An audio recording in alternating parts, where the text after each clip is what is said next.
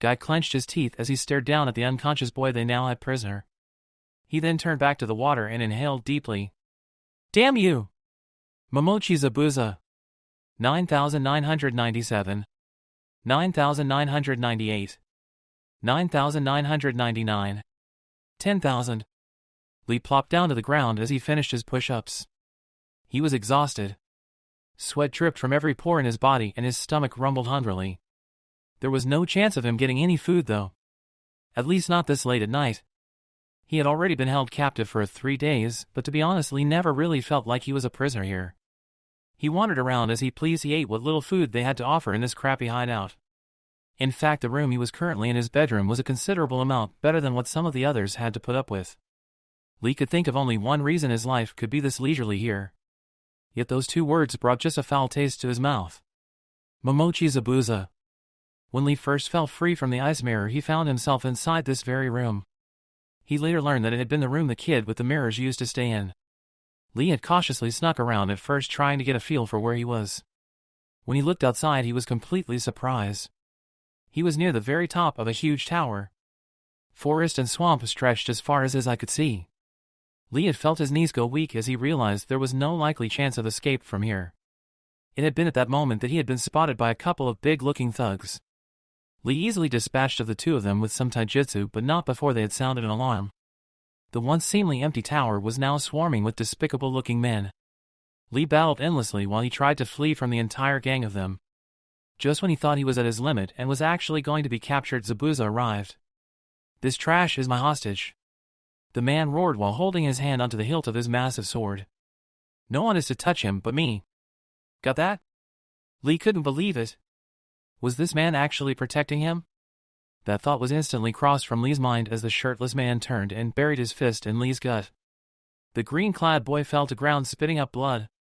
The sound of a cane hitting the floor caused all the men in the room to spread wide to either side of the hallway they all stood in. Lee's sight was kind of blurry from having been hit so hard, but he was still able to make out the figure of a very short man walking down the now open path. Every step he took, he smacked his cane down on the floor, not that he seemed to have any trouble walking. Finally, the man stopped walking. He was still quite a distance away. Lee guessed just outside the range of Zabuza's massive blade. It was at this moment that Lee realized this man was probably Gato. Zabuza, a nasally voice fit for the short man, called the demon's name. Tell me why, instead of the head of a master bridge builder who may I add threatens to destroy my whole control over this country, do you bring me a child? There was a change of plans, Gato. Zabuza practically spat. Despite being hired by this man, the demon clearly had little respect for him. Oh, do tell. Lee's vision was now clear enough to see that this tiny man had several golden teeth and rings on every finger. His cane seemed to be tipped with a huge diamond. One of the shinobi that the bridge builder hires happens to be my guy, one of the strongest shinobi in Konohagakure. Not even I would be capable of beating him in a fair fight. Lee couldn't agree more with that statement. Gata pushed up his small black glasses. So was that masked brat you had with you taken out then? I don't see him around. No, I purposely allowed my guy to take him hostage. What? Why? That makes no sense. The short man practically shouted. Lee had just thought the exact same, but Gata wasn't done. He might very well be dead already. That's a waste of a resource. My guy won't kill him. Zabuza spoke as if he was talking to a child now. As long as he keeps Haku alive, he'll believe that his student here is alive. So what if he lives? How does this benefit you in any way? Gata slammed his cane down as he spoke. Zabuza sighed and ran one hand through his short hair. You don't get anything, do you? The short man sneered at this comment. Worry causes heavy stress on the body. Stress causes you to lose focus. In the shinobi world, the more stress you have built up, the more deadly for you it can become. Not only does my guy have this to worry about, but he still has to protect the bridge builder while keeping an eye on Haku. This means he'll have to sleep very lightly and very little. By the time we next meet, he'll be exhausted. Gato appeared to mull this thought over in his head for a few moments. Whatever, do what you want, the man finally said before turning away and walking in the other direction. The crowd of thugs that had been around them dispersed slowly, all of them grumbling. Zabuza too started to walk away. You are wrong, you know. The man turned to look at Lee as he spoke. Guy-sensei cannot possibly lose to you. No matter what, no one can defeat him. The older man snorted. Your faith in others isn't befitting of a shinobi. You better grow up. Zabuza's foot was the last thing Lee had seen before passing out. The sound of footsteps outside of Lee's door pulled him away from his thoughts of the past. Silently the boy got up and walked over to his wall standing right next to his door. The sound of quiet voices reached his ears. Two shadows appeared right in front of his door. "What if we get caught?" Lee heard one voice whisper. "Relax, would you? Everyone is out, including this kid. We got nothing to worry about." Another gruff voice answered. "Yeah, but he's a shinobi, you know? Can we really kill him?" Lee's eyes widened slightly. "They were planning to kill him?" The other man chuckled very quietly. "He's a jin and still wet behind the ears. We got this. But what about Momochi-san? Surely he'll raise hell about it."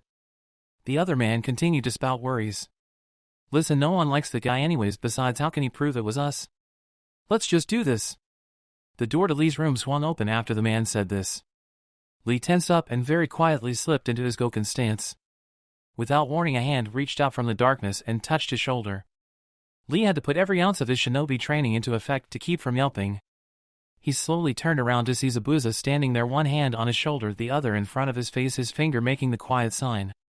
Lee couldn't help but wonder when and how he had entered the room. It just went to prove that the man really earned his title of Jonin and one of the 7 swordsmen of the mist. The two men stepped into the room and both stopped as they eyed the bed from where they stood. "Huh? That's strange, he's not in bed." These were the last words either one of them uttered as Zabuza stepped forward and swung his sword in a horizontal arc. Both men's heads were sliced completely off before they even had a chance to scream. Blood sprayed everywhere, painting the walls and door and the two shinobi. Lee's eyes were wide with shock. This hadn't been the first time he had seen death, but these were the most senseless kills he had ever seen. "Zabuza-san!" Lee shouted as he rounded on the tall man who was sliding his sword back into place on his back. "Thanks aren't necessary, kid. I just can't afford these assholes messing up my plans," Zabuza said as he stepped over the headless bodies in an attempt to leave the room. "You think I want to thank you?" Lee roared. "You just killed these men without even blinking. You did not have to go that far. Simply disabling them would have been enough." Lee stepped into the pool of blood that was forming at his feet. "I thought I told you to grow up already." Zabuza's voice remained level as he turned and looked at the genin. "Do you really think these men would have learned from that?" Lee opened his mouth to respond but snapped it shut immediately. "You know it too, these men would have just gotten angrier. They would have been back with more men. I did everyone here a favor by ending these two idiots' lives before they involved more of them. This may be hard for a goody little brat like you to understand, but the only way these people will ever learn is through death. The faster you understand that, the longer I guarantee you'll live." Lee clenched his hands shut and grit his teeth hard. "How did you become this way?" Lee's question caught the taller man off guard. Lee looked up when he didn't hear a response. "What happened to you that you've grown up so twisted and without emotions?" Lee was shouting now. Other thugs had been woken by the noise and were coming to check it out. Upon seeing the blood, the noise level increased even further. "Do you care at all about that kid you abandoned with my team? What are these people to you? Aren't they your allies?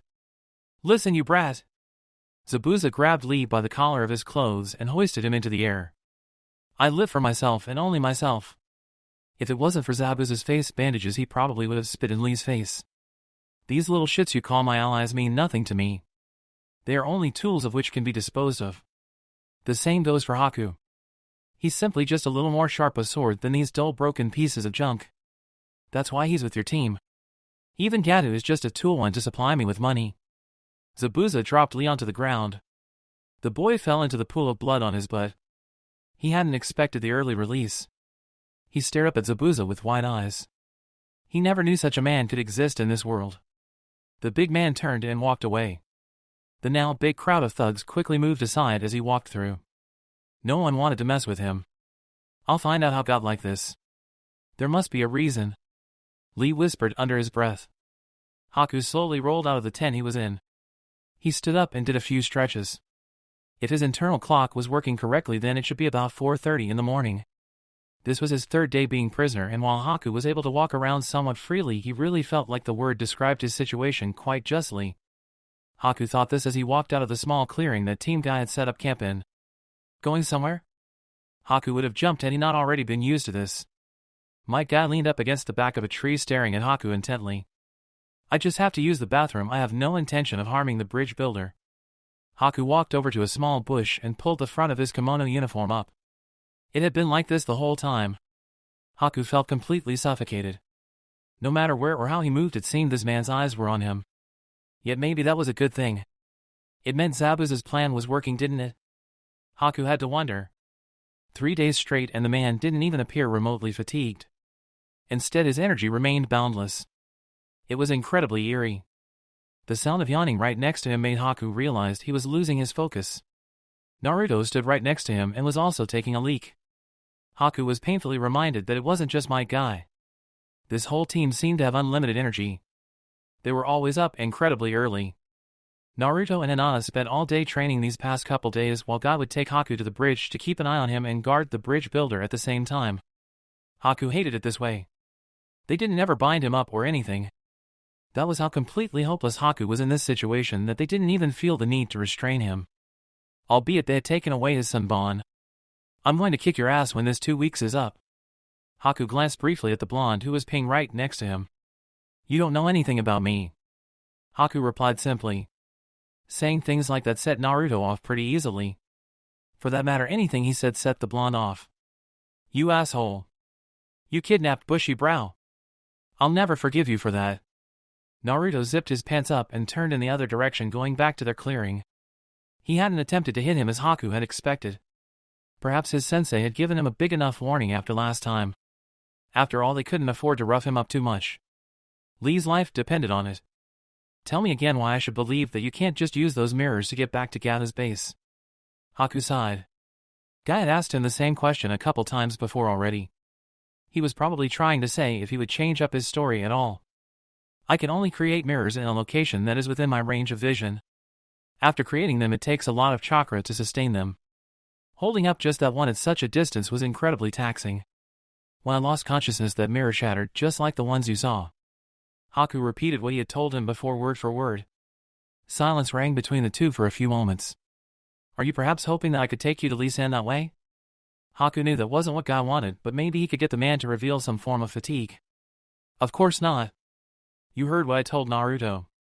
Lee has a much better chance of surviving if we play things by Zabuza's rules. He's really much more interested in killing me and Tazuna-san than him. Guy stared down at the boy before him. Although I must say I feel badly for you. He clearly has no affection for you at all, even as a pupil. I am not a pupil. I am Zabuza-san's tool. I am to be used as he sees fit and disposed of when I've gone dull. That is my only purpose in life. Haku spoke the words that he had long since etched into his heart. You really are a sad child. Guy sounded sincere as he spoke. You remind me a lot of Naruto, in fact. Haku almost gave an uncharacteristic snort but stopped himself. If he knows what it's like to be alone, then he must be truly strong. It's not the pain of being alone that makes one strong. It's for protecting the ones you love that you become strong. Guy spoke as if he was Haku's sensei now. Haku turned around and walked back into the clearing now as well. Having been alone amplifies that desire. Guy didn't respond. Instead, he followed the boy leisurely back into the clearing. Hinata was up now and had a small fire going. Naruto sat next to her, skinning a couple of rabbits the two of them had caught last night. Haku was impressed that neither of them complained. Instead of being inside a warm house using a kitchen stove, they were out here. Tazuna had offered to let the two of them stay in his home with him and his family, but they had both declined. Naruto had said it felt more like an actual mission when they were camping out. Haku suspected it was actually so they could get right to training. Do either of you have any questions on what I've written down in your scrolls? Guy asked as he watched Hinata throw the rabbits into the pot. Guy had written scrolls about how they were supposed to train while he and Haku were at the bridge. Of course, Haku knew he had done this simply so he couldn't learn how they were preparing. The less he knew, the more beneficial it was for them. They both shook their heads at his question. We've been doing like you suggested and have talked to each other when either of us has had a question about what's on the scroll. Naruto answered for the both of them. Does that mean you've been the only one asking the questions? Haku couldn't describe it, but there was a certain joy he got from picking on the blonde. He had never gotten this kind of enjoyment before. Maybe spending time with this group was beginning to erode his brain. Naruto blushed and instead of shouting a comeback decided to glare quietly at the other boy. Guess that means I'm right. Haku smiled lightly. Something really was wrong with him. Your food. A bowl of rabbit meat was tossed to him. Haku barely caught it before he turned his gaze to the owner of the cold voice. Thank you, Hinata-san. Haku inclined his head before grabbing a pair of chopsticks to eat.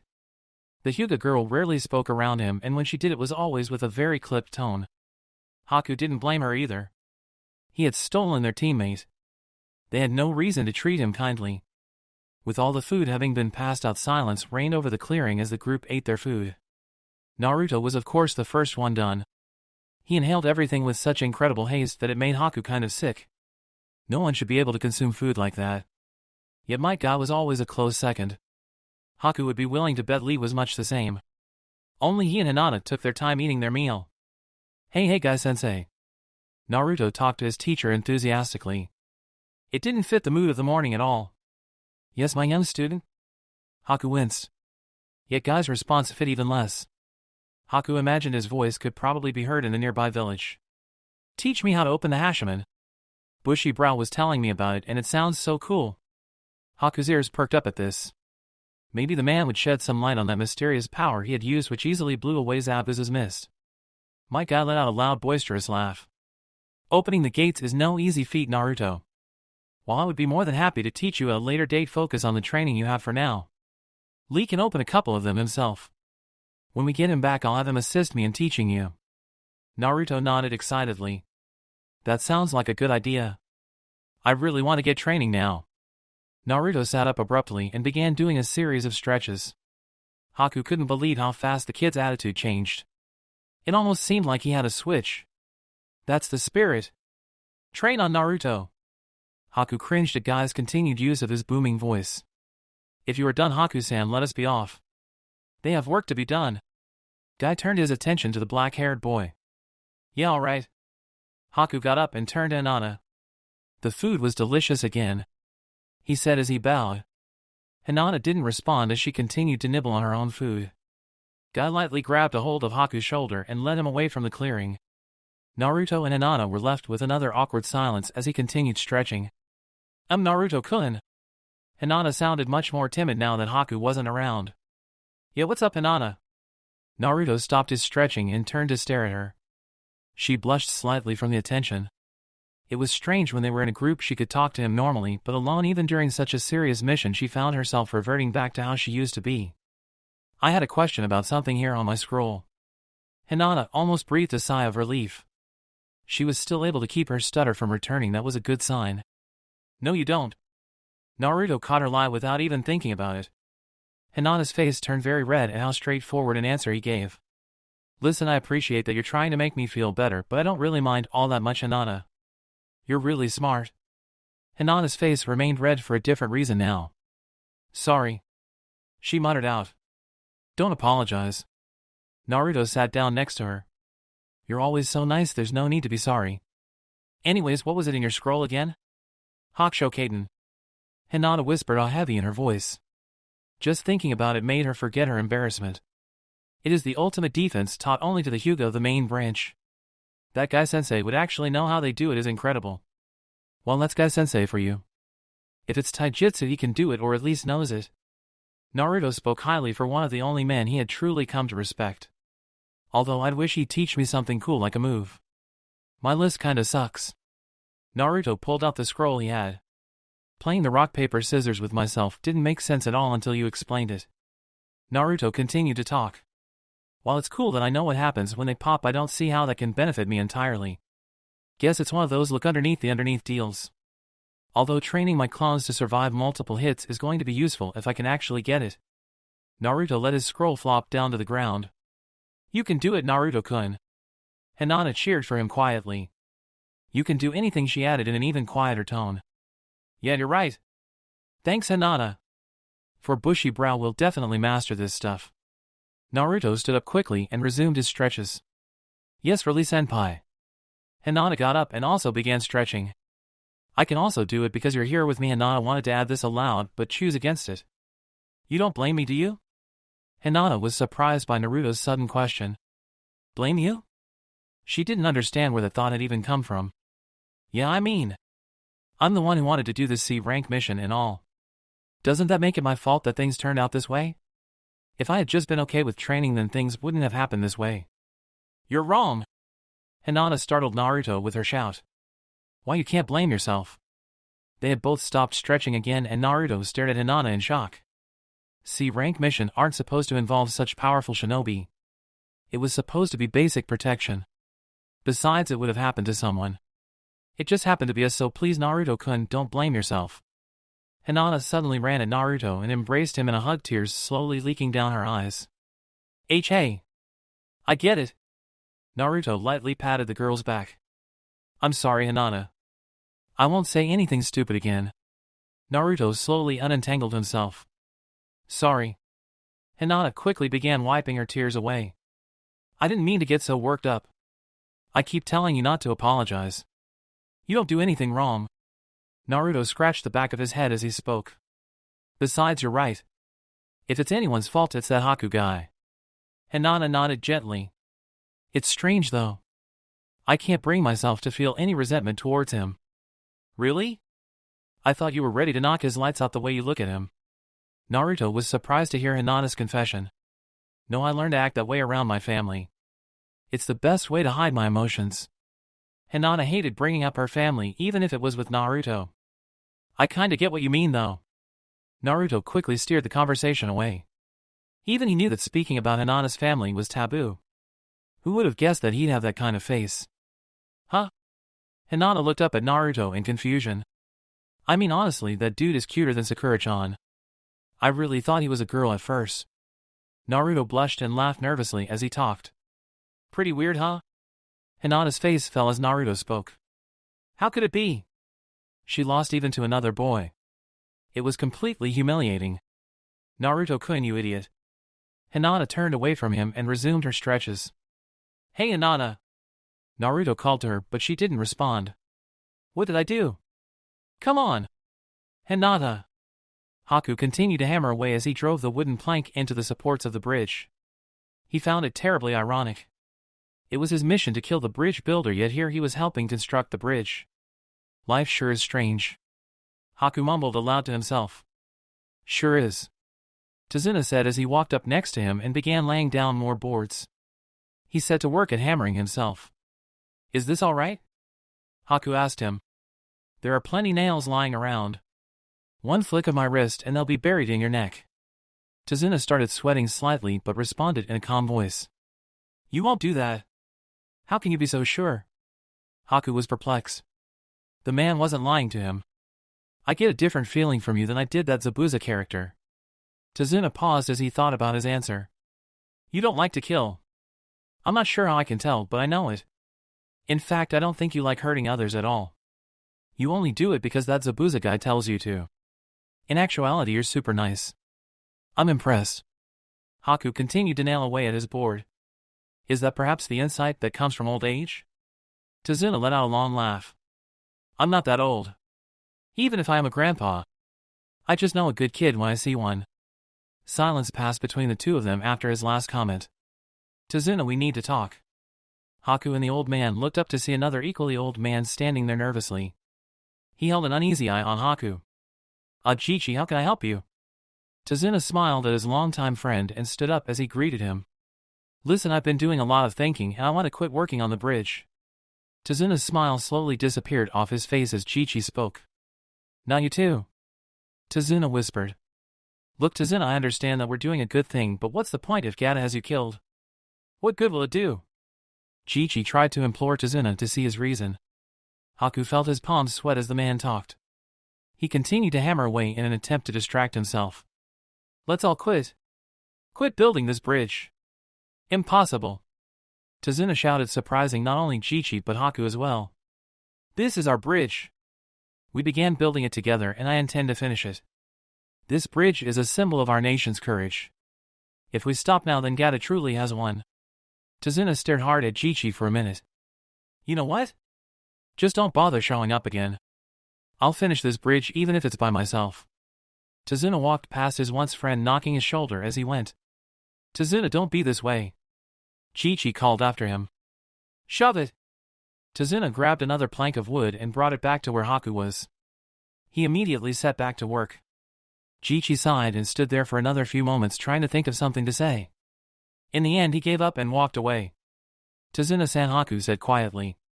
Tazuna made a small noise to show Haku he was listening. I have no right to say this, but until the 2 weeks is up I will help you build this bridge. Haku wasn't sure what compelled him to say that. Maybe it had been the old man's speech, but there was no taking it back now. It was out there. Tazuna didn't respond and Haku thought he was still mad until he looked over. The man was smiling even if just a little. Unbeknown to either guy had watched the whole thing. There was an unreadable expression on his face. Things had been relatively peaceful in Gata's hideout for a few days since the incident. No one dared try to take Lee's life after the violent decapitation of 2 of their own. Lee had been here a full week now. Despite what he had said, he had made no progress in finding out anything about Zabuza.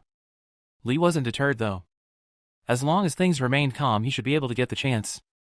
Yet perhaps inevitably things did not remain calm. Gata returned today from some sort of business trip and he was seething mad. Where is he? Where's the bastard that hacked up 2 of my men? The short man strolled around the cafeteria of the tower, his cane clacking menacingly against the floor. All the thugs sat at tables and at their meals. It reminded Lee of school, which was kind of a funny thought. What's all this racket about? The man Gata was looking for spoke up as he strolled leisurely into the room. You! What the hell do you think you're doing? Gata pointed his cane at the shirtless shinobi. Getting food. Even shinobi eat, you know? Lee hadn't realized it at first, but Zabuza actually had a sense of humor. A twisted one, but a sense of one nonetheless. That's not what I'm talking about. Spit flew from Gata's mouth and into the faces of several seated thugs. They didn't dare breathe a word of it though. Why did 2 of my men have to die, huh? If you ask me, they were doing me a favor. What has that kid done for us? He runs around the place all day working out like a maniac. He doesn't contribute to anything, yet he continues to eat our food. That's wasted money right there. How are you going to reimburse me for this, Zabuza? Gata slammed his cane down so hard Lee thought it would break. I'll bring you the bridge builder's head. That'll cover everything. Zabuza replied simply. No! I've had enough. Zabuza's eyes narrowed at Gata's words. You cost too much for no results. I'm through with you. We'll raid the village ourselves. Right, men? A chorus of cheers hailed from all the thugs in the room. Lee took their excitement as a chance to slip into the back corner and just watch. He slower pulled his weights off from where he was. Just try it. Zabuza answered. The lot of you won't even get close to touching that man. No one here has the power to take down Jonin. We'll see about that. One man picked up one of his weapons. These men carried them with them at all times, so the cafeteria was loitered with them. I'll take your head first. Then the bridge builders. The man charged forward. As if he started a chain reaction, dozens of them charged forward with him. Zabuza laughed happily as the men charged at him. He grabbed his sword and swung it downward, splitting the first man who had charged clean in half. Everyone else stopped at that moment. Zabuza looked up and they all took a couple steps back. Those weren't the eyes of someone who was sane. Demon, someone shouted. Is that it? I get down one of you and the rest lose their spines? Come on, you cowards. I thought we were having a revolt.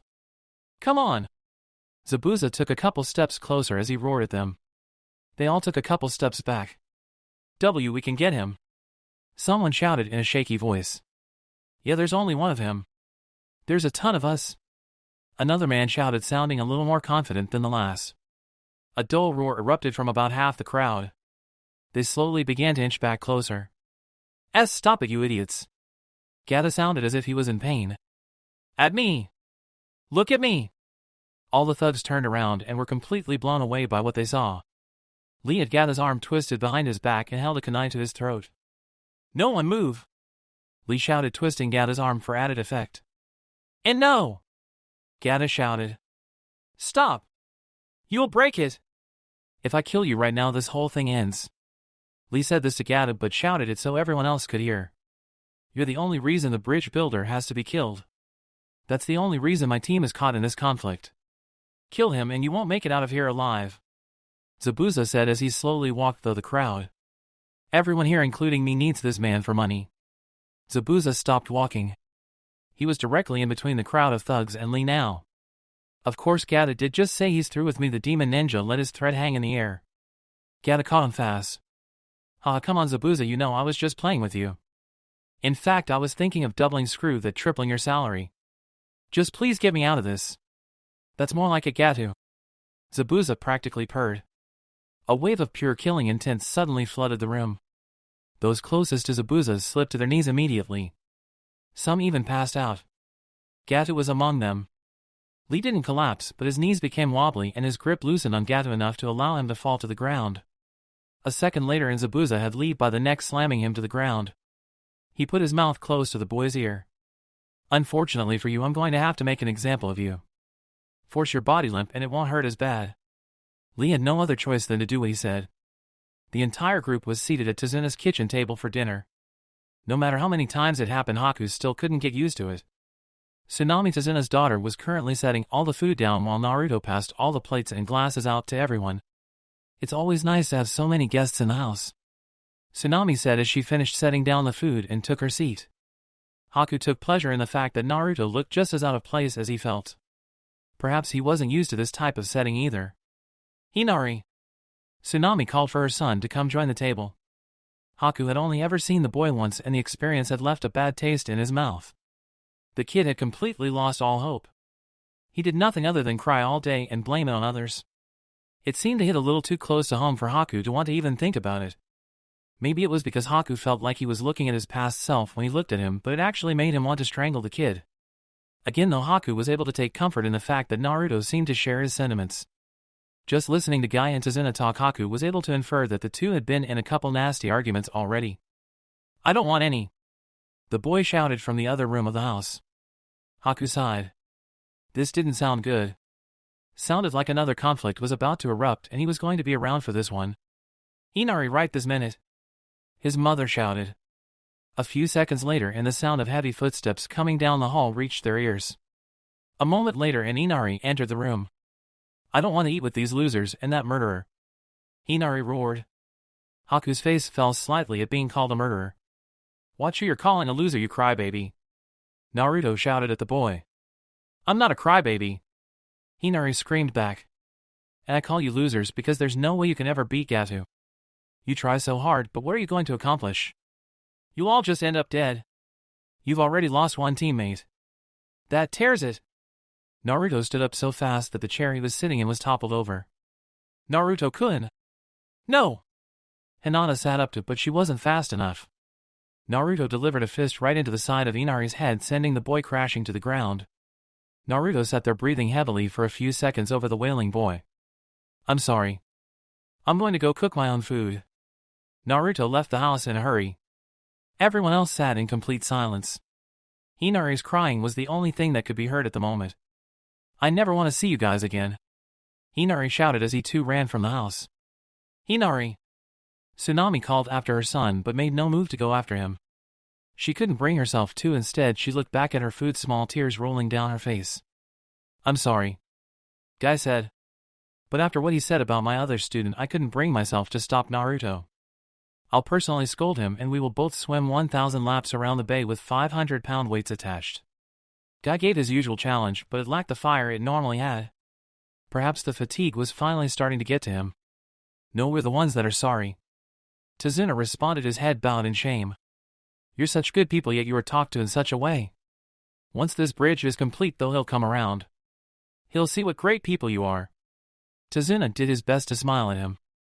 "At least let me go apologize to your son personally. Hitting a child is unforgivable after all." Guy began to stand up. "Guy-sensei, I'll talk to him. You stay here."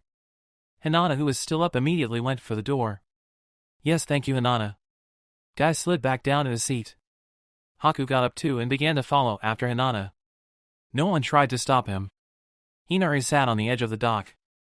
His tears continued to fall from his face and hit the water beneath him. He was so lost and thought he didn't even hear Hinata come up to him. "You mind if I sit here?" Hinari jumped at her soft voice. He looked up at Hinata and then looked away from her without saying a word. She took that as a yes and sat down. "I know Naruto-kun can seem very harsh sometimes, but he always means well when he speaks. Typical you would side with him." Hinari interrupted her. He wiped his nose and continued to look away from her. "Tazuna-san told us about your father. Naruto-kun grew up without ever knowing his dad, you know?" Hinari finally looked over at her in surprise. "My own father looks at me with disgust whenever he sees me," Hinata whispered. She shook her head to get away from the thoughts. This wasn't about her. It was about them. It's kind of funny. You both say how you don't understand each other, yet when I look at you I see Naruto-kun when he was younger. What do you mean? How can I be anything like that guy? So what if he never knew his dad? That just means he doesn't understand the pain of losing him. Tears began to slide from his face again. Naruto-kun may not have known what it was like to have a dad, but that doesn't mean his life wasn't hard. Our whole village hates him. Hates him for something I don't even understand. They were all so cruel to Naruto-kun. I used to watch him all the time, you know? He would train every day to become strong so he could be accepted. Yet he always failed. When he failed he would cry. Not much different from you. Hinata couldn't believe what he was hearing. Naruto used to cry? He stopped crying though? Hinata barely managed to ask. One day he just quit. Hinata stared out over the water. Memories of Naruto flooded into her head. He quit crying, but he kept training all the time. He still didn't have anyone that accepted him, but he didn't cry. I think he realized that it wasn't going to help. He just simply gave up crying. And thanks to him I learned to quit crying over my failures too. I used to be so miserable. Every time I mess up I would lock myself in my room and cry. Now thanks to Naruto-kun I don't cry when I fail. I get back up and try again. No matter how hard it seems I won't ever give up. I hope you'll try to, Inari-san. Hinata just stared blankly at Hinata.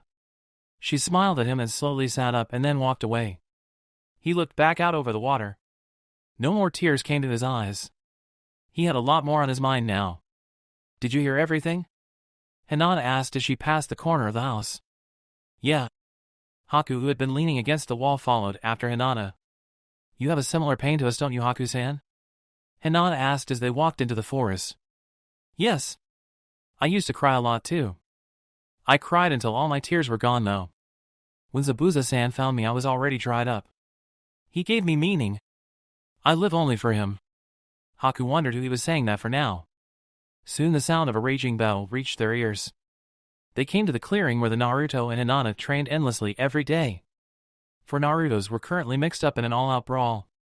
They wailed on each other with all their strength. To both Haku and Hinata's amazement, not a single clone popped from the terrible punishment they were receiving. Naruto-san really is something else. Haku murmured as he watched the scene in front of himself.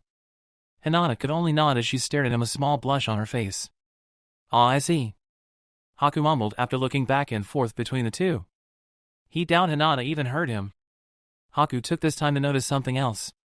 The ground Naruto was fighting in was trashed. There were numerous marks that looked like someone had been spinning in. Next to nearly every one of these marks was a pile of barf. Just what kind of training were they going through? Haku couldn't help but wonder. Are you sure this is something I should be seeing? Haku asked as he began to step away. It doesn't matter. Hinata answered. She didn't move from her spot. Don't forget, Hinata-san. In just a few days we'll be enemies again. We'll be pitted against each other in a life and death battle. Haku turned his back to the two of them and began to walk away. You won't kill us, Hinata said too quietly for him to hear. I know it. It was day 12. It had been 5 days since the last incident, and yet Lee still ached all over. Zabuza didn't hold back one bit as he thrashed the young genin in every sense of the word. Yet none of that mattered. Not to Lee anyways. Despite the terrible beating Zabuza had given him, Lee had felt he earned something from the demon ninja. Perhaps it was his respect? Lee couldn't be sure. Zabuza-san. Look what I got! Lee walked up to a small fire that Zabuza had going and dumped a small dough down at the man's feet. The two of them were now en route to the bridge. In 2 days Lee would be able to see his teammates again. Too bad it wouldn't be a very joyous reunion. Not bad, kid. For not having any ninjutsu you were surprisingly adaptive. The shirtless shinobi immediately set to work at skinning the dough. It is not that surprising really, Lee said as he plopped down. I have to be after all. It is the only reason I am able to be a shinobi in the first place.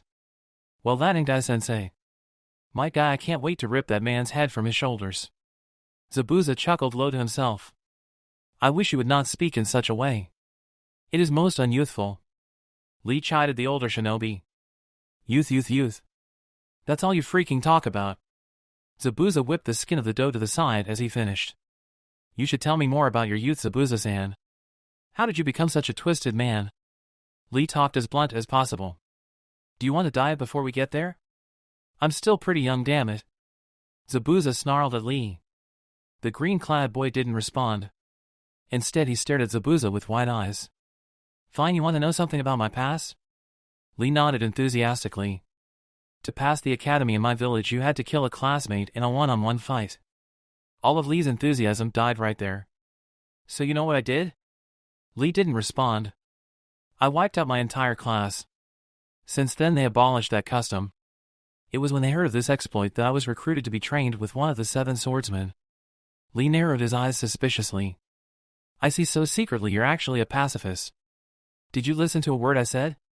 Zabuza shouted at the genin. I killed my entire class. How does that make me a pacifist? Yes, but because of you that custom was removed, right? Lee waved his finger in the air. So by killing you class, you saved half of the lives that are currently employed in Kirigakure today. And you call me twisted? What kind of logic is that? Zabuza was completely shocked by the boy's optimism. That is the logic of youth. Lee took a dramatic pose as he shouted to the sky. Sit down, you freak. Lee immediately did as he was told, but a big smile lingered on his face. What are you smiling at? It was starting to weird Zabuza out. I knew you were not all bad. I mean, you traveled with that kid Haku. No one who has kid with them can be bad. Lee continued to smile brightly at Zabuza. Zabuza threw his hands in the air in defeat. Think whatever you want. I still intend to take the bridge builder's life tomorrow. Not to mention your sensei's. Gata will pay big once this works out.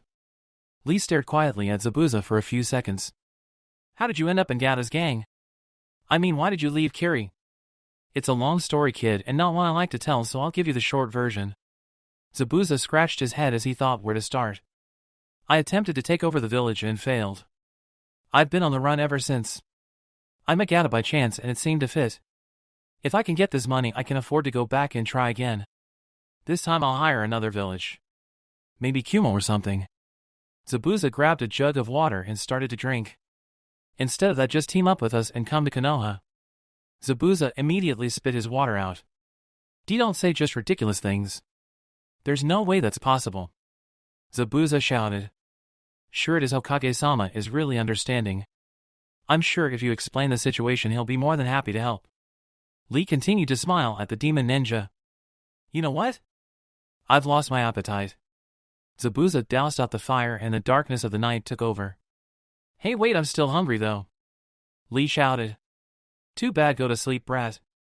Zabuza lay down and rolled away so his back was to the genin. You know. You can protest all you want, but I know you're a good guy deep down there.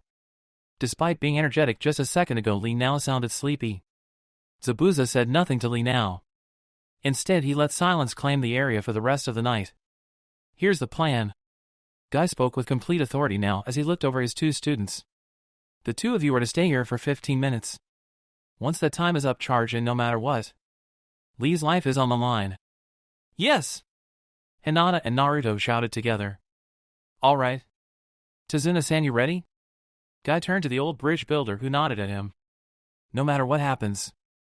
I just want you all to know that I think I made the right choice in hiring you guys. Thank you for everything. Tazuna bowed to them.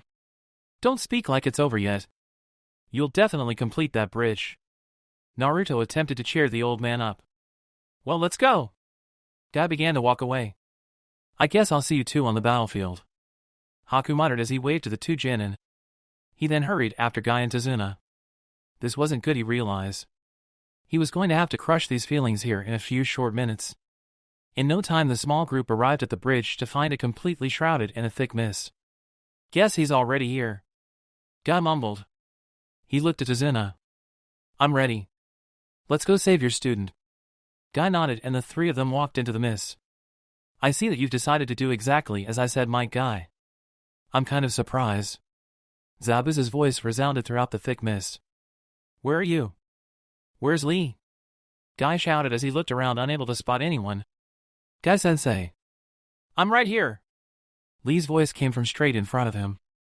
Guy squinted hard and 2 figures slowly became visible. Lee! Guy shouted happily. He was all right. At the very least he was alive. What a touching reunion.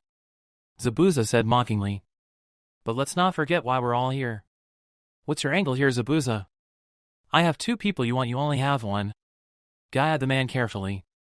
How about we make this a little interesting? Zabuza drawled out slowly. I'll send Lee and you send Haku out halfway. They can fight each other for their freedom. I refuse. You're sick. Guy shot him down instantly. Zabuza roared with laughter at Guy's immediate refusal. You don't have a choice. Either take it or I'll cut his head off right here. Zabuza grabbed onto his sword as he spoke. TCH damn. Guy looked down to Haku and nodded him forward. I'm sorry. Haku whispered so Zabuza couldn't hear. As he stepped forward he drew his Senbon needles. Go on, brat. Zabuza looked down at Lee as he spoke. It does not have to be this way. You can still take my offer. Come with us. Lee had yet to take a step forward. Get going! Zabuza turned his gaze away from him. Lee stared at him for another few seconds. Goodbye, Zabuza-san. Lee whipped out a kunai and also took a few steps forward. Tazuna watched in panic as Lee and Haku walked up to each other. The bridge was now completely silent except for the footsteps of the two shinobi as they got closer and closer. The anxiety was almost too much for the older man's heart. Hey! Tazuna whispered to Guy, shouldn't you join him? This is much too risky. What if Zabuza attacks? Guy kept a grim expression as he stared forward. Zabuza won't move. He wants to test my nerves. He wants me to make a mistake. Tazuna looked back to Lee. He really hoped Guy was right. The two shinobi stopped 10 paces from one another. Please make this a most youthful battle. Lee brought his kunai up in front of himself as he spoke. He smiled at his opponent, a very tight-lipped one. I would rather not fight you at all if it can be helped. I would rather not kill you. Haku raised his Senbon to throwing position. That makes two of us. Lee's smile dropped and his look became completely serious. Naruto-san and Hinata-san have been training hard since the incident. You'd be proud of them. Haku threw the Senbon and vanished a second later. Lee easily deflected all of them and then looked for his opponent. I would expect nothing less from my teammates. Lee looked down to see his shadow growing. Realizing that Haku was above, he jumped backwards just as Haku landed on the ground where he had been. His Senbon struck dangerously low into the bridge. Still in midair from his jump, Lee whipped his kunai at his foe. Haku easily ducked out of the way and charged at Lee again. The second Lee's feet touched the ground, he was off like a rocket. Haku hardly had time to block the fist aimed towards his face. Haku dropped low, performed a sweeping kick. Lee jumped over it and countered with a kick. Haku caught his leg. You were quite fast. Haku acknowledged. It is apparent it will take more than taijutsu to determine the outcome of this match. Haku began forming hand signs with his free hand. Damn, he's using his Kekkei Genkai. Guy took a step forward but stopped himself. Unfortunately, taijutsu is all I have. However, I will make it enough to beat you. Lee pulled his leg back and freed it from Haku's grasp. He landed in a crouching position. Just then he noticed ice shards coming at him from every direction. What? Lee quickly launched himself into the air to avoid being skewered. Lee, I can't watch this battle. Not like this. Guy felt himself inclined to run to his student that he hadn't seen for 2 weeks. Wait right there, Mike Guy, I want to see this play out. Unless you want me to go for the bridge builder? Zabuza laughed again as Guy paused where he was. He grit his teeth. Zabuza was right and he knew it. He couldn't leave Tazuna's side just yet. Lee landed on the ground just as a spike of ice shot from at him. Lee quickly moved to the side. 2 more shot at him from his left and right, and Lee was barely able to duck under these. He rolled sideways to avoid yet another spike that came from water that littered the bridge. Zabuza had prepared this beforehand. As Lee jumped up from his roll, the water beneath him turned into solid ice. Lee quickly lost his footing and slid painfully to the ground. He looked up to see Haku flying at him again, Senbon ready. Now I got you. I'm sorry, Tazuna-san, Lee needs my help. Guy shot forward, but Zabuza immediately stood in his path. Out of my way! Guy shouted as he swung at the shirtless ninja. Zabuza used the broadside of his sword as a shield from Guy's punch. If that's how you want it, then you leave me no choice. Zabuza jumped back, slung his sword onto his back, and put his hands together. The mist quickly intensified until Guy could barely see his own hand in front of him. This mist is too thick even for you, Zabuza. How do you expect to fight like this? Guy shouted into the white fog. He started looking around for any sign of his opponent. In response to his question, Guy heard a deep chuckle. You forget what I used to be, Mike Guy? I was a silent assassin of caricature. Killing you when I can't even see you happens to be a specialty of mine. Lee rolled out of the way just as Haku hit the ground again. The frozen bridge now worked to Lee's advantage as he easily slid far enough away from Haku to get back into a ready stance. Impressive, you think fast on your feet. You are also able to dodge attacks coming from multiple directions at once, no doubt experience you have received from training with Naruto-san. As Haku spoke, the mist grew heavier. Soon Lee was unable to see his opponent. Unfortunately for you, I trained with Zabuza-san. Fighting in this mist is little of a disadvantage for me. It won't make a difference if we are far enough away from the source. Lee jumped backwards and began running away from where he assumed Zabuza was. As he ran, he heard just the barest sound of whizzing through the air. Lee ducked just as a set of sunbon flew over his head. He heard it again and Lee turned his head to the side to avoid another set. The farther he went, the more the mist seemed to clear. His idea was working. Suddenly his progress was halted. Lee looked down to see his feet trapped in solid ice. He couldn't get out. No escape this time. Haku appeared in front of Lee, his sunbon poised to strike. Your assassination attempt won't work on me, Momochi Zabuza. I am a Jonin of Konoha. If you get close enough to me, I'll sense you in an instant. Guy walked around aimlessly as he spoke, waiting for Zabuza to make his move. Guy would be ready. You may have a point there. Too bad there is another man here who doesn't have the same skills as you. Guy paled when he heard Zabuza's threat. Oh no! Guy began running for where he knew Tazuna was. He had to make it. There was no way he couldn't. Guy was just barely able to make out Tazuna's form now. Then he saw it. A giant blade cutting through the mist. He wasn't going to get there in time. Tazuna-san, move. Guy only hoped he would react in time. Kaiten! Kagebunshin no Jutsu. Zabuza's sword bounced harmlessly off of Hinata's spinning shield. Haku struck true, but he hit Naruto instead of Lee. Who's got who? Naruto laughed as blood fell from his mouth. He grabbed onto Haku's arm as a clone ran up from the right. Haku wasn't able to pull away and the new Naruto nailed him right in the face. Haku went rolling away. The Naruto with Sunbon in him bent over, coughed up more blood and popped while the other Naruto disappeared into the mist after Haku. It's good to see you alive and well, Bushy-brow. Lee whirled around to see the real Naruto crouched at his feet, stabbing at the ice with the kunai. In just a couple seconds Lee was free and able to move again. Naruto, you saved me. I thought for a split second that the one that took the blow was you. Lee nodded gratefully to Naruto, who stood up now that his task was complete. Yeah, that trick is pretty handy. Naruto laughed. We can catch up later, right? I got 2 clones left fighting that guy, we have to help them. Lee nodded happily. That won't be necessary. Haku's voice rang out from all around. Crap! Naruto and Lee quickly moved so they were back to back with each other. I can't believe he beat them so fast.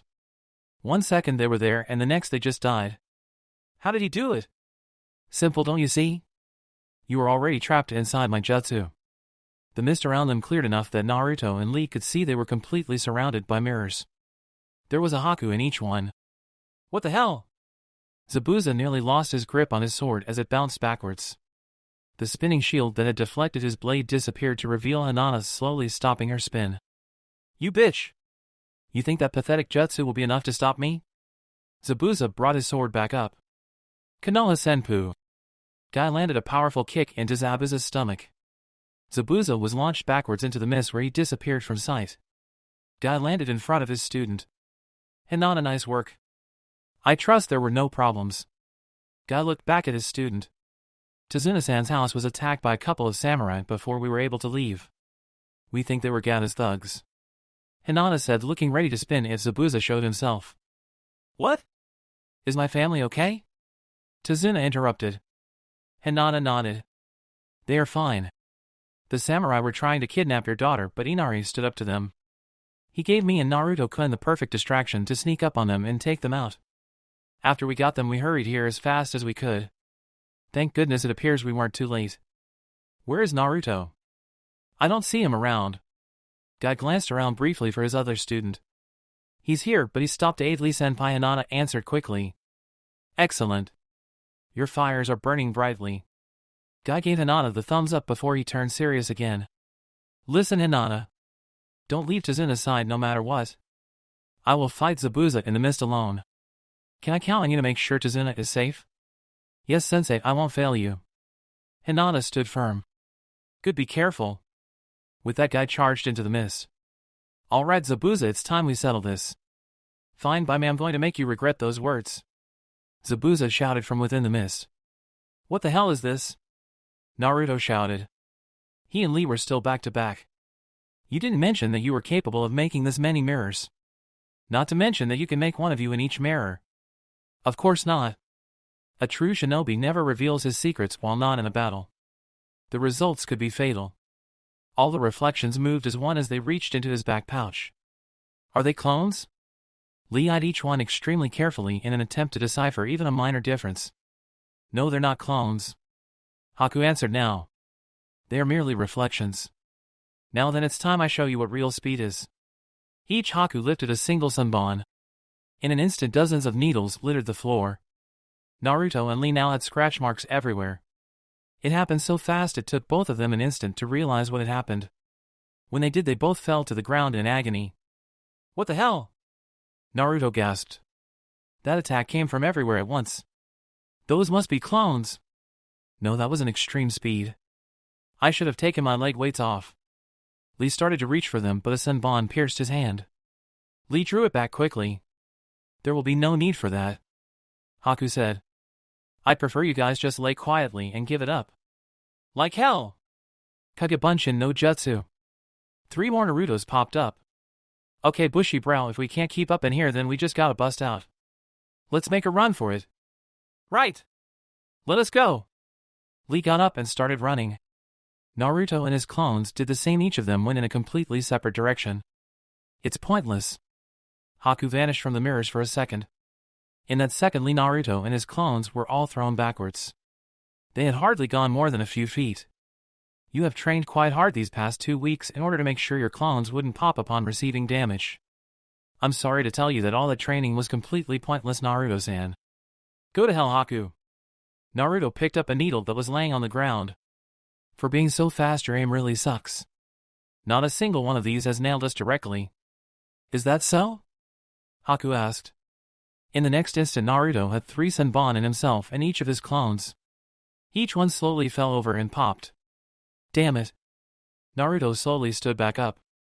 Kagebunshin no Jutsu. 3 more clones popped up. Again, Bushy Brow. Naruto and his clones started running. Right! Lee also began running for an exit.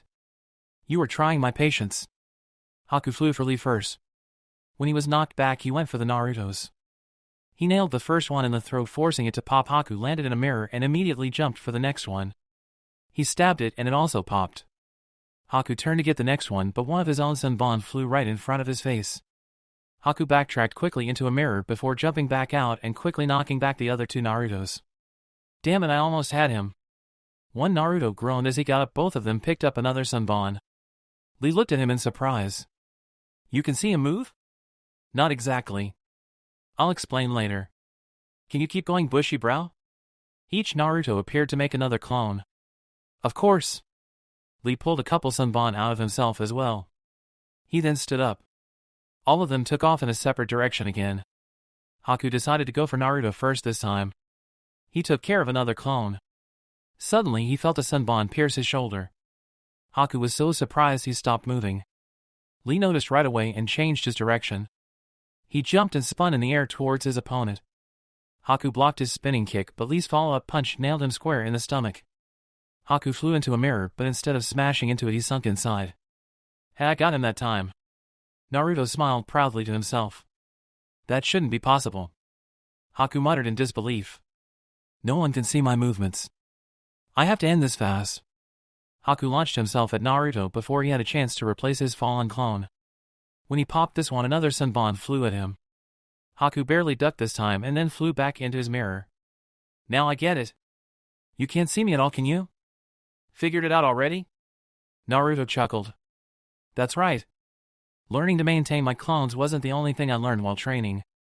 When you pop my clones, I know right where you are. I just have to throw one of the needles you leave me when their knowledge comes into my head. So far, I'd say it's working pretty good. Most impressive, Naruto. Lee pumped his fist into the air. With this strategy, escape probably wasn't even necessary. They just had to run around and force Haku to attack them. Taking off his weights wouldn't be needed either. Shadow clones take an incredible amount of chakra. How long can you keep this up? Haku appeared in all of the mirrors again. Way longer than you'll be able to keep up this crappy jutsu of yours. Naruto bragged. I have the most chakra of any genin in the leaf. There's no way I'll run out against someone like you. This is most unfortunate. I had been avoiding your vital points. I had come to enjoy your company over these past couple weeks, but it would appear I no longer have any choice but to kill you. Haku launched himself at Naruto. He pierced him in the heart. He disappeared in a poof of smoke. Now just you left. Haku threw another set of Senbon at Naruto and Lee. Naruto, having received information from his clone, was able to roll out of the way. Lee wasn't so lucky, but he did manage to avoid getting hit in his vitals. Damn it, I think he's serious. Naruto formed the ram seal once again. Bushy Bra, you going to be able to go another time? Naruto looked with worry over at his teammate. Yeah, no problem, Naruto. Lee staggered to his feet. He didn't even bother to pull any needles out. He didn't want to admit it, but he was still sore from being thrashed by Zabuza a week ago too. Now he was covered in needles. Anyone would be exhausted, yet he couldn't afford to let his teammate down. Kagebunshin no Jutsu. Again 3 more Narutos appeared. Why do you try so hard? Can't you see that it is impossible to win in here? My jutsu has never fallen before. Haku was frustrated now. Now Naruto was dodging his Senbon. Proof that this was taking far too long. He was running out of chakra. Haku was going to have to get underhanded to end this. It's because we can't die yet. We're finally together again. There's no way I'd let something as stupid as dying split us back up. Naruto and his clones took a running stance. Lee smiled happily at his best friend. Let's take this guy out, Naruto. You got it, Bushy Brow. Let's go! The Narutos took off. Lee started to, but a Senbon hit him in the calf, causing him to stumble and fall. Haku flew at Lee now. Naruto stopped and turned. Time seemed to slow down. Haku was flying at Lee, one Senbon ready to strike him down. Naruto whipped a kunai out of his pouch and began to run towards Lee as well. Haku was too close. He was going to strike.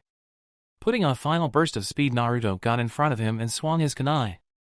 It impaled Haku in the stomach. Lee looked up to see Naruto standing in front of him, a Senbon run through the side of his neck. Haku was bleeding hard from the stomach and he appeared to be coughing up blood. Naruto! Your clone got him. Lee rose slowly to his feet. Not yet! Naruto roared and pulled the kunai out. He went to strike again, but Haku pushed him back and jumped towards his mirrors, throwing more Senbon as he did. They all connected with Naruto. As this happened, 3 Narutos disappeared. The one who had taken the hits remained. Guy ducked under another swing Zabuza made. He turned around to deliver a powerful kick, but as always Zabuza was gone. They had been going back and forth like this for minutes now. Zabuza would appear swinging, Guy would block or dodge and return fire, only for Zabuza to have already vanished back into the mist. This kind of battle doesn't much suit my flames of youth. Why don't you say we make this a little more head-on? Guy jumped over a low swing from the sword. When he landed, Zabuza wasn't anywhere to be seen. Then he heard the whizzing of the blade from behind him. Guy realized with fear that he couldn't dodge all the way this time. So he jumped backwards. The back of the blade by the handle cut deep into his hip. Guy was able to deliver a powerful elbow into Zabuza's ribcage in exchange though. Zabuza disappeared back into the mist. That sounds fun, but no thanks. Any minute now and Haku will have your 2 students down and he'll come to assist me. Not even you can take us both at once. Guy wasn't able to pinpoint Zabuza's voice. That is a most unyouthful strategy. I would have expected more pride out of you. Guy took 2 small steps backwards. His hands were ready for anything. Besides, how can you be so sure your pupil will win? He is outnumbered himself. Haku could never lose. He for sure has them trapped in his jutsu by now. Once that happens, it is only a matter of time. I guarantee it. Zabuza appeared right in front of Guy, thrusting his sword forward. Guy stepped to the side and punched Zabuza through the face. He turned into water. I got you now. Zabuza was in the air above Guy. He swung his sword down. This time, instead of dodging, Guy spun around and slapped his hands on either side of the blade.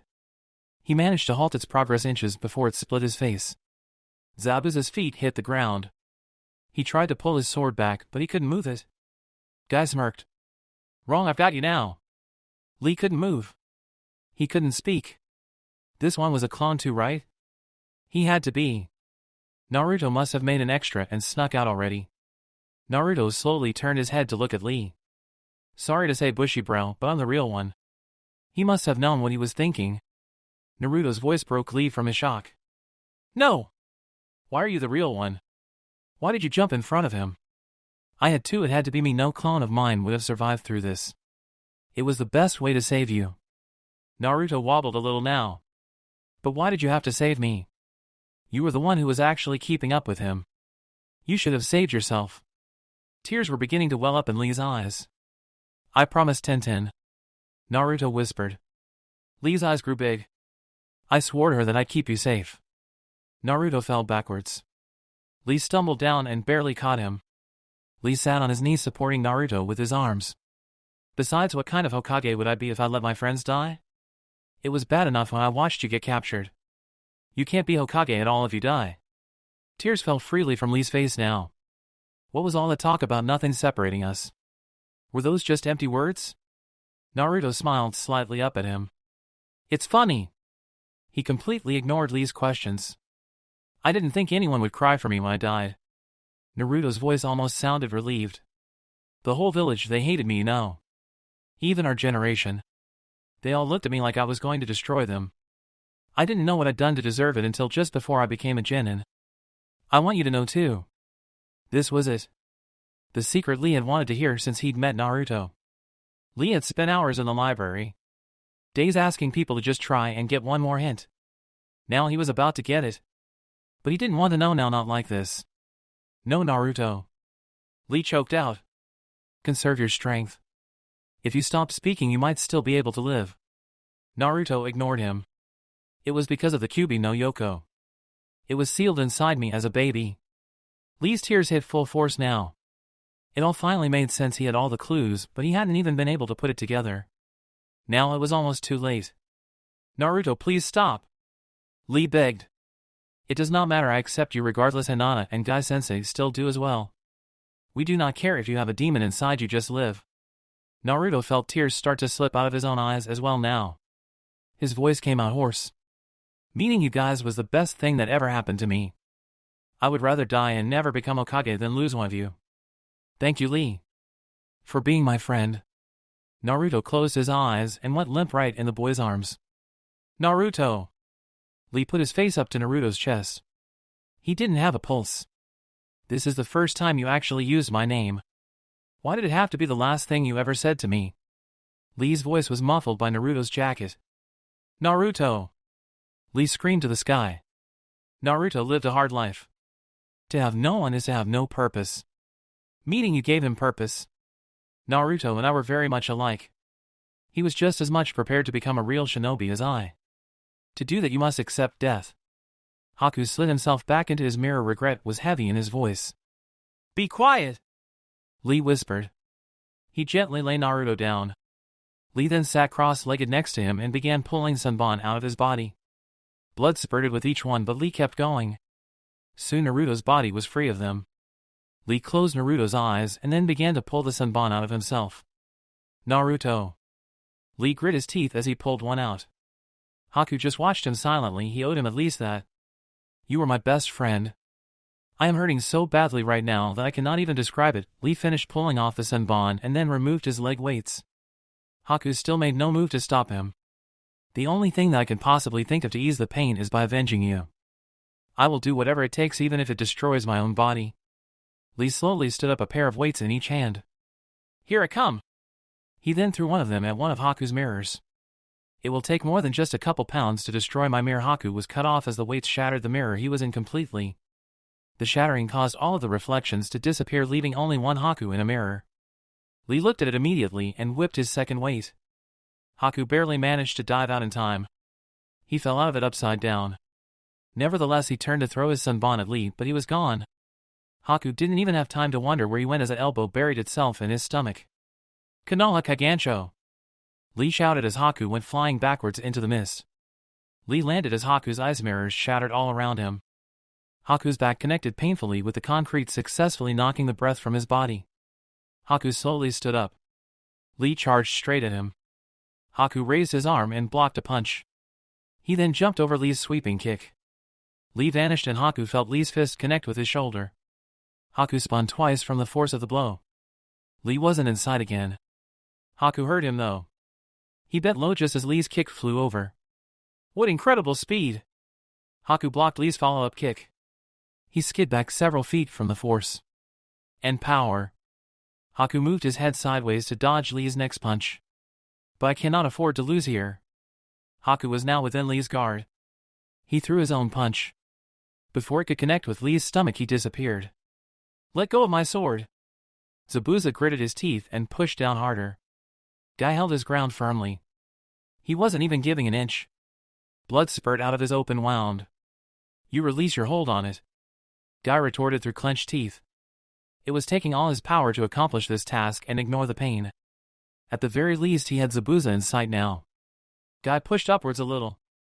Zabuza wouldn't budge either. Suddenly a figure flew right under and between them. He rolled painfully past them before stumbled up to his feet. Haku? Zabuza looked over in surprise. Guy took the opportunity and began to push the blade up. Then Lee flew over them and pressed on with his attack. Lee? Guy was completely shocked now. He had never seen such a look of pure rage on Lee's face. He then realized that he could see farther into the mist than normally. Zabuza was lifting the mist? His surprise was greater than Guy had expected. Guy could now see Suzuna and Hinata as well. Hinata watched in horror as Lee beat on the boy she had come to know over the past 2 weeks. Lee-senpai. Stop! Hinata took a couple steps away from Suzuna. Haku-san isn't a bad person. There's no need to go so far. Lee actually halted his attack to look at Hinata. Haku leaned painfully against the railing and rubbed his bruised cheek. Despite the apparent aggressive assault, Lee was giving hardly any of his blows were more than glancing. He was too worked up to fight properly. A fact Haku was using to stay alive at the moment. He is not a bad person? Lee asked in disbelief. Hinata could do nothing more than look at him in confusion. He is the worst kind of person. Lee shouted, pointing a dramatic finger at Haku. He killed Naruto. I can never forgive him for that. Lee balled his hands into fists. It's time. Lee then widened his stance and stuck his arms in an X in front of himself. The world stopped for Guy and Hinata. Their thoughts ran exactly the same. Naruto was dead? Impossible. Lee had just been caught in the heat of battle and had misjudged. There was no way he was dead. First gate, Lee called, breaking them both from their reserve. Guy finally had the peace of mind to say something. He let go of Zabuza's sword and dodged out of the way as it came crashing onto the ground. Zabuza stumbled forward from the unexpected shift. Lee, wait! He took only a couple running steps. Open! It was too late. Lee vanished for a second and then he and Haku tumbled off the side of the bridge. Guy stopped running. There was no point following him. He had Zabuza still to fight. Well. Seems like Haku did pretty good. Too bad for that kid of yours. Zabuza chuckled to himself as he swung at Guy again. Guy held up his hand and this time stopped the blade with one hand. What? Guy's back was still turned to Zabuza. You'll pay for that comment. Guy said darkly. He spun around and nailed Zabuza in the side of the head with a strong kick. Zabuza stuck his blade into the ground to keep himself from skidding. Zabuza regretted the decision. He was still close enough to see Guy's face clearly. The look of pure rage was something more akin to a devil than Zabuza had ever seen. Guy reached into his back pouch, causing Zabuza to tense up. Guy pulled out nunchaku and the demon ninja let out a sigh of relief. You plan to beat my big sword with that small thing? Zabuza had to suppress a laugh. Guy didn't even respond this time. Instead, he swung his weapon around. Suit yourself. Zabuza hefted his mighty blade and charged. Scary looking or not, he was going to split him in half. As he came to Guy, he swung down. Guy swung his weapon to meet Zabuza's sword. The result was Zabuza's sword being knocked completely backwards. What the Zabuza's speech was cut as Guy slammed the two poles together and then thrust them into Zabuza's face. Gah! Zabuza held his face with one hand. The other still held onto the sword. You'll pay for that. Guy vanished. Apparently you didn't hear me. Zabuza's eyes grew wide. The voice was right behind his ear. It is you who will pay. Zabuza had no chance to move as his ribcage lit up in burning pain. He spun around swinging his blade. Guy knocked it back with his nunchaku again. Another swing around and one of the wood poles slapped Zabuza in the side of the face. The force sent Zabuza to the ground. Zabuza slowly started to stand up. Is that the best you can do? Guy's foot connected with Zabuza's stomach, lifting him completely from where he lay and into the air. Guy swung his weapon around again. Zabuza barely blocked with his blade. The force sent the still airborne Zabuza flying back a few feet. He landed and skid on the ground. Guy took a step towards him. Zabuza's eyes grew wide with fear. Stay away! He reached into his pocket and pulled out 4 shuriken. He whipped them all. 3 of them nailed Guy in the torso. 1 nicked him in the cheek. It started to bleed freely. Guy wiped the blood off of it and looked down at it. You disappoint me. I thought the bloody demon of the mist would pose a bigger threat than this. Zabuza felt his fear increasing. The man had lost it. He took the blow of those shuriken without even blinking. Guy vanished and reappeared in front of Zabuza. His nunchaku were already coming around. Zabuza blocked with the handle of his sword. He then pulled out a kunai and stabbed at Guy. Guy stepped back, but it was too late. Zabuza struck right in between the ribs. Guy coughed up blood. I'm not done yet. He swung his nunchaku again. Zabuza again blocked with his blade. He then pulled his kunai out before taking another stab. Guy jumped back and successfully dodged this time. So the cornered demon gets desperate. A good strategy though. Blocking with that big sword of yours and then slicing at me with your speedy small kunai. It worked the first time, but it won't help you anymore. Guy began his assault again. Hinata was blind to everything that was happening in front of her. The second leaf fell off the bridge as words resounded in her head. She needed to see it for herself. Tazuna put his hand on her shoulder. Hey, take me to him. I want to see him too. Tazuna's voice was solemn. Hinata nodded her thanks, grabbed Tazuna's hand and led them past the 2 fighting ninja. It didn't take long to make out Naruto's body in the clearing mist. Hinata gasped at the sight she saw. His body was covered with little bloody holes. Dozens of sanbon and shards of ice lay all around him. Tazuna doubted he would have even needed his glasses to confirm the boy wasn't breathing. Hinata knelt down to check anyways. He had no pulse, as she already knew. Hinata bit back her tears. You don't need to hold them in for me. Tazuna began wiping away his own tears. Damn it, look at him. Smiling even in death. What Tazuna said was true. Naruto's mouth was curved upwards even from the way he lay. Hinata stared down at Naruto. So many things were running through her mind. Finally words started to come to her. I loved him, you know. Tazuna stared at her silently. I've loved him for a long time, I think. I only just realized it recently, though. It had started out as admiration. I wonder when it turned into something more? Hinata smiled bitterly at how pathetic she was. This was the first time she had ever confessed aloud, and he wasn't even alive to hear it. I was so happy when we were placed on the same team, I thought I could have died right then. It was a good thing I didn't. I had so many new experiences with him. Tears finally started to fall from her eyes. They hit Naruto in the cheek. Sometimes he was a real idiot. But I fell even more in love with him because of it. Tazuna's tears picked up as Hinata kept talking. She slowly began rubbing his cheek. Just recently we made a vow to each other. I was going to become the heir to my clan. He was going to become Hokage. We were both going to get the respect we wanted. Hinata wiped away her tears. She shuddered for a second. Damn it, Naruto! Hinata shouted. Tazuna looked at her in surprise. Who is supposed to become Hokage now? Hinata screamed as she banged a fist on his chest. Who am I supposed to draw my confidence from now? She hit him again. Who am I supposed to accomplish my dream with now? She hit him once more. Her last question came as little more than a whisper. Who am I supposed to love now? No fist followed. Instead, Hinata broke completely down into tears. Haku and Lee both landed on the water at approximately the same time. There was no mist down here at all. Instead, the clear blue sky and bright rays of the sun shined down on them. Something completely unfit for the battle that was taking place. Neither shinobi paid any attention to the nice weather though. They were squaring off. Lee sent a flying kick at Haku. A wall of ice rose and Lee nailed that instead, leaving a huge crack. Lee disappeared and reappeared behind Haku. This time a hand of ice shot from the water and grabbed Lee's forearm, stopping his punch completely. You made a big mistake bringing me down here.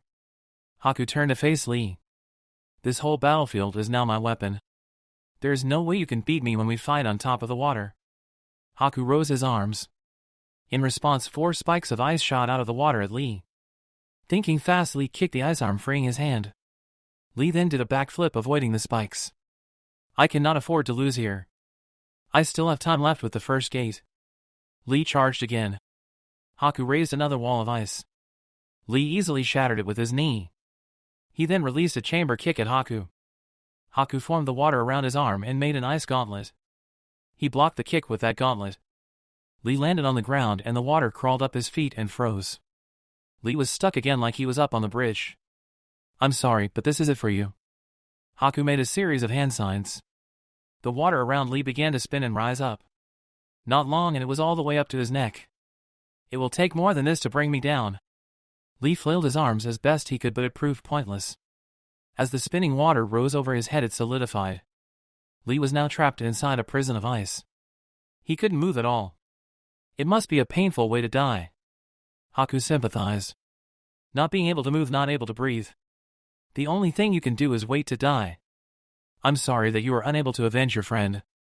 Haku turned around and started to walk towards the support beams on the bridge. A burst of chakra made him stop. Haku turned around in surprise. What he saw was an even greater surprise. Lee was glowing and the ice began cracking. Impossible.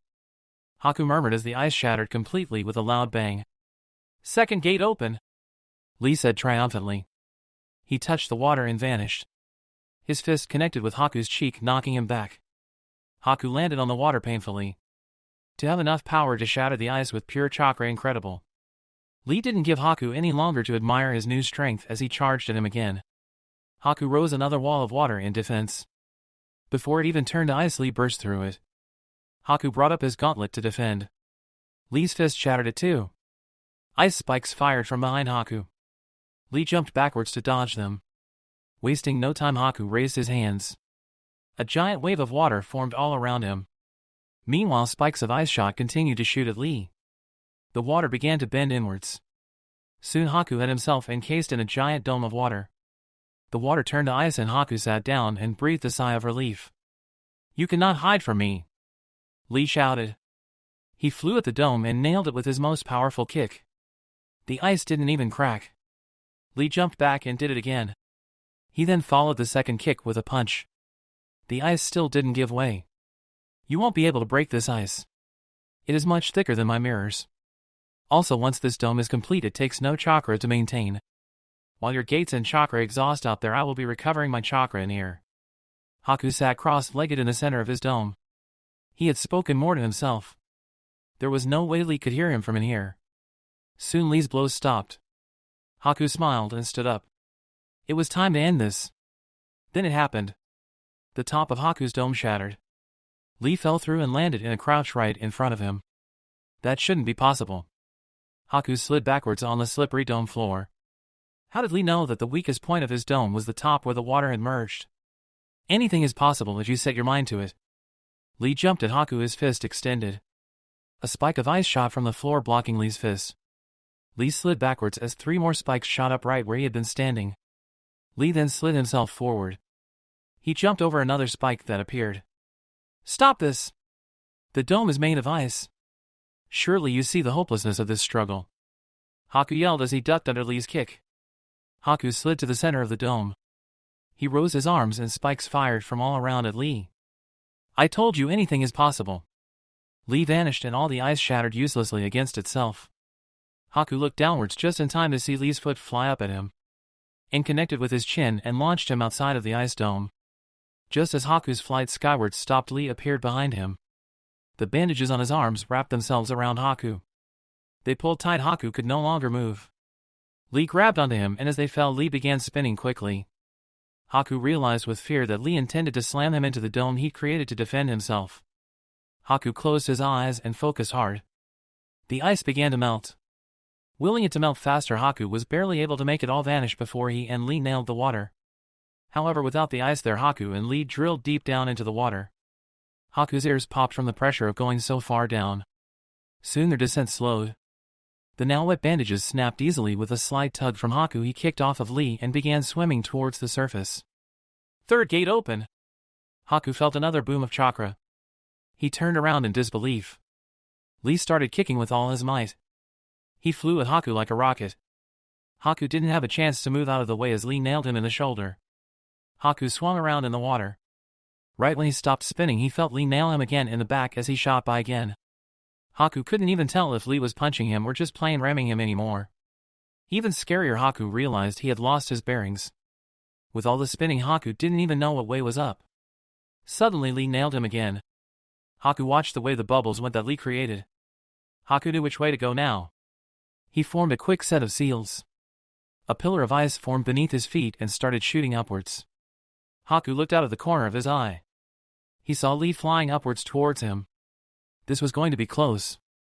Haku barely broke the water before Lee did. He channeled all the chakra into his feet and jumped. Combined with the pressure of breaking out of the water, and Haku went higher than he had expected. He looked down to see the bridge was well below him. Haku's relief turned into pure terror as he felt Lee grab onto both of his ankles. "It is over!" Lee roared. He began doing a series of front flips, taking Haku along for the ride. When he released his hold, Haku was flung towards the bridge at an alarming speed. Zabuza had been one of the best swordsmen in his village. Even among the 7 that he was a group of, he was considered one of the best. It was rare in his life that he met someone who outclassed him in skills with a weapon. For this crazy green beast to be someone who was better than him was of great insult to Zabuza. "Damn it! I'm going to tear you to shreds!" Zabuza roared. He charged and stabbed at Guy with his kunai again. Guy ducked under the kunai, stepped forward, and swung his nunchaku upwards. The pole connected with Zabuza's chin. "You won't be tearing anyone else to shreds ever again." Guy swung his nunchaku around and nailed Zabuza painfully in the back of the knee.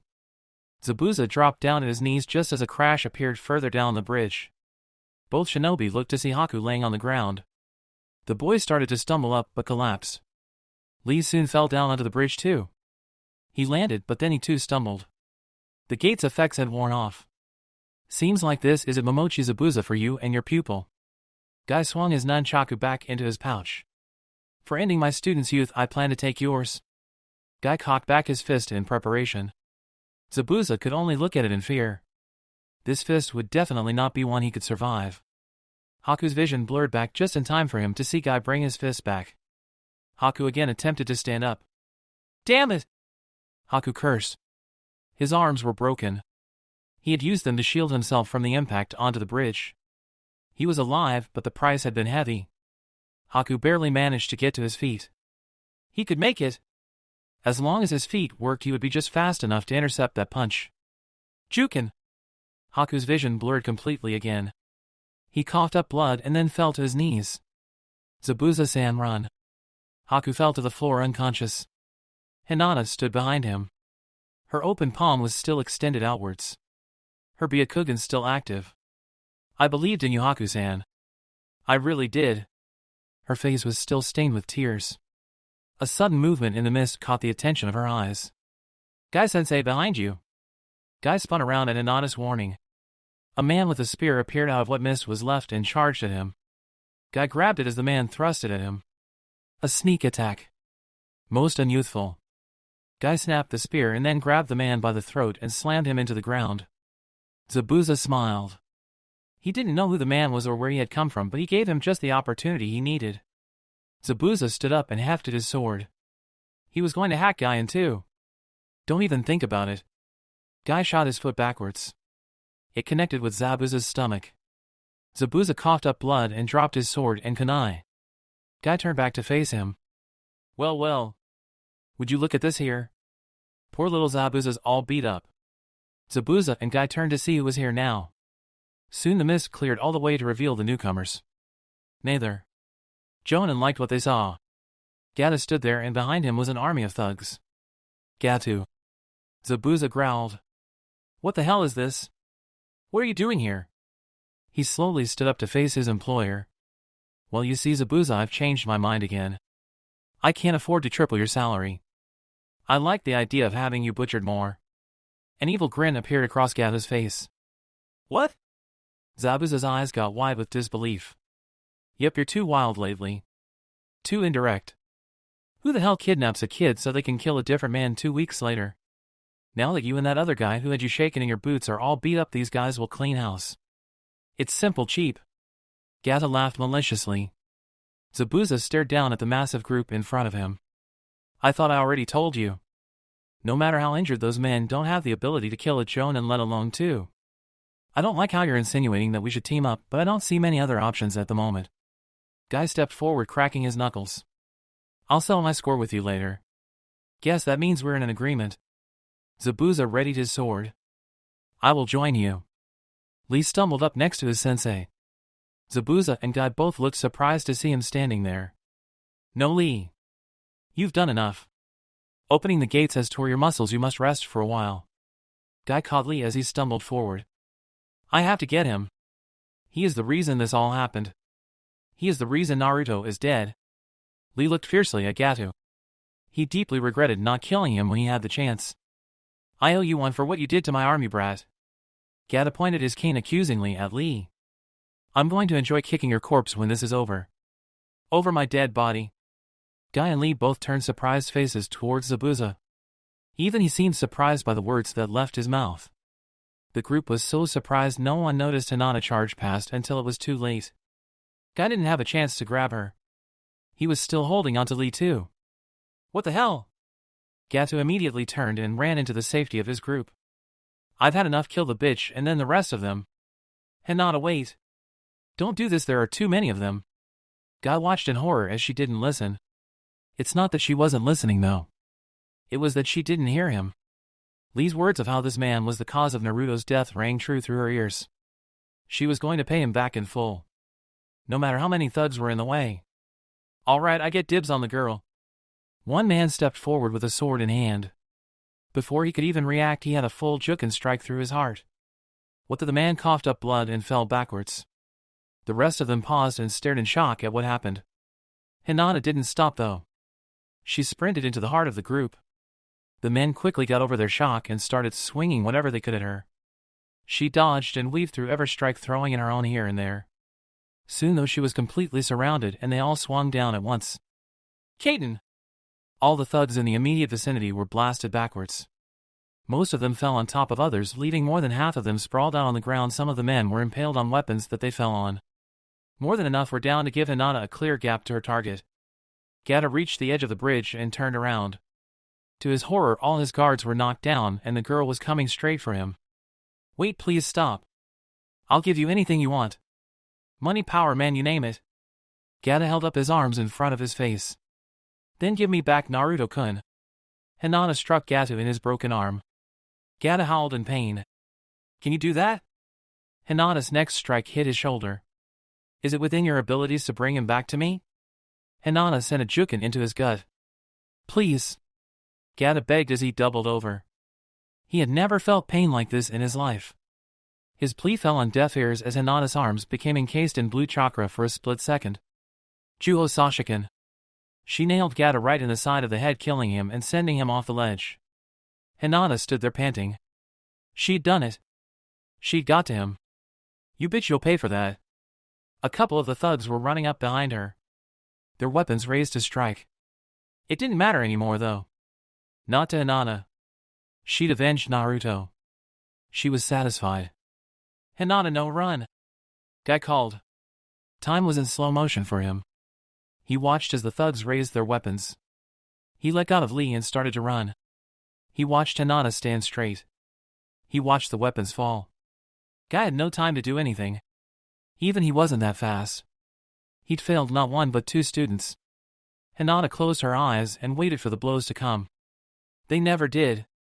Instead, she heard a loud clang as all their weapons were deflected. She spun around in surprise to see Zabuza standing there. His sword had saved her life. Surprised to see me, girl? Zabuza swung his sword and split the group in front of him in half. If you want to die, then die fighting. Don't die with your back turned to the enemy. How would that blonde brat have felt if you died so pathetically? Hinata's eyes grew wide. Zabuza was right, she realized. She had been ready to throw her life away. But that wasn't right. That wasn't how Naruto would have wanted it. Newfound determination settled into her eyes. Let's go. Hinata's Byakugan activated and she slid into her stance. That's more like it, Zabuza said. He turned to face the thugs and charged forward without waiting for Hinata. One swing of his sword and 3 of them lost their heads. "You bastard!" Another man shouted as he ran at Zabuza from the side with a spear in hand. He didn't get far as Hinata sent a jukin into the side of his face. "Nice one, girl." Zabuza nodded his approval before turning back to the gang of men.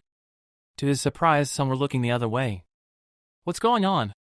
Gai-sensei and Lee-senpai are fighting from the other end. Hinata answered for him. "All right then, let's meet them halfway." Hinata nodded and they both charged together. They covered each other's weaknesses well.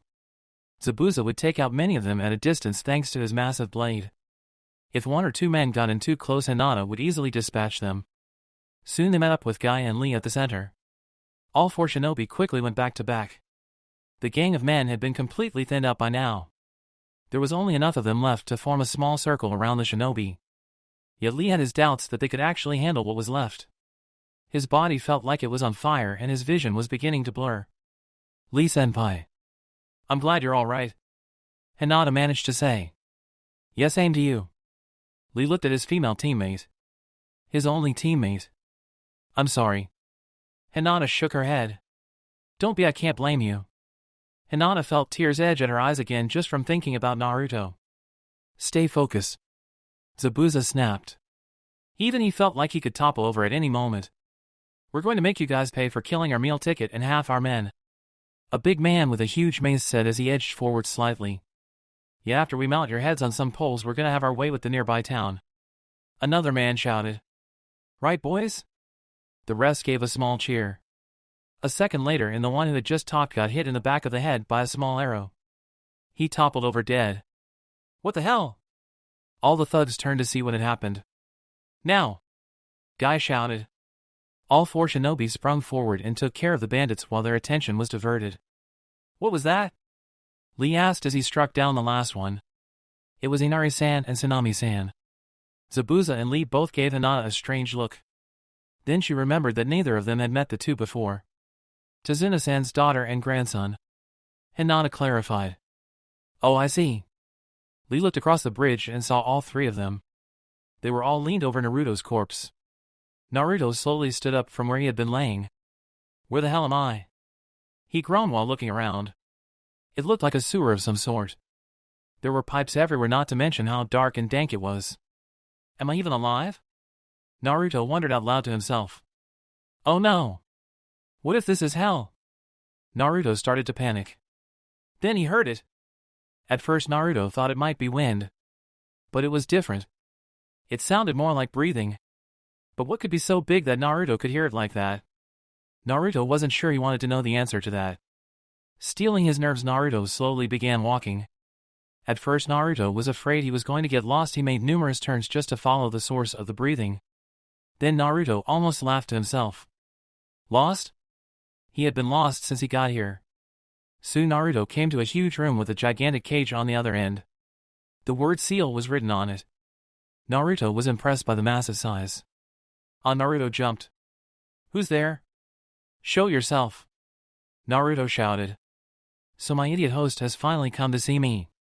Naruto located the sound of the voice. It was coming from behind the cage. Naruto peered at it but couldn't see anything but pitch darkness. So he edged closer. Soon he was just a few feet from the cage. A massive eye opened up and a claw shot to the edge of the cage. "What the hell?" Naruto jumped back in surprise. "What are you? Where are we?" Naruto shouted his questions at it. "You fool, you should know who I am." The eye roared. "No way, don't tell me you're the devil." "Aw man, this really sucks. I knew I was in hell." Naruto balled himself up onto the ground and started rocking back and forth. "You're not dead. We are simply in your mindscape." Naruto looked up in surprise at the massive eye. "I'm not dead? This is my mind?" Naruto slowly stood back up. "Then what the hell is something like you doing in my mind?" Naruto pointed an accusing finger at the eye. "You really are an idiot." The eye roared at him. Then Naruto saw it. The barest flicker of a tail of several tails. Realization dawned on Naruto. "You are that bastard fox. Why, I ought to kick your ass right now."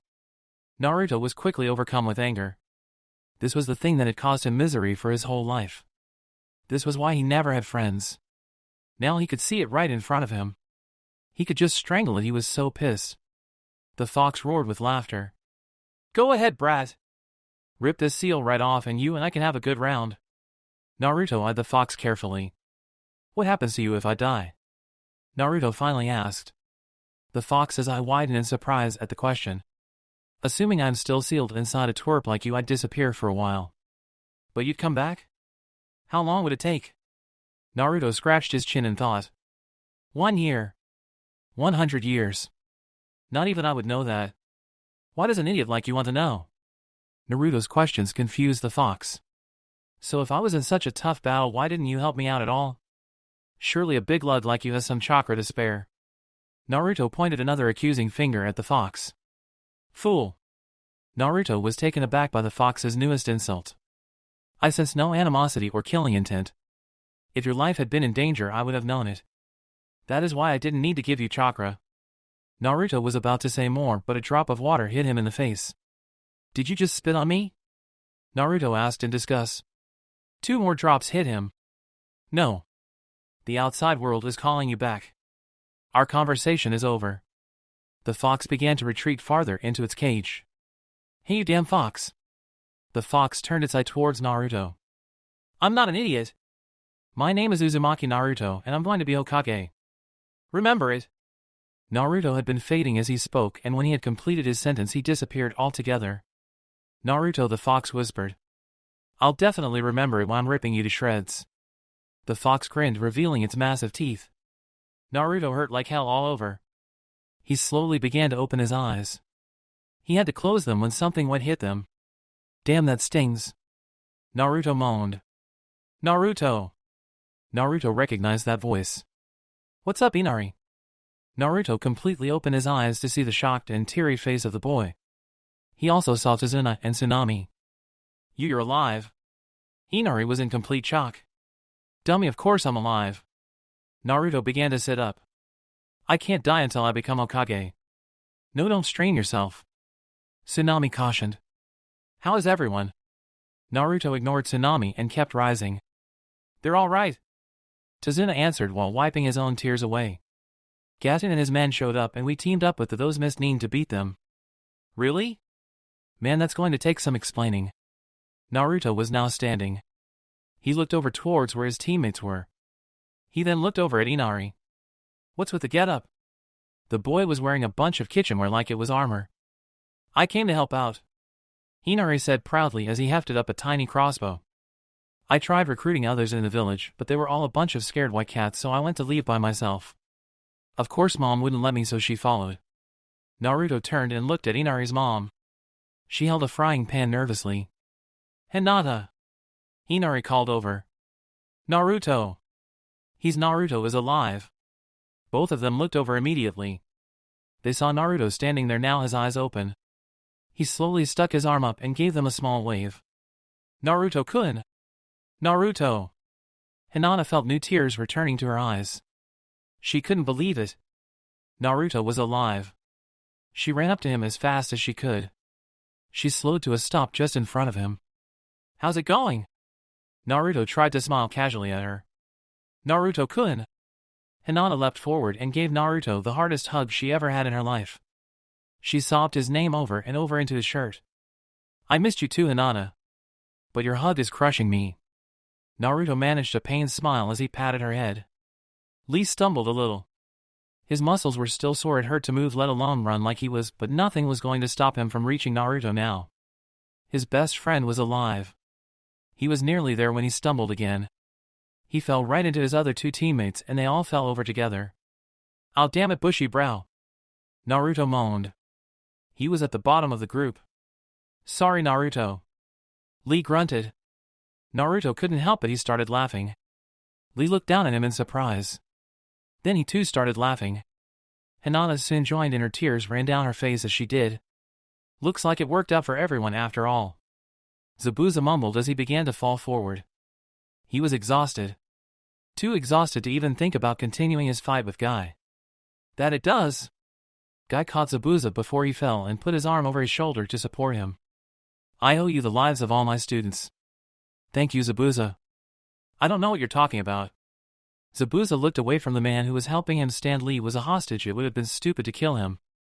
Besides, I only saved the girl. It was Haku who was too soft. But you were the one who found that boy. If you had found someone else, I may have been short a student right now. Besides, I think his softness is rubbing off on you a little. You call Lee by his given name after all. Guy smiled brightly at him. Speaking of your pupil, we should see about getting him medical assistance soon. Zabuza turned to look at Haku. It'll take more than that to kill Haku. He'll be okay. Guy laughed. We both have resilient pupils, huh? Zabuza looked up to see Lee helping his two teammates up. They were all still laughing. Yeah, we sure do. Tazuna had been to awkward dinners before. But this was ridiculous. After the battle at the bridge, the two groups of ninja were taken back to Tazuna's house to receive medical attention. The Konoha shinobi checked out okay with nothing but scratches and a couple deep cuts. Naruto wasn't injured at all. Zabuza had a few cracked ribs and some major bruising, but it was nothing he couldn't handle. Haku was the one in the worst condition. On top of his arms being broken and numerous cuts and gouges, he had suffered internal damage to his lungs. He had finally woken up 5 minutes before dinner was being served, and at Guy's insistence the ex-Kirinins stayed for it. Which led them into their current predicament. Momochi-san, could you pass the soy sauce, please? Inari was the first to break the silence of the otherwise quiet dinner. Huh? Zabuza looked up in confusion. Then Inari's question registered. Oh yeah, here you go. Zabuza passed the soy sauce to Inari. Thanks. Inari mumbled as he accepted it. Guy burst into laughter at the exchange, causing everyone but Lee and Naruto, who were immersed in their food, to jump. Not such a bad guy once you get to know him, huh? Guy reached over and gave Zabuza a hard pat on the shoulder. Even demons know about table manners. Zabuza rubbed the spot Guy patted. Unlike those two students of yours. Hey, we're hungry. Dying takes it out of a guy, Naruto said through a mouthful of food. The room grew quiet after Naruto's ill-worded sentence. The only sound in the room was Hinata's chopsticks as they snapped to pieces in her hands. She put her hands on the table and slowly stood up. I'm sorry, I'm not feeling very hungry at the moment. She turned and walked out of the house. Don't worry, Haku never has been good at making friends, Zabuza said offhandedly. Speak for yourself, Haku muttered. What was that? Zabuza looked over threateningly. Nothing, Haku replied a little too quickly. Aw damn. Naruto started to stand up. Then he paused. Hey Haku, you haven't touched your food. It looks very delicious. However, someone broke my arms and I find it quite hard to eat without them. Haku attempted to move his arms in their splints to prove his point. They all got it well enough. Right, my bad. Thought you killed Naruto and all. I could feed you if you want. Lee picked up his chopsticks and began to try to feed Haku. No, that's okay. Zabuza-san's got me, Haku attempted to say politely. Zabuza snorted. A splendid idea. A teacher feeding his student in his time of need. You really are a good guy, Zabuza. I'm not feeding him. And don't call me by my first name. Zabuza crossed his arms in defiance. Please, Zabuza-san, I'm really hungry. Haku opened his mouth wide. Tazuna smiled brightly. Finally a chance to get in the conversation. Yeah, Zabuza. Be a pal and feed the poor guy. The look Zabuza gave him shut him up for the rest of the night. That was the last thing Naruto saw as he snuck quietly out of the room after Hinata. He stepped outside and looked around. She was nowhere in sight. Of course this wouldn't be easy. Naruto sighed. Naruto. Lee's voice caused Naruto to jump up in surprise. We have to talk. Naruto turned around slowly to look at his teammate. Look, bushy brow, I got something else to fix first. Once I get Hinata to forgive me, we can settle this. Naruto had a good idea what Lee wanted to talk about and he didn't want to discuss it. No, we are going to talk about the Kyuubi right now. Naruto hated it when he was right. Good thing it wasn't very often he was right. What's to discuss? I was conscious when you said you accepted me.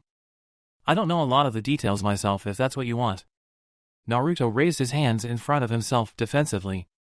Lee shook his head. That is not it. You have to tell Hinata. What? No way. She's pissed off right now, there's bound to be a better time. Besides, what's the matter to you? Naruto shrugged Lee's words off. We are teammates, of course it is important. Lee took a breath. Anyways, Hinata and I kind of tried to find out our own. We did not come up with the answer. We were supposed to find out together. Of course, because of the law and because I respect your privacy, I cannot tell her myself. Lee smiled sheepishly. You guys what? Naruto's mouth hung open in shock. What is done is done. We wanted to know but figured you would not tell us. Lee was defensive now. Well, you know why now. Don't you understand why I don't want anyone else to know? Naruto was practically yelling now. You know Hinata would accept you, do you not? Lee's voice was barely above a whisper. Naruto, who had been ready to shout again, paused. You're right, bushy brow. I'm sorry. I'll tell her, I swear. Just not right now. Lee smiled at him. Thank you, Naruto. Now go find Hinata. Lee gave him the thumbs up. Naruto returned the gesture. Will do. I'll be back with her in no time. He turned around and ran off into the forest. Hinata was crouched over the side of the river. She was washing her hands again. Hinata found herself washing them whenever the thought of Gata's death crossed her mind. She was scrubbing fiercely now. Soon her hands were bleeding from the rough way she was treating them. I'm such an idiot. She finally leaned back. She sat at the edge of the water watching her reflection. Her hands dripped blood onto the ground. Why did I have to make a scene like that? Everyone else is trying to get along.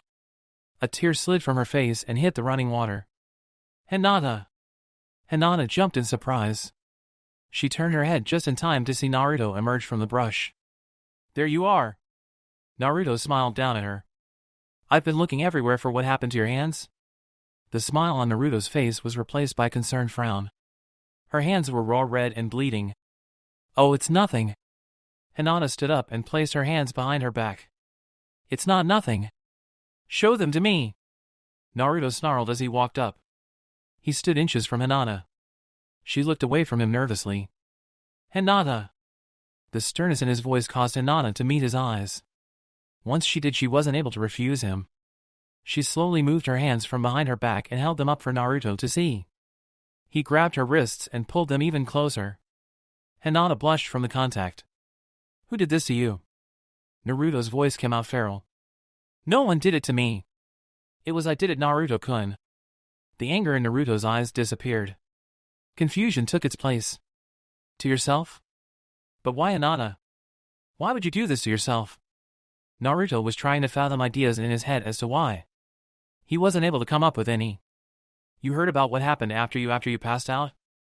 Hinata couldn't bring herself to use the D word. Huh? Yeah, I did. I heard how you kicked a bunch of ass.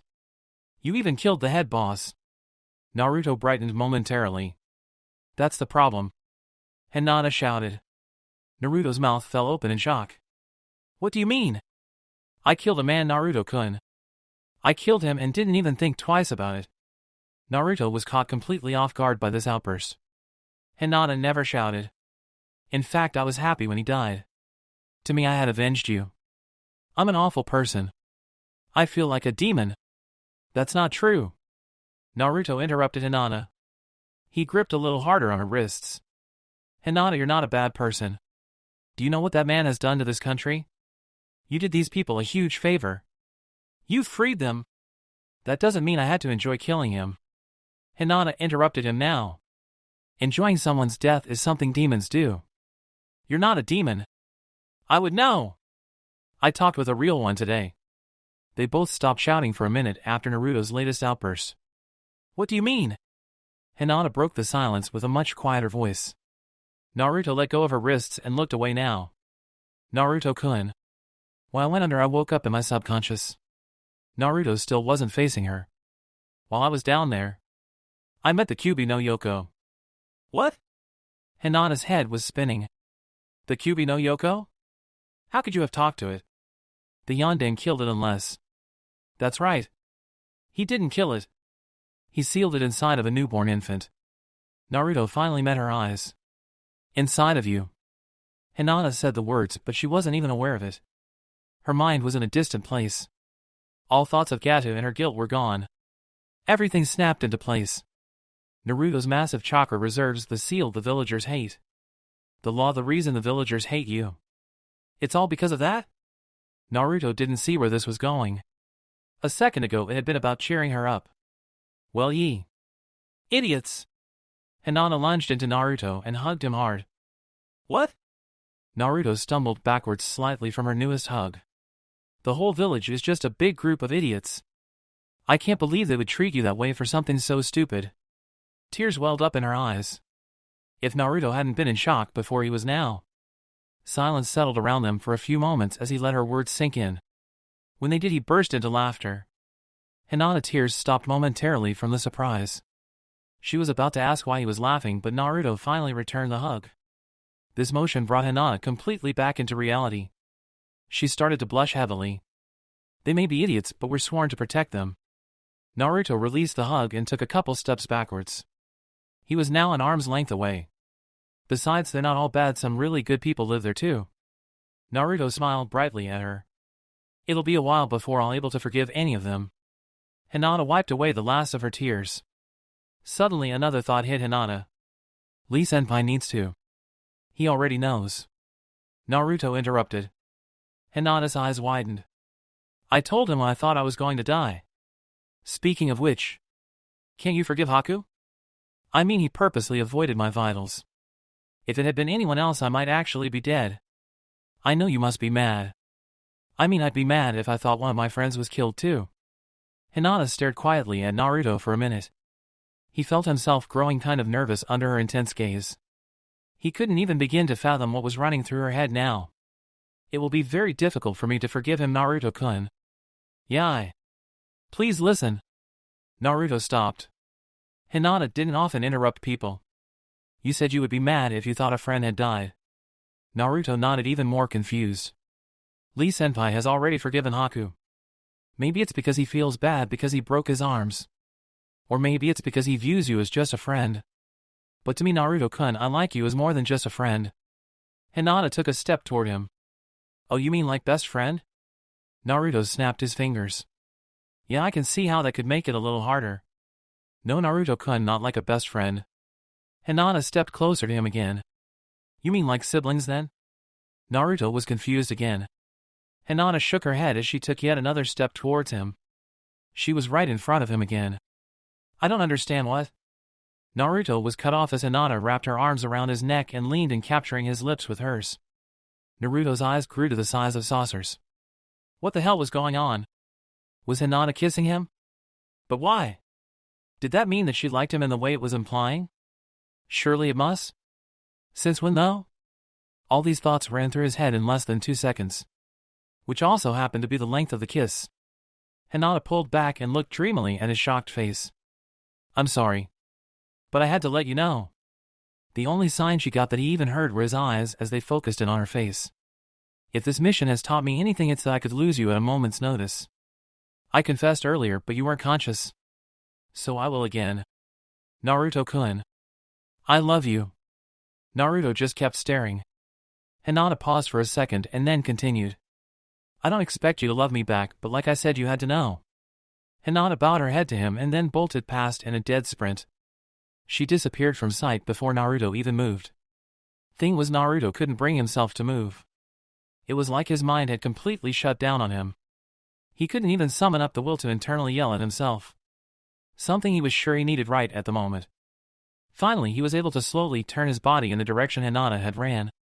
As he did, he brought his hand to his lips and touched them. Everything registered at once to him. I'm such an idiot. He held his head with both hands and shouted. What the hell am I doing standing here like a statue? Hinata's probably more upset than ever. Wasting no time, Naruto took back off after her. He didn't know what he was going to say, but he couldn't leave things the way they were. He could only hope he got to her before she ran into someone else. Naruto didn't get very far before he almost ran straight into his teacher. Naruto stopped short and tripped. Guy, who had been running on his hands through the forest, jumped to his feet and helped his student to his feet. Naruto! It warms my heart to see you keeping up with your exercise, but you must watch where you are going. A sprained ankle will ruin any ninja's day. Guy-sensei, did you see Hinata run by? Naruto frantically looked to see if he could see her at all. He completely ignored what his sensei had said. Hinata? I haven't seen her since she left the house. I thought you would have found her by now. It's been a while. Guy's voice became laced with concern. Well, I did find her. But she ran off again. Naruto didn't meet his sensei's eyes. Did you two get in a fight? Guy peered curiously at his student. He wasn't acting like his usual self. No, not a fight. It was more of a misunderstanding. Naruto shuffled his feet nervously. Guy rubbed his chin thoughtfully. A misunderstanding, huh? She didn't happen to tell you anything private, did she? Naruto froze. He slowly looked up to meet his sensei's gaze. How did you know? Guy smiled brightly. I am your sensei. There is nothing about my cute students that is hidden from me. Now let me guess you didn't know how to respond and she ran off while you were in a stupor? Naruto's jaw hit the floor. Guy-sensei. You have to tell me what to do. I don't know where Hinata went. I gotta make this right though. That a boy, Naruto. Guy wrapped his arm around Naruto's shoulders. She must have went back to the house. Now run back there and pour out your feelings upon her. He pointed towards the direction of the house. Yes, Guy-sensei. As soon as I figure out my feelings for her, Naruto added mentally as he took off towards the house. The house came into view before Naruto even completely left the forest. Sitting on the porch was Zabuza. He was sharpening his massive sword. Naruto ignored his presence completely as he ran up to the door. He grabbed the handle and was prepared to fling the door open. I wouldn't do that if I were you. Naruto paused. He looked back at Zabuza. He was still sharpening his sword, wasn't even looking in Naruto's direction. Yet he was sure he had heard Zabuza speak. Why is that? Naruto's hand slipped away from the handle. That teammate of yours ran back in tears. The bridge builder's daughter got a look at her and went into a blind rage. She kicked all the men out of the house so they could have girl time. That never bodes well. Zabuza spoke nonchalantly and continued to sharpen his blade. If you are indeed the cause of her tears, then going in there would be suicide for you. But it's because she's crying that I have to go in. Zabuza stopped sharpening. He inspected his sword carefully and ran a finger up its length. He then stabbed it into the ground. Tell me, what do you plan to say to her to stop her tears? He finally turned to look at Naruto. I don't know yet, but I gotta make things better. Naruto started to reach for the handle again. Charging in head first won't make things better without a plan. That's a basic lesson in all ninja academies. Zabuza slammed his hand on the deck. This isn't a mission, this is comforting a friend. Naruto turned back to Zabuza. You can apply mission tactics to real life and vice versa. Use your head. Go in there now and you'll only make her cry more. Sort out your feelings first. Zabuza turned away from Naruto in disgust. Feelings? How the hell do you know what this is about? Did Hinata tell you? Naruto pointed an accusing finger at the mist ninja. Don't be so naive. Anyone could see what's going on here. Naruto lowered his finger. Were her feelings that obvious? Naruto's hair cast a shadow over his eyes. I'd say so. She did take on a miniature army for you after all. Naruto walked over and sat down next to Zabuza. His eyes were still downcast. Zabuza, what would you do? The ex-Kiri ninja sighed. What is it with you people and using my first name? Half a day ago we were enemies. He glared at Naruto, but he didn't react. Zabuza sighed again. How the hell should I know what to do? Being known as the demon of the bloody mist didn't exactly attract the ladies. Why don't you ask your other teammate? Naruto finally looked forward. You're right. I'm going to figure this out no matter what. Naruto stood up. Haku and that clone went to the docks to go fishing. You'll find them there. Zabuza gestured in the general direction they were at. Thanks a lot, Zabuza. Naruto took off running. Quit using my first name. Or at least add an honorific. Zabuza shouted after Naruto as he ran away. Zabuza waited until Naruto was out of sight to stand up and pick his sword back up. Damn it all. I really am getting too soft. Naruto arrived at the docks and started scanning down the line of them looking for his teammate. Naruto! Naruto turned to see Inari running up to him. He had a board game in his hand. He stopped just in front of the blonde. Inari! What's up? Naruto rubbed his head affectionately. I'm borrowing this game from my uncle so Grandpa and I can play. You heard what happened back at home? Inari held up the game to show Naruto. Yeah, I heard. Naruto shuffled nervously at the subject. So what brings you here, Naruto? Inari was oblivious to the older boy's fidgeting. I'm looking for Haku and Lee. Naruto noticed Inari's eyebrows furrow a little. What's the matter? I don't get it. Inari said reluctantly. Don't get what? Naruto felt a little better. He wasn't the only one who didn't understand things today. How can you guys be some chummy with Haku and Zabuza? They tried to kill you. No one is that forgiving. Inari stared hard at Naruto, waiting for an answer. Naruto smiled down at Inari. It's not easy to explain, but here it goes.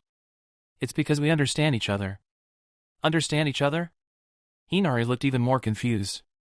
When Gata betrayed Zabuza, we had to team up to stay alive. When you've fought with another person to stay alive, a special bond is formed between you. You two share that bond with us as well. You just don't realize it. I guess I understand. Inari still looked a little miffed. If you don't like that answer, then how about this one? Naruto offered. It's because we're guys. What's that have to do with it? This answer confused Inari more than before. We always get into fights. Sometimes those fights are with your best friends. After it's all over though, we laugh about it and move on. It's what guys do. Inari stared at Naruto for another minute. That's confusing, he finally said. Not nearly confusing as girls, trust me. Naruto patted Inari on the shoulder and walked past to continue his search. It didn't take him too long to find the two of them. They were both sitting at the edge of one of the many docks. Lee had a fishing line in the water and Haku appeared to be in some kind of meditation. Naruto approached quietly. Just as he got there, the fishing line gave a slight tug. Haku's eyes popped open. Now Lee-san. Right. Lee pulled the line out with all of his strength. This turned out to be a bad idea. The fish came flying out from the water, but the force of the pull quickly sent it flying. Not long after, it landed in the water far away from the dock. That was pretty awesome. Naruto stared out towards the sea in awe. No, it wasn't. Lee-san, I told you to control yourself. It took us a while to get the fish to come back after you scared them all off with your voice. Haku would have rubbed his temple if his arms weren't broken. I apologize, Haku-kun. Lee began to add a new worm to the line. I will get it this time. If not, I will catch 100 fish with my bare hands. Haku started at him quietly. Don't worry, he's always like this. Naruto plopped down in between them. Naruto! Have you come to clash wills with the fish as well? Lee cast the line back into the water. There won't be any fish to catch if you keep shouting. Haku mumbled, closing his eyes again. You meditating or something? Naruto peered at Haku curiously. I can feel the fish as they move through the water. It is easier to sense them with my eyes closed. Haku didn't even open his eyes to answer. That's cool anyway, I came to ask for advice. Naruto scratched the back of his head as he turned back to Lee. Advice? What kind of advice do you need? Lee peered curiously at his teammate. Naruto was often too proud to ask for advice on things. Well, and how do I put this? Naruto spun his hands around in the air as he tried to find the right words. How about I ask this? What do you like about Ayame-chan? Naruto finally asked. She is an incredibly attractive woman. Lee didn't hesitate at all. She comes off stern, but really that is just because she really cares about people. She is outspoken and lets me know exactly what is on her mind. I find these characteristics most youthful. I am most grateful to you for introducing us. Lee smiled brightly to himself. His thoughts of Ayame quickly pulling him from reality. Naruto scratched his chin. That didn't help at all, actually. Perhaps if Lee-san knew why you were asking, he could help give better insight. Haku threw out eyes still closed. Naruto sighed. I guess you're right. Okay, Lee, what I'm about to tell you is very secret. Hardly anyone knows about this, alright? Lee pulled himself out of his thoughts and nodded vigorously. Okay, here it is. Hinata is in love with me. A moment of silence followed. So she finally told you? What the hell, you knew? Naruto pointed an accusing finger at his teammate. It was obvious to everyone. Naruto whipped his finger towards Haku. Why the hell was I the only one left out of the loop here? Didn't anyone feel the need to tell me? Naruto held his head. How could she go around even telling you and Zabuza? She didn't tell me anything. I very much doubt she confided that information in Zabuza-san as well. Naruto looked at Haku in surprise. Then he turned to Lee questioningly. Sorry, she did not tell me either. Lee smiled sadly at his teammate. Naruto's face lowered. She never really was sick, huh? Naruto sounded defeated. No, she was blushing because you were there with her. Lee confirmed. So she did confess to you? Yeah. How did you respond? Lee leaned in curiously. I didn't. Huh? Lee drew back like he'd been slapped. What do you mean you did not? What happened? I didn't do anything, okay? She caught me completely off guard. First she kissed me and then she told me how she felt. I was so confused that I didn't know what to do. I'm still confused. She ran off crying and now I'm stuck. What the hell do I say to her? Naruto panted after his outburst. Lee looked at him closely. He could see the pleading in Naruto's eyes. He was truly lost. Could it be that you want to turn her down but do not know how? No, that's not it. Naruto shook his head. Then just tell her you want to go out. Lee replied simply. That's no good either. Naruto kept shaking his head. Lee's bushy brows furrowed. I do not understand. What is it you want to do then? That's what I'm asking you. How am I supposed to respond? Lee felt the line tug. Lee-san, pull now. Haku shouted. Lee reacted quickly and pulled not quite so hard this time. The fish came flying out of the water and landed gently on the dock. It flapped around for a few moments and then lay completely still. They all stared quietly at it. You are asking the wrong question, Naruto-san. Before you can decide what to do, you must decide how you feel. How I feel? Naruto turned to look at Haku. Yes, now tell us, how do you feel about Hinata-san? Put your feelings into words.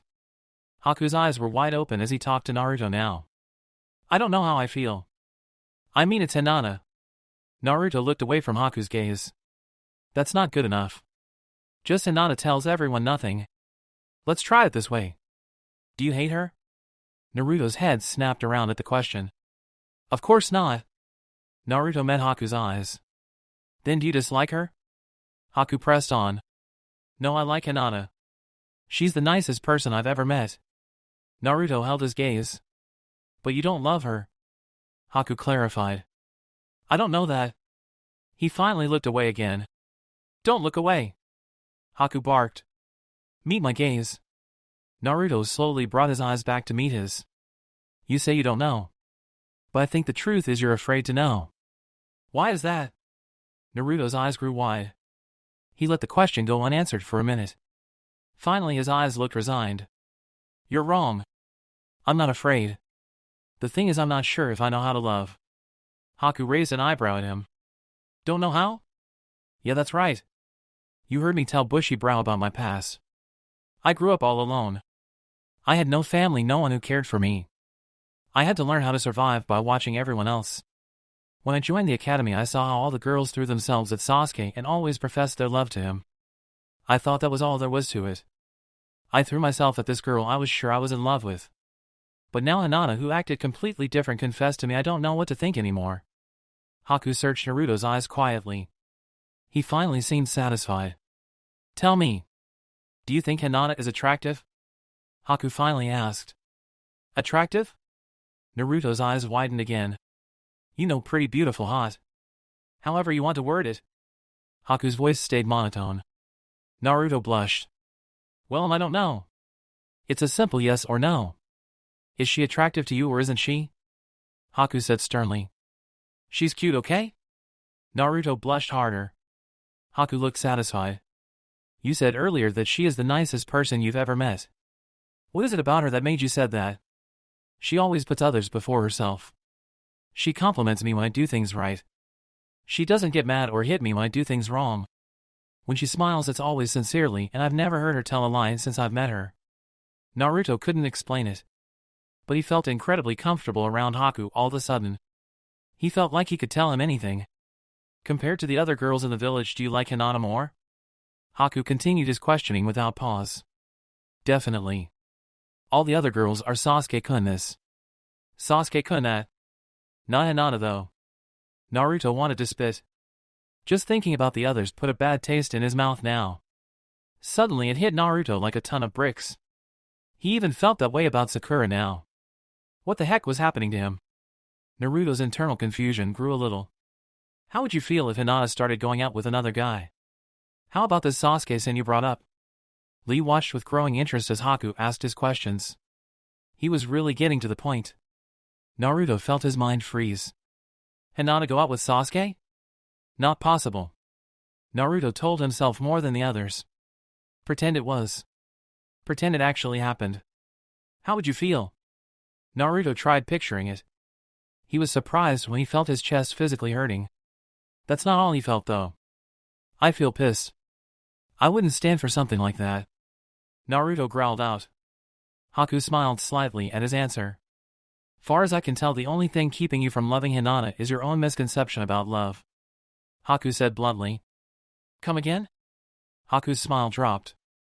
You are concerned that you don't know how to love. That is all that is holding you back from opening yourself to your teammate. Haku said slowly. So you're saying that I might already love her, I just don't know it yet? Naruto scratched his head in confusion. Close enough. Haku broke his eye contact and stood up. Naruto sat still for a minute, blinking rapidly the whole time. He finally stood up. Thanks a lot, Haku. I think I know what to say now. I'll talk to you guys later. Naruto waved and then dashed off the way he had come. Lee, who had sat quietly the whole time, stood up and walked up next to Haku. What did you do to him? He asked. Oh, nothing much. I just got him to be honest with himself. Haku had a sly smile on his face. Now let's get more fish. One definitely isn't enough. Yosh! Would you like a turn, Haku-kun? Lee held out the pole towards the feminine boy. Haku looked down at his own arms. Lee followed his gaze. Right! Sorry, I'll go for you then. Lee stiffly walked back to his spot. Naruto raced back to the house. When he got there, Zabuza was no longer on the porch. Instead, Tazuna and Inari sat there playing the board game Inari had been carrying earlier. Naruto ignored them like he did with Zabuza. He marched up to the door and put his hand on the knob. Wouldn't do that, Tazuna said. Tsunamis. Upset, I know, but I know what I'm going to say this time. Without any further ado, Naruto opened the door and walked in, leading a bewildered Inari and Tazuna. Naruto stepped into the kitchen but didn't see anyone. So he walked into the next room. There he saw Tsunami and Hinata sitting on the couch. Hinata wasn't crying at this point and her hands were now bandaged. They had a pot of tea sitting in front of them and Tsunami seemed happy enough. Maybe this wouldn't be so bad after all. Naruto's train of thought was broke off as Tsunami turned and looked at him. Her smiling face was instantly replaced by a dark scowl. Just in time. Tsunami snarled. I've got a bone to pick with you. She sat up and started to cross the room. Naruto gulped but stood firm. Please let me talk to Hinata first, Naruto said boldly. Alone. After I'm done you can say whatever you want. Tsunami stopped right in front of him. She glared down at him. Why should I? She put her hands on her hips. You shouldn't. Please. Naruto interrupted. He knew he was taking a risk here, but he wasn't going to be deterred. Tsunami glared at him for another second before she turned to look at Hinata. What do you say? Hinata looked down and blushed heavily. Pushing her index fingers together, she finally spoke. I'll talk to him. Tsunami looked back at Naruto reluctantly. You have 5 minutes. She stormed towards the door. She opened it only to have Inari and Tazuna stumble in. How many times have I told you guys not to lean on the door to listen to people? You two haven't changed at all. Naruto flinched as he heard the door slam. He was still looking at Hinata, who sat on the couch. Naruto took a few deep breaths to steady his heart rate. Hinata. She looked up and locked eyes with him. Naruto swallowed and walked over to where she was. He sat down on the opposite side of the couch. I'm sorry, Naruto finally said. No. I'm the one who is sorry, Naruto-kun, Hinata said quickly. She took a breath to say more, but Naruto shook his head at her. You're not at fault here, Hinata. Please listen to me, this is my answer to your confession. Hinata's mouth snapped shut. Her blush remained on her face. Thank you for confessing to me, but you know I haven't even really known you all that long. We do train together every day, but we don't really hang out. I always thought of you as a really good friend, but never as a girlfriend. Hinata looked down sadly. Saying it like that is kind of rude, huh? Naruto joked slightly. But if it's okay with you, do you want to try going out? Hinata looked up in surprise. Well, I mean, we're going to get to know each other better anyways, aren't we? If that's the case, saying we are going out instead of just being friends during that time would be kind of nice. Naruto rubbed the back of his neck. So then Hinata couldn't believe what she was hearing. This was like a conversation she thought doomed to stay in her dreams. So then starting from now on, you're my girlfriend, alright? Naruto did his best to make himself look as confident as his words sounded. Tears started to slide down Hinata's face. They started coming too fast for her to stop. She began wiping them away. Hey! Naruto stuttered. This wasn't the reaction he had been expecting. I'm sorry, Naruto-kun. Hinata wiped away more tears. The tears just won't stop coming. I'm happy. She paused to wipe away more tears. I'm so happy. Naruto smiled awkwardly at her. So how did it go? Lee asked from where he lay on the ground.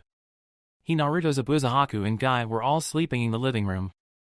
Hinata had gotten to sleep in Tsunami's room with her, and Tazuna and Inari each took their own rooms as normal. Well, it went pretty good actually. Naruto mumbled, a deep blush on his face. He was glad it was so dark. No one was able to see his face this way. What does good mean? Haku called from the couch. They had all agreed that he could have it since his arms were broken. Are you two going out, or did you shoot her down and she took it well? Since when did you care about others and their relationships, Haku? Zabuza actually spoke up. I don't want to hear that from you right now, Zabuza-san. From what I hear, you also gave him advice. Zabuza had nothing to say to that. We're going out now. Naruto took the chance to answer Haku's question. Although honestly it doesn't feel like anything has changed. Is it supposed to be like that? Feelings don't just change overnight. It'll take time for you to actually feel it. Zabuza muttered quietly, but everyone heard him. I told you you're getting soft. Guy chuckled from his corner of the room. Don't make me get my sword. Zabuza knew his threat was empty, but he said it anyways. Speaking of the manner of your new relationship, Naruto. We have to talk now. Guy ignored the threat and addressed his student. Huh? What do you mean, Dai-sensei? Naruto didn't like the tone of his sensei's voice. It's nothing big, just information that I'm obligated to pass to you as your sensei. Guy waved off Naruto's worries. It is not uncommon for ninja in the same team to fall in love and enter into a relationship, but you should understand that there are guidelines the two of you have to follow now. Guidelines? No one had mentioned this to him. Yes, again, it's nothing big, just standard. Guy again attempted to ease his student's worries. The first one is simple. Never let your personal feelings get in the way of the mission. Just because you're in love doesn't mean you can throw away the mission to be with her. Sounds easy enough. Naruto sighed in relief. These wouldn't be so bad. Next. No sex during a mission. This is VE. What the hell are you saying? We're not even close to that yet. Naruto's mouth was clamped shut by Lee. SHH, you'll wake everyone up. That was the last thing Naruto ever wanted to hear from Lee, who was constantly shouting himself. I'm being serious here, Naruto. Don't disregard these rules just because they seem impractical now. Guy warned his student. Whatever, tell me more tomorrow, I'm going to sleep. Naruto rolled over and placed his pillow over the top of his head. Zabuza chuckled. How childish. I never noticed how big of a hypocrite you were until today, Zabuza-san. What was that? Zabuza shot up, but Haku appeared to be snoring in his sleep. We'll see how funny you think that is when I have Lee feeding you tomorrow. Zabuza plopped back down. No one said anything else the rest of the night, but Haku did have nightmares about Zabuza's threat. The next day, all the shinobi except Haku were busily running around the bridge as they helped to construct it. How the hell did this happen? Zabuza grumbled out curses as he continued to work. You were so racked with guilt that you decided to lend us a hand. Guy answered enthusiastically. He was doing twice the workload of everyone else. No, I mean, how come it is only a shinobi helping construct this bridge? What about the others in this village? What Zabuza said was true. Other than Tazuna, they were the only ones here on the bridge working on it. This village is a bunch of stuck-up jerks. That's what happened. Once I finish building this bridge for them, I'm moving out of this country. I'm sick of it. Tazuna continued to hammer away at the support beams. Why not move into Konoha? There were Narutos running around everywhere. This was the first time Guy had ever given him permission to make more than 3 clones. Konoha, huh? Tazuna stopped working and gazed at the sky as he thought. That doesn't sound half bad actually. You think they would be in need of a construction worker like myself? Tazuna smiled brightly at the thought. I'm sure that once we told them about how brave you were, you would have job offers flying in from every company in the village. Guy boomed from the other side of the bridge. They might even try to make you a shinobi. Lee joked as he brought over a large sum of wooden planks. A shinobi, huh? Hey, I bet you if they did, it'd only take a couple months before they made me Hokage. Tazuna let out a big laugh as all the Narutos around him shook their heads. Speaking of bringing people back, what are we going to do about Zabuza and Haku-kun? Lee jogged up to his sensei as he asked his question. That's a good question. I would like to bring them back if we could, but we have to consider our relationship with Kirigakure after all. Come the next Chunin exams, there will be no hiding either of them. Wars have been started unless after all. Guy set down his workload and scratched his chin thoughtfully. Certainly we could make a deal with them. Or at least hide the fact that we took them. Why don't we say they are our prisoners? Guy shook his head to all Lee's suggestions. None of those will do. We need something better than that. Guy rubbed his chin thoughtfully as he stared at the topics of their conversation. How about they were working for Konoha the whole time? Guy perked up at Lee's newest suggestion. Explain that. Guy was curious as to where he was going with this. Konoha could have hired Zabuza to sneak into Gata's employ and act as a double agent. When we got the information we needed, we staged a battle to draw Gata out of hiding. When that was successful, we took Gata's life. It was all one big test to see if Zabuza could be trusted. Since he wasn't really an enemy, it would also explain why the Hokage sent fresh genin on such a mission. There was no actual ninja opponent, so it still counts as a C rank for us. Surely Kirigakure couldn't complain if we decided to make him our own that way? Guy ran what Lee just said through his head several times. With some adjusting that might work. Guy smiled brightly. Good job, Lee. Thank you, Guy-sensei. Guy nodded at him and turned to everyone on the bridge. He cleared his throat to get their attention. It's been decided, Guy announced. Zabuza and Haku shall come back to the Konoha with us. Everyone but Guy himself jumped as a loud clang hit the bridge. Zabuza, who had been holding onto a huge pile of wood, dropped them down in surprise. Suddenly his face contorted in anger. What the hell do you think you're talking about? Why should I go back to the village with you? I will not be anyone's prisoner. I'll fight to the death first. Zabuza began to reach for his sword. Not as a prisoner. As one of us. Zabuza looked surprised. Haku also couldn't hide the emotion from his face. Guy began to explain Lee's plan to them. You mean we could really be the shinobi of a village? Haku whispered in awe. That's right. The Hokage is a kind man. He agreed to the plan in no time. It'd be easy to make it look true. A smile broke onto Haku's face. This was like a dream come true. He turned to Zabuza in excitement, only to have his hopes dashed. Zabuza did not look pleased with the idea. What makes you think I want to join your village? I have a dream to become the Mizukage. I can't do that if I'm part of Konoha. Haku was right. Zabuza was not pleased. Not one bit. There are ways around that. We may not be in an alliance with Kiri right now, but it won't be that way forever. Someday there is bound to be a way to get you back there. For now, this gets you off the missing mean list. You don't have to live in hiding. Guy implored Zabuza to see his reason. I am doing this for you. You don't have to do anything for me.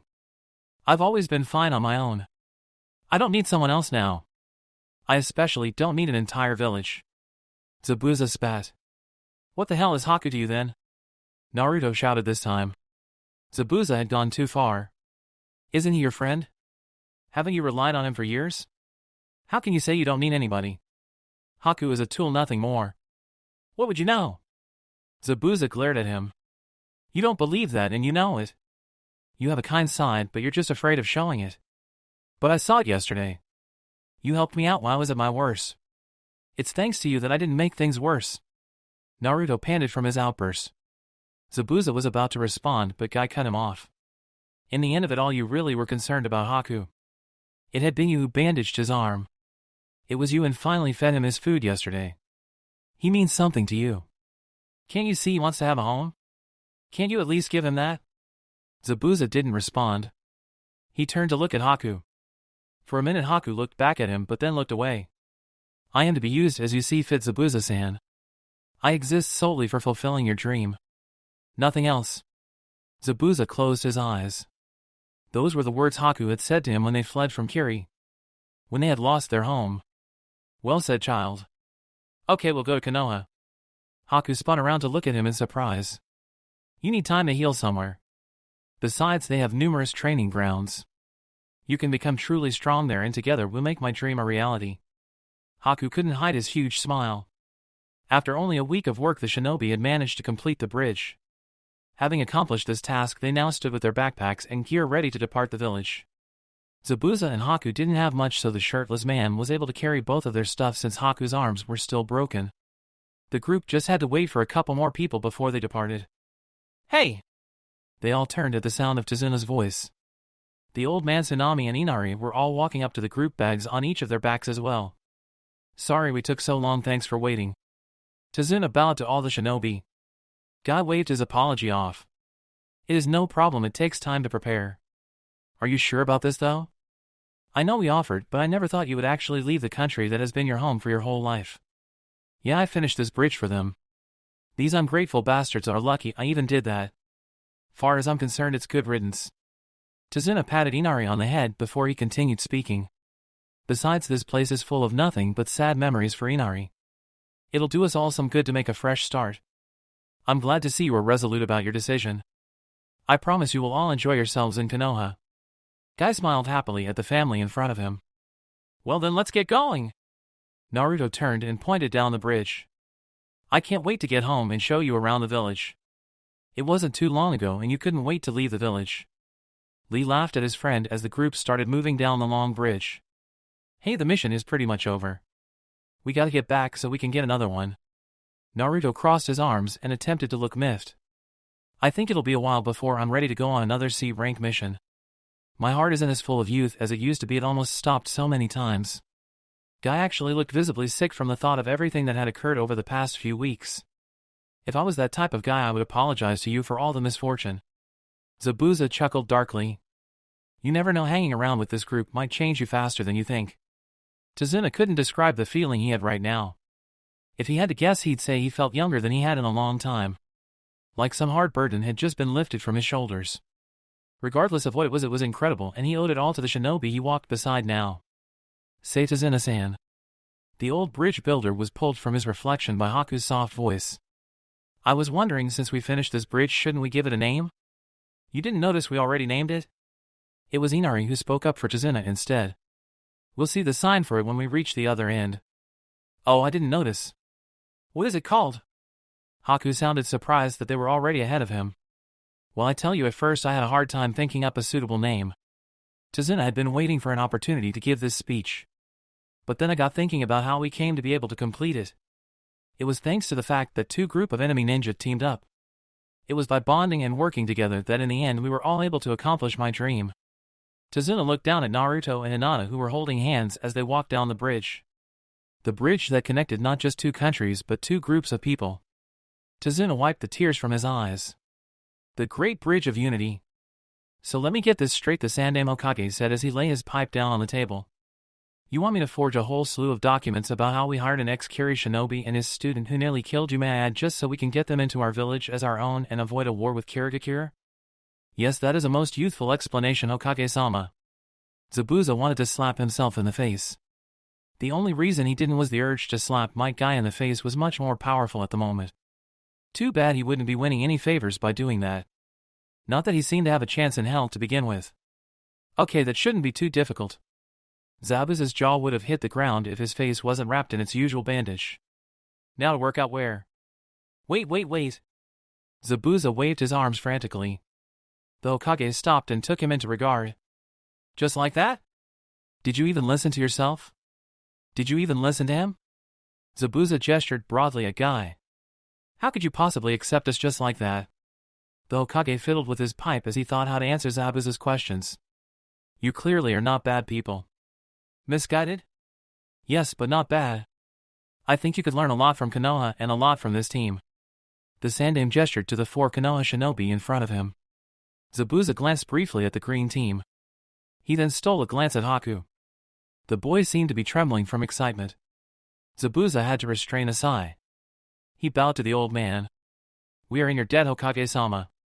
The Hokage laughed. No, none of that debt stuff. Instead, let us focus on things such as your shinobi ranks. I think Jonin and Genin would work out for you too? The Hokage gestured to Zabuza and Haku respectively. Zabuza's mind froze for a second. Jonin? Already? He couldn't really complain, but still the Hokage was a truly lenient man. That'd be excellent, Hokage-sama. Good. The Hokage reached into his drawer and pulled out 2 headbands. One for each of you. Zabuza stepped up and took them both without pause. Haku's arms were still broken, so he couldn't grab his himself. Zabuza then stepped forward and wrapped the headband around Haku's head before putting his own on. Thank you, Zabuza-san, Hokage-sama. Haku bowed deeply to each of them. The Hokage just laughed again. One more thing, here is your pay for an A-rank mission. The Sandaime handed Zabuza a slip filled with money. A job well done. Thank you very much. Zabuza and Haku stepped back in line with the rest of the group. Well then, now that that is settled, we'll move on to a more serious matter. Even though I can forge the documents and you two will be Konoha shinobi, the council won't simply hand you their trust. Therefore, I am immediately assigning Team Guy another C-rank mission. Naruto's ears perked up at this. I want you guys to watch over Momochi Zabuza and his student Haku. You are to show them around town, help them get adjusted, and make sure they are welcome to our village as comrades. This will be considered a long-term mission. You will receive a weekly allowance for it and naturally won't need to do any other missions while on this one. Naruto almost shouted out at this. However, he managed to restrain himself. Not something that was missed by anyone present. The Hokage smiled slightly. Apparently, this mission had served to humble the hyperactive boy a little. Now to work out where the two of you shall live. Normally, I would suggest you live with my guy. Rejected. Zabuza said flatly. I would rather chop my head off with my own sword. Anyone but him. If Guy was offended, he hid it very well. In fact, he wore the same eerie smile he had since the Hokage had agreed to make them comrades. I figured you would say as much, however I insist that you live with your escorts. Hinata's family would never allow it, and to my understanding Lee lives in the room next to his sensei now, is that correct? Lee saluted when the Hokage addressed him. Yes, Hokage-sama. Guy-sensei's willingness to buy me a room and get me out of the orphanage still brings happiness to my heart today. The Hokage nodded. That just leaves Naruto. Zabuza turned and looked at the little blonde runt. He then looked back to Guy. Okay, we'll take him. Zabuza reluctantly pointed to Naruto. Said blonde runt had a look of complete shock on his face. I'm going to have roommates? The awe that leaked out of his face made everyone feel slightly sick. Everyone in the room was now aware of his prisoner and the treatment he had received because of it. Zabuza couldn't believe it at first himself. That such a powerful force lived inside such a small boy's body. Yet here it was right in front of him. This is awesome. Naruto's shout for joy pulled Zabuza from his thoughts. I can't wait to show you guys to your new room. This is going to be so much fun. We gotta get Ichiraku's to celebrate. Yes! I will join you in this celebration. Lee pumped his fist in the air. I must let my sweet Ayame know that I have returned in one piece. What in the devil is Ichiraku? Zabuza rubbed his temple. He was already getting a headache. You don't know what Ichiraku's is? It's only the best ramen in the whole world. Naruto waved his arms in a big circle. It's settled, we're leaving right now, come on Hinata. Naruto grabbed her hand and started to walk out. Actually, the Hokage's voice stopped him in his tracks. I have to talk with you and your sensei yet. The others can wait for you at the base of the tower. Don't worry, the Hokage took notice of the concern on all their faces. It won't be more than a few minutes. Just a couple small details about the mission. It didn't take anyone more than a second to figure what the Hokage meant by small details. Alright, we'll catch up to you guys in a few. Naruto felt Hinata give his hand a tight squeeze and he smiled reassuringly at her in response. Just a few minutes. He repeated. Hinata nodded, let go of his hand and started out of the room. Haku and Zabuza followed her. Lee gave a last look at his sensei and best friend before he too left and closed the door behind him. The Hokage squiggled something down on a piece of paper quickly. He then beckoned Naruto closer. What's this letter? Naruto examined it curiously. You are to open that later today when you feel that you are at your most lost. The Hokage smiled at him. Most lost? What are you rambling about now? Naruto put the letter in his pants pocket. You'll know, trust me. Now on to serious matters. The Hokage folded his arms in front of himself. Oh yeah, so what's the big deal, old man? You want to tell me about how awesome I did on the mission? Naruto put his arms behind his head and smiled big at his grandfather figure. Naruto dropped the act. You know why I asked you to stay. Naruto's arms slowly lowered to his side and his big smile dropped almost instantly. I don't see why you all insist on talking about this. I only spoke with it. It wasn't even serious. He just insulted me the whole time. Naruto was referring to the Kyuubi no Yoko which he had met inside his subconscious. Are you sure that is all? Did it offer you anything? Such as its power?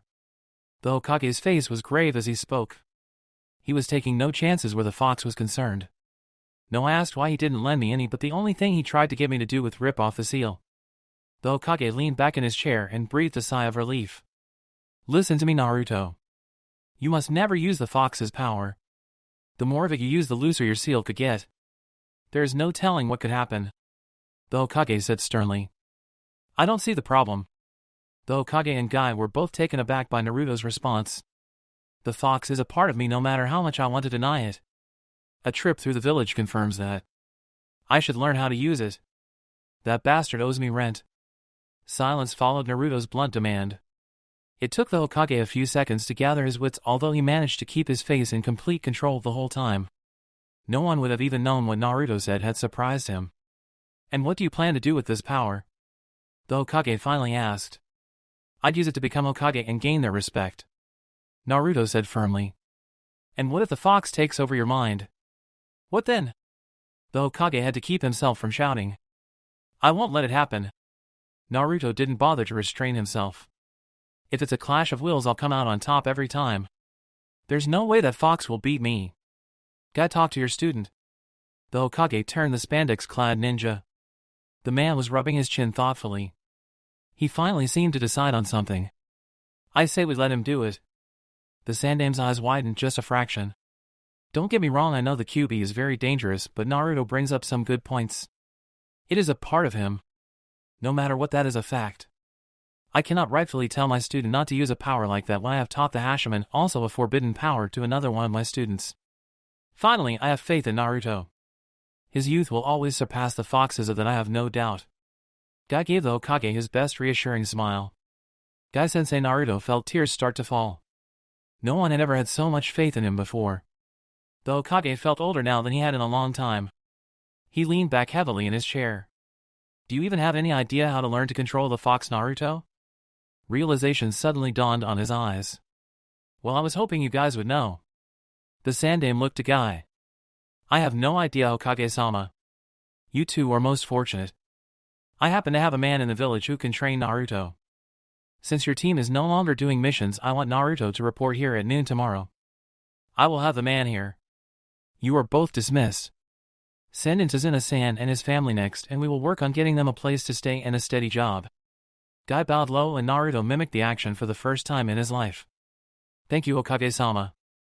They both said together. They then turned and walked out. Tazuna, you're good to go. I'll get the details of where you were staying from Hokage-sama later, and we can go out to eat. Guy patted the elder man on the shoulder and rubbed Inari's hair. Thank you for everything. I'll see you guys later then. Tazuna, Tsunami, and Inari walked into the Hokage's office. Once they were inside, Naruto turned to his sensei and bowed deeply. Thank you, Guy-sensei, for your faith in me. Guy waved the bow off. It is a teacher's job to have faith in their students. Now let's go meet up with everyone else. Guy was back to his boisterous self again. Yeah. Naruto and Guy began to descend down the steps of the Hokage Tower.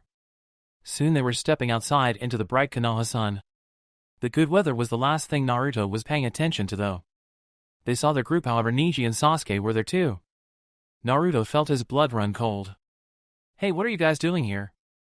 Naruto growled at the two of them as he walked up. Neji peered over at him with a bored expression. Sasuke appeared to almost mimic him. We were just leaving, actually. Come on, Hinata-sama. Neji replied coldly. He turned and began to walk away. He didn't even look to see if Hinata was following. Hinata bowed quickly to her group. Sorry, but I must go. She turned to run after Neji, but Naruto grabbed her hand. Wait a second. Why the heck do you have to leave? He asked in low, less than a yell. We were all going to eat together. What business of it is yours? Neji had stopped walking but hadn't turned around. It is my business. I happen to be her boyfriend. Now stay out of this. Hinata turned a horrified gaze to Neji. Naruto-kun, not now, please. She whispered frantically. Father heard about Zabuza and Haku being with our team. He wants to discuss the mission with me. Boyfriend, huh? Naruto watched Hinata visibly flinch. I can't wait to hear what Hayashi-sama thinks about that one. Neji then continued to walk Sasuke on his heel. Naruto-kun will hang out later today, I promise. Hinata said again as he let go of her hand and took off after Neji. Naruto watched them go miserably. Suddenly he felt a hand on his shoulder. He looked to see it was his sensei's. I'm going to go with her. I won't let anything happen to her, don't you worry, Naruto. Guy gave him his nice guy pose. Naruto smiled up at him. Thank you, sensei. No problem. Guy vanished as soon as he said those words. Haku whistled. I am always surprised by that man's speed. It is no wonder you outclassed me, Lee-san. Yes! Guy-sensei is an incredible man, and I am most proud to say that some of his youthful spirit has rubbed off on me as well. Haku and Zabuza took a couple steps back away from the shouting youth. So shall we get going to Ichiraku's to celebrate our miraculous return?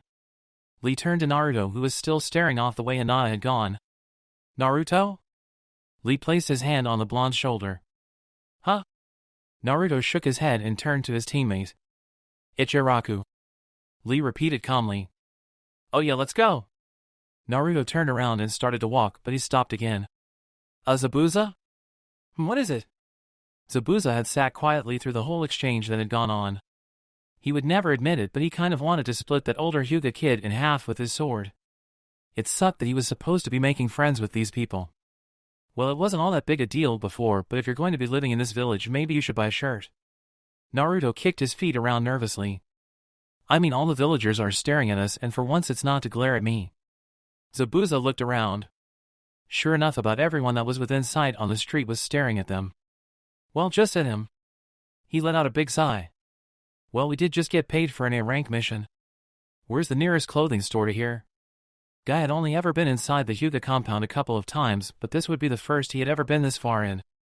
He would normally like to look around curiously, but with so many curious Byakugan eyes trained on him, he figured it would be better to just keep his head straight and his head held high. He walked just a couple paces behind his student. Neji and Sasuke had not entered and instead went to meet up with their team. Hinata stopped in front of a pair of big sliding doors. Guy stopped just behind her. Hinata cleared her throat. Father, I am here to see you as requested. Guy easily picked up on the anxiety in her voice. Yes, however, I see you brought another person here with you, said a cold voice that could only have been Hinata's father from the other side of the door. Guy couldn't be sure, but he bet that her father had his Byakugan active at that very moment. Guy thought about answering, but Hinata beat him to it. Yes, this is Guy-sensei. He insisted that he accompany me. Very well, you may both enter. Hinata bowed and Guy mimicked the action. You couldn't be too sure if he was watching or not. Then Hinata opened the door and walked in. Guy of course followed. Once inside, Hinata closed the door behind them and then she went and sat down on the floor in front of her father. Guy paused for the slightest of seconds to take everything in. Hayashi was sitting at the far end of the room. Only a small pillow was between himself and the floor. There was a long slim table in front of himself. At the other end were two pillows, one which Hinata currently occupied. Guy wasted no time in taking the other one. It is a pleasure to meet you, Guy-san. I hope Hinata has not disappointed you too much? Guy wasn't sure what he asked was posed as a question or not, but he figured he would answer regardless. The pleasure is all mine, Hayashi-sama. Hinata has been anything but a disappointment. She has progressed quite well in everything I have instructed of her. Guy kept his voice low and level. There was no fluctuating emotion seeping through. I would be interested in hearing of this progression later on in the conversation, but for now I am most curious as to why my daughter was seen walking into the village with an A-ranked missing ninja from Kirigakure. I had intended to ask her, but I trust you would be able to supply me with a suitable answer. Guy almost stole a quick glance at his student. However, he doubted the action would have been missed and chose not to. Yes, you see, Hokage-sama hired Zabuza-san and his student to infiltrate a nefarious businessman's corrupt guard. My team was then hired to help draw this man out and assassinate him. We completed our mission and were ordered to return with Zabuza-san and Haku-san. Guy told the story he had been rehearsing. He just wished its first test didn't have to be on a master at seeing through deception. I see, so the plan went through without a hitch. If I may ask, what role did my daughter play in this assassination? If Hayashi knew he was lying, he didn't show it. All the same, his latest question caused Guy to flinch. He wasn't sure how the man would take to the news of his daughter having been the assassin. Well, I don't know how else to say this, but Hinata was the one who ended up carrying out the deed. Guy answered with bated breath. To his surprise, he saw Hayashi's surprise. Surely you jest. My daughter killed someone? How could it have come down to that with two Joan in there? Hayashi's voice did not display his surprise. Well, things got a little frantic. Guy was starting to sweat. He really hated these kind of meetings. Gato appeared with an entire army of armed guards. We believe he saw through our deception and planned to have us all killed. And Hinata got through this army and killed. Wait, did you say Gato? Guy wanted to bite his tongue out. He really slipped up now by using his name. As in one of the richest men in the world, Gatu? You expect me to believe my daughter, who has displayed no talent in our art, fought her way through a miniature army and killed one of the most powerful individuals on the continent? Like I already said, things got complicated. Guy was really starting to feel himself panic.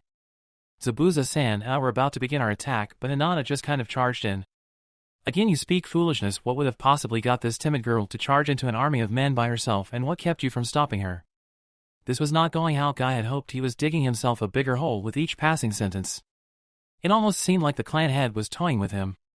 Like he knew he was lying from the beginning. I thought they had killed Naruto-kun.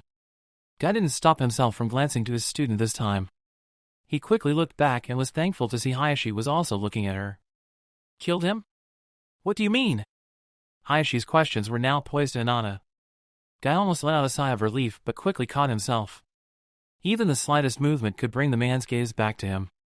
He needed to use this time to regain his thoughts. Zabuza-san, Haku-san, and Guy-sensei were the only ones who knew about the mission. They felt if we knew, we would be likely to give it away since we are inexperienced. They made it look realistic by putting Naruto-kun in a death-like state. I was fooled by it, and out of anger I attacked. Guy couldn't help but be impressed by her quick wit. Naruto was rubbing off on his team more than he expected. Anger, you say? That commoner's well-being made you angry enough to take a man's life? Guy suddenly had a feeling Hinata was about to say something she was going to regret. Yes, it did. Because I love him, father. Guy hated being right. Hayashi's surprise quickly turned to anger as he slammed his hand on the table in front of himself. Love him? No, that's not right, I forbid it. I won't let you. Hinata screamed. Being with him has made me stronger than I ever thought I could be. I'll spar you to prove it. Hinata stood up to show how serious she was. Spar? Against me? Hayashi had an incredulous look on his face. You should know your place. When I put you down, I will have your team switched immediately. He promptly stood up and walked out of the room. Hinata followed him without being told. Guy sat there for a minute, his brain trying to catch up with what had just happened. There was only one thing he knew for sure at that moment. He really hated being right. Hayashi and Hinata. Father and daughter. The two now stood facing each other in the family dojo. Guy stood in the room as well with a multitude of other branch family members who were looking on with curiosity. Hinata's younger sister was also in the room. She had a pained look on her face as she watched her older sister and father get ready to have a more than unfriendly spar. If I win, you have to promise me that I can date Naruto-kun. You must also let me remain on my team. Hinata broke the uneasy silence in the room. You really think you can win? I will admit that you have changed, daughter, but confidence without the strength to back it up is foolishness. Hayashi activated his Byakugan and settled into his perfected Juken stance. I am confident because I know Naruto-kun believes in me. Hinata's Byakugan activated and she charged her father without even waiting for the signal. She closed the gap in no time and struck at him. Hayashi stepped slightly sideways to avoid the attack. He then brought his foot in between Hinata's legs and quickly pulled back. The result sent Hinata stumbling forward right into Hayashi's waiting palm. He struck her hard in the stomach and sent her crashing painfully to the floor a few feet away. Like I said, confidence without power is foolish. Stay down and reflect on what has happened here. Hayashi turned to walk away. You're the foolish one, father. Hinata said as she stumbled to her feet. If you think that one blow is enough to keep me down, that is. Hayashi spun around to face his daughter. He had not expected that. A month ago, and that blow would have put his daughter down for sure. This might just be interesting after all. Hayashi settled back into his Juken stance. Come! He ordered. Hinata didn't even think twice about obeying. She charged in again and delivered the same strike as last time. That won't work. Hayashi avoided the move and stepped his foot in again. Neither will your move. Hinata pivoted and spun on her back foot, causing Hayashi's backwards motion to meet only air. Hinata continued her spin and brought her raised leg around in a powerful spinning kick. Hayashi quickly raised his forearm and blocked the blow. He was not prepared for the surge of pain he got from the block. What trick is this? Hayashi rose his other arm up and pulled Hinata's pant cuff up slightly. Underneath, he was shocked to find an assortment of training weights. Not light ones either. It isn't a trick. It is testament of my determination. Hayashi released his hold on her leg and they both jumped backwards. She then bent down and unclipped her weights. I hope you are ready to experience the full power of my youth, father. Guy was flattered that she was finally picking up his philosophy. He just wondered why it couldn't have waited just another day. What nonsense are you speaking? Hayashi lowered his guard just slightly. His eyes did nothing to hide his confusion or growing anger. Just then his daughter vanished. He ducked just as Hinata's leg passed over his head. It's not nonsense. Hayashi quickly spun and struck at Hinata only for her to vanish again. It's my resolve to win. Hayashi rolled sideways to avoid Hinata's next Juken strike. He completed his roll quickly and settled back into his stance. He needn't have hurried though. Hinata stood there calmly facing him. You have gotten stronger, daughter. But it has led to too much confidence. You made a big mistake. You are now within range of my divination. Hayashi's stance shifted and Hinata's eyes grew wide. Hakurokuji show. Hayashi hadn't wanted to resort to this, but if speed was all his daughter had to show, then he was no longer interested in continuing this fight. He launched himself at Hinata and only too late noticed the smirk that had grown on her face. Hinata changed her stance and then began spinning quickly. Impossible! Hayashi was too close to stop his attack and his first two strikes flew towards Hinata. But they never found their mark. His hands were stopped by an invisible barrier not a second later and Hayashi was blasted off his feet and flung across the room. He landed hard on his back. He quickly rolled onto his stomach and began to get to his feet. The Hakushokaten! He gasped. But when did you learn that? Not only that but the Juho Sashiken as well. Hayashi's eyes widened as he quickly rolled out of the way again. His daughter had appeared in front of him, her hands engulfed in blue chakra in the shape of a lion's. She struck the ground where he had been just a moment ago, causing the wood floor to completely shatter. Hayashi landed on his feet and quickly settled into his stance. It was a pointless gesture though. There was no way he was going to risk a counterattack while Hinata had that technique active. Hinata charged at him and unleashed a furious barrage of punches. Hayashi ducked and weaved his way through every one of them with increasing difficulty. Finally he watched them start to simmer out. He took this opportunity to knock her latest fist away. Hinata stumbled back from the blow and Hayashi closed in. He never noticed the seemingly weakening jutsu suddenly increased to an intensity bigger than before. He did feel Hinata's enhanced fist connected painfully with his gut, doubling him over and knocking him off of his feet. Hayashi for the second time in one match was sent down onto the floor on his back. He groaned and slowly rose to his knees. He suddenly bent over and coughed up a heap of blood.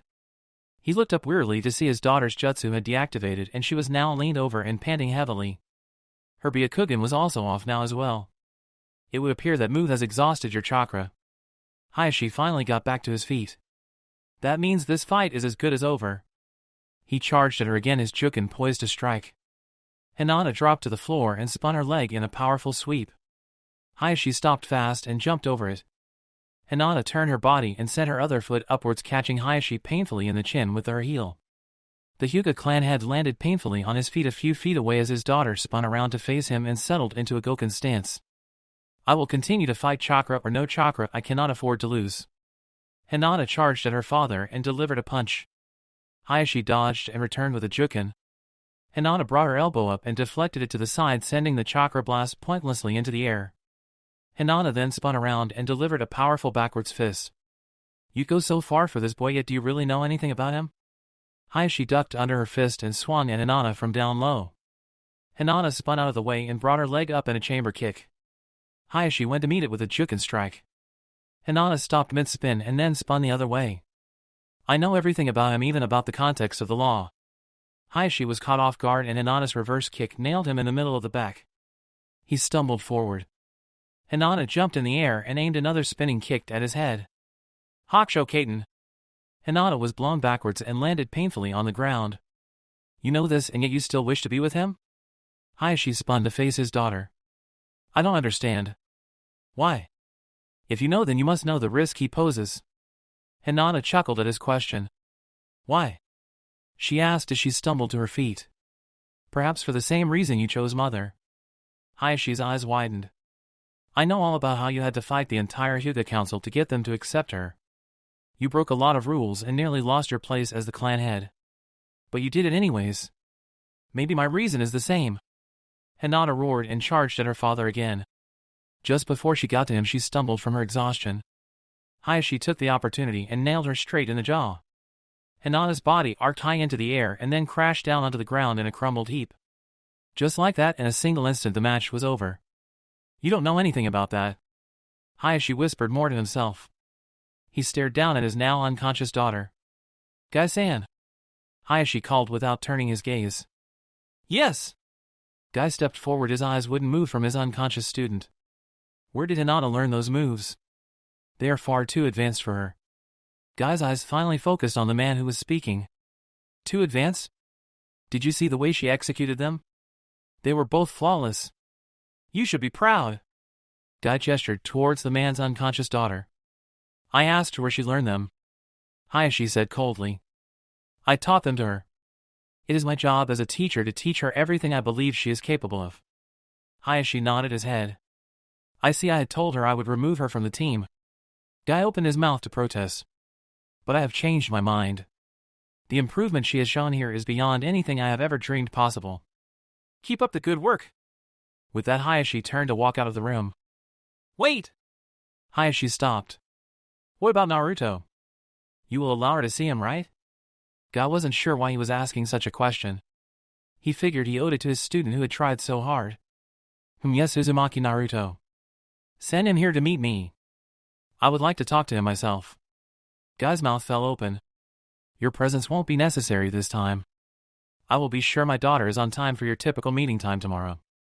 Hayashi walked out of the room before Guy was able to say another thing. He looked quietly back to his young student. Her younger sister was now leaning over her. She appeared to be trying to rouse her. I'm sorry, Naruto. I didn't keep my promise to you. Man, that really hit the spot. Naruto shouted as he walked down the street that led to his apartment. It was quite good. It seems like it has been forever since we had food from a restaurant, wouldn't you agree? Zabuza-san? Haku smiled brightly. It was all he could do to contain the excitement from going to the place he would soon call home. It was all right. Better than I thought anyways. Zabuza praised lightly. He now wore a navy blue sleeveless jacket. It had the red swirl on the back. He still carried his huge sword on his back, so naturally everyone was still staring at him. At least it wasn't at his pecs anymore. All right. Up these stairs and we'll be here. The excitement was boiling up inside Naruto as he walked up the steps, led them down the hall, took out his keys, and opened the door to his room. This is it, Naruto said proudly as he walked in and spread his arms in front of himself. This is it? Naruto picked up on the disappointment in Zabuza's voice. Hey, I know it's not much, but it's not that bad. Not that bad? There are ramen cups everywhere. My sword is scraping against the damn roof. It looks like there is only a kitchen, one bedroom, and one bathroom. Where are we supposed to sleep in this dinky hellhole? If you're gonna be that way, you can just sleep with Guy-sensei. Zabuza shivered slightly. He then took another look around. Suddenly a brilliant idea came to him. Yeah, you're right, this might not be so bad after all, Zabuza said, walking into the house. He strolled straight for the kitchen. See, that's the spirit. Naruto nodded happily, oblivious to Zabuza as he examined his kitchen wall. Hey, Runt! On the other side of this wall is the apartment next door, right? Zabuza poked the wall with his finger. Huh? Yeah, I guess so. No one lives there, though. You know, no one wanted to live in the room next to the demon brat. Naruto now looked at Zabuza curiously. Really, that's perfect. A devious smile that was masked beneath his bandages appeared on his face. Why do you ask? Naruto wasn't sure what happened. 1 second Zabuza's sword was on his back, on the wall was up, the next his sword was gone, and so was the wall. Yeah. This'll do just nicely. Zabuza stepped into the other room. Now we got two of everything. Gah! What the hell, Zabuza? You can't just go breaking down walls. Who the hell is supposed to pay for that? What am I going to do? This isn't right. I'm so lost now. Wait, lost? Didn't the old man mention something about being lost? Naruto quickly reached into his pocket and pulled out the letter. He flipped it open and began reading furiously. Naruto. I assume that if you were reading this that you were just ignoring my instructions and being nosy, or Zabuza has broken down the wall between your apartment and the one over. If that is the case, I will have already taken the liberty of having let the complex owner know that there is someone who has moved into that room. I hope the three of you are getting along well. P.S. You'll need to buy more than just ramen now that you have other people in the house. The letter slipped from Naruto's hand. He made a mental note never to underestimate the Hokage again. Ever. Haku noticed the note and he bent over to read it. As he read it, he began to chuckle. Hokage-sama sure is an intuitive man. Haku motioned for Zabuza to come over and read the letter. Naruto meanwhile went to his couch and slumped down. At least things were working out this way, right? A sudden knock on the door brought Naruto to his feet. He answered the door and was surprised to see a winded guy there. Guy-sensei, what's up? Why do you look panicked? Naruto, it's urgent. Guy placed his hands on his student's shoulders. You have to what happened to your wall? Guy took notice of it as Zabuza walked back into Naruto's side of the apartment. All right, Guy. Do you like my addition to the room? I could be a designer if I wanted to, don't you think? Zabuza laughed maliciously as he stepped back over into the other side. Right, never mind. Naruto. Still here, Guy-sensei. I can't go anywhere with your hands on my shoulders. Naruto shrugged his shoulders for emphasis. No time for jokes. Hinata took on her father in a sparring match and now he wants to talk to you. Naruto stared at his sensei for a split second. Guy took notice as all the emotions ran across his face. First confusion followed by realization followed by anger followed by more confusion and then replaced again with anger. If that bastard hurt her, I'll rip his throat out with my teeth. Naruto pushed past his sensei and started walking down the walkway. Instead of trying to stop him, Guy walked with him. Listen, Naruto. Hinata is the one who challenged him to the spar. Guy kept up easily with Naruto's brisk pace. Why would she do that? Naruto asked, still angry. He told her she couldn't love you and she went off the wall. She fought well and surprised him quite a bit. I think he wants to judge you. You can't go in there angry. Naruto came to an instant halt. Guy had no trouble matching him. Can't go in angry? How can I not be angry? That bastard doesn't even deserve to be called a father. Naruto spun on his sensei. I know, Naruto, but you didn't see what I did. If you go in there angry, you won't be helping Hinata. You have to think calmly for her sake. Naruto was visibly shaking from all the emotions he was feeling. After a few deep breaths, he was able to work himself down. You said he wants to judge me, what do you mean? Naruto finally asked. Guy smiled brightly at Naruto's control over himself. Hinata showed him things he didn't expect. She said her determination comes from you. I think he is considering letting her see you romantically based on that. Anything to help her improve. But if you go in there wild and destructive, you will destroy any chance. Naruto took everything Guy said in slowly. He finally nodded a couple times. Okay, I think I know what to do now. Let's go, Guy-sensei. Naruto turned to start moving again. He doesn't want me there this time. I'm sorry, but you're on your own for this one, Naruto. Naruto looked at him in disbelief. He then nodded his head slowly. Like I said, I got this. Naruto then started running off down the street. Guy hoped Naruto really did have it. I guess I should go take Haku to the hospital to have his arms looked at. I have to meet up with Tazuna like I promised. Guy was about to turn back to Naruto's apartment, but he saw Naruto running backwards towards him. Naruto appeared next to his sensei again. I forgot how to get to the Hyuga compound. Guy sighed. Naruto's chances were dwindling already. Hayashi sat quietly in the room he had been in before the interruption. He stared quietly at a picture of himself and his beloved deceased wife. Things had changed so much for him when she had perished while on a mission. He hated even thinking about it at this point anymore. Had Hinata turned out more like him than he thought? She was clearly willing to fight the whole clan for this boy. Challenging him was proof enough of that. Hayashi sighed. Just as he did, a voice called out to him. Hayashi-sama. Uzumaki-san is here to see you. Hayashi quickly slid the picture into the folds of his robes. Send him in. Hayashi masked all his emotions. He had to appear stern as usual. The door opened and the blonde walked in nervously. The door sliding shut behind him made him just slightly. The blonde walked up and sat down on the pillow directly in front of Hayashi. You look angry. Is there something you want to say to me? The Hyuga head thought it would be best to test his temper. See how he really was. It wouldn't surprise him if Guy warned him about watching his anger. You're damn right there is. As expected, if Naruto had been warned about it, he threw all those words to the side. You think it's okay to just treat Hinata that way? I should kick your ass right here for that. I have it half in mind just to leave this place right now and take her with me. You can bet that when I'm Hokage you'll be number one on my shit list for treating her that way. Hayashi stared ominously at Naruto for a solid minute. Everything Naruto had said slowly processed through his head. Then he felt his lip twitch slightly. Suddenly his mouth curled into a smile. The next thing Hayashi knew, and he was laughing hard. It had been forever since he had done something like that. What the hell? You don't think I'm serious? I will be Hokage and Hinata will be the head of this clan. Naruto pointed a vengeful finger at the man who sat across from him. Hayashi's laughter slowly died down. I'm sorry for that. It's just been a long time since anyone has spoke to me that way. First my daughter tells me off and now her little boyfriend does too. This truly is a surprising day. Yes, I think you'll do just fine. Hayashi had planned on accepting him from the beginning. Anything to help his daughter improve further and become the clan head like she was supposed to be. Just fine? Naruto pulled his finger back. What did you mean? I mean I think a future Hokage would be an apt choice for my daughter's boyfriend. Hayashi smiled at him. Oh, thanks I guess. Naruto scratched the back of his head.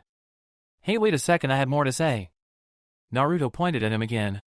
Yes, if you must take my daughter on a date tonight, I will have her sister show you her room. Hanabi! You may come in now. Naruto spun around as a younger Hinata with long hair opened the door. Father. Hanabi bowed to him before she took a seat on the one side of Naruto. Naruto noticed her peek at him out of the corner of her eye every now and then. I would like you to look at this picture. Hayashi slid the picture over.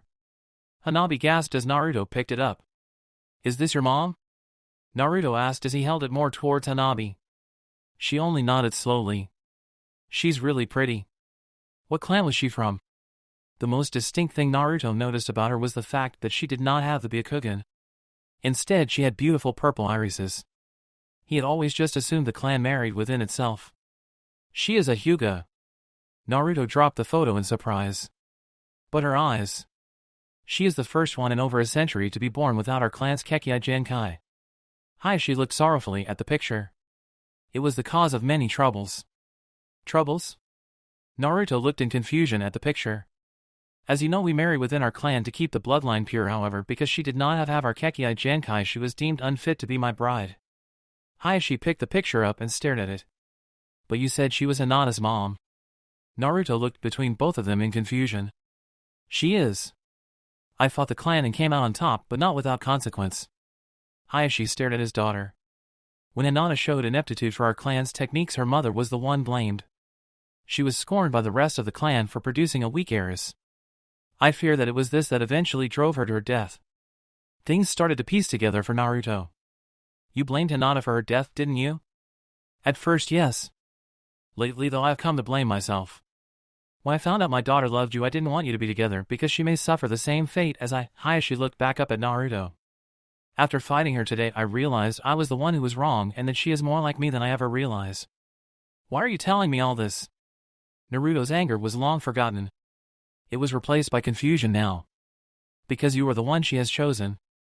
The same way I chose my wife. I won't oppose you, but no, it won't be easy either. You have my respect, Naruto-san.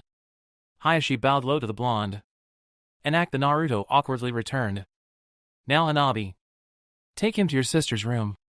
Right away, father. This way, Naruto-san. Hanabi gestured for Naruto to follow her. Yeah, I'm right.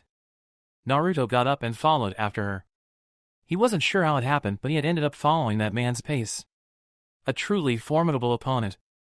He would have to try again another time. The door was shut behind him and Hayashi was again left alone. Hurry and become a man who can properly protect my daughter, Naruto-san. Protect her since I wasn't properly able to. Hayashi knew he was taking a risk mouthing that sentence out loud, but he didn't care. He felt much better having said it. Meanwhile, on the other side of the door, Hanabi was giving Naruto a strange look. Naruto-san. Huh? Yeah, it was Hanabi, right? Naruto asked nervously. He was never good with names. Yes, but Naruto-san. Hanabi looked away and didn't say anything for a minute. What's up? Naruto got tired of waiting. Hanabi didn't answer for another couple of seconds. Naruto-san, you're incredible. Hanabi was suddenly beaming at him. Thanks, I know. Naruto puffed out his chest. Why exactly am I incredible? I have never seen Hinata Nechan try so hard in her life. She was incredible when she sparred against father. Furthermore, I have never heard father laugh, not even once. For you to be able to get him to, you must really be something. Not only that, but I haven't even seen a picture of mom in forever. I had no idea he kept it on him. I had even forgotten what she looked like. Naruto felt an odd sense of pride swell up inside of himself as Hanabi continued to drone on. Apparently he had gotten a lot out of the clan head. Suddenly they were at Hinata's door. Hinata-chan, Hanabi said as she knocked on the door. Go away, Hanabi-chan, Hinata shouted. Just leave me alone, I don't want to do anything right now. Naruto grew worried. Hinata sounded really upset. He was about to call, but Hanabi grabbed hold of his hand to get his attention. When she had it, she shook her head. So Naruto reluctantly remained quiet. But Hinata-chan, don't you want to see the surprise I brought you? They heard some shuffling from in the room. Suddenly they heard a gasp and footsteps as Hinata ran to the door. She swung it open. Naruto-kun! Hinata threw herself into him. Naruto was knocked backwards from the force but managed to stay on his feet. What is it with you and these forceful hugs? Can't I get an ordinary one for once? Naruto joked as he returned a hug. Soon Hinata pulled back. I don't understand, did you sneak in here? Hinata wiped away tears that had begun to leak from her eyes. Now your father asked for me to come. He said he approves of us dating, so it's okay. Naruto laughed at the look of surprise on Hinata's face. Come on, he said, we can go on a date tonight. Bushy Brow and Ayame-chan are probably going to be ready by the time we get there.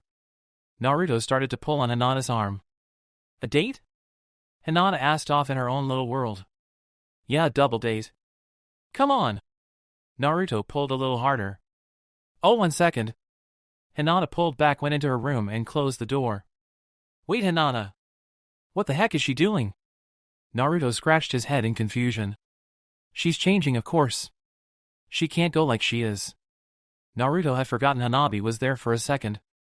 Well, why not? Hanabi just looked at him like he was stupid. Sorry, we're late. Naruto called, running up to his teammate and sister figure. Hinata was just behind him. Whoa, Bushy Brow, what happened to your outfit? Naruto stopped short to stare at his best friend. He no longer wore the spandex that was his and Guy's trademark. Instead, he wore green shirts and a green t-shirt. The yellow leg warmers were still present to hold his weights in. Ayame-chan has insisted that I wear something different while on dates. I will be back to my normal attire when we next meet. Speaking of changing clothes, I see you didn't have the decency to do so. Look how pretty Hinata got for you. Aren't you ashamed of yourself? Naruto flinched at his sister's harsh criticism. He wouldn't deny it though, Hinata definitely looked pretty good in normal clothes. Her bright blue sleeveless shirt fit nicely over her slender frame and contrasted well with the slightly purple pants she wore. Naruto had admitted she was cute before, but this was now on a whole new level. I don't mind. Hinata blushed slightly as she spoke. She wasn't entirely comfortable with everyone's eyes on her just yet. I am just happy to be going on a date with you all. I hope to make this a most youthful night. You're into that talk about youth too? I really am outnumbered now. Ayame threw her hands up in defeat. Anyways, we need to decide on where to eat. She looked over to Naruto and Lee purposely. How about? Continue that sentence and I'll serve you cold ramen for the rest of your life. Naruto snapped his mouth shut. I know of an excellent restaurant a few blocks away. But we must hurry, soon only the bar is left open. Lee grabbed Ayame's hand and started running off. Lee, wait! We've talked about you dragging me around like this. Ayame yelled frantically as Lee nearly carried her off. Naruto looked over to Hinata. That looks oddly familiar, huh? We should probably run to keep up with him, we don't know where they are going after all. Naruto looked back in time to see Lee turning the corner. Last one, there is a rotten egg. Naruto bolted before Hinata had a chance to react. That's not fair, Naruto-kun. Hinata ran after him as soon as she realized what happened. They whipped around the corner and were quickly gaining on Lee. Hinata suddenly got an idea. Naruto-kun, someone just dropped a bowl of ramen. Naruto halted in his tracks and spun around, searching frantically for the source of such a dastardly deed. Hinata shot past him and Naruto quickly realized he'd been duped. Hinata barely beat Naruto to the building Lee was standing in front of. You cheated! Naruto shouted as he ran up to her. Hinata responded by sticking her tongue out at him. You are all insane. Ayame was still gasping for breath. How can none of you even be winded? Our flames burn far too brightly to be put out by such a light jog. Lee roared. Naruto's stomach growled in response. Well, my flames are telling me they need to be fed. Naruto walked past them into the restaurant. Hinata and Lee walked in laughing with him. Ayame grumbled a little but had a grin on her face all the same. Soon the group was seated at a high table right next to the bar. Hi there, folks, said a waitress who came up to their table. The name is Nene and I'll be your server tonight. What can I start you all off with to drink? I'll have tea, Ayame said. The others all quickly followed her lead, ordering tea. Alright, 4 teas, I'll be right back with those and to take your orders.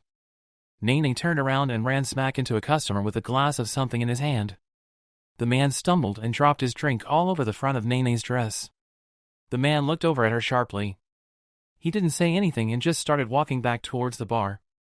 Oh, I'm sorry, Nene shouted after recovering her wits. The man ignored her.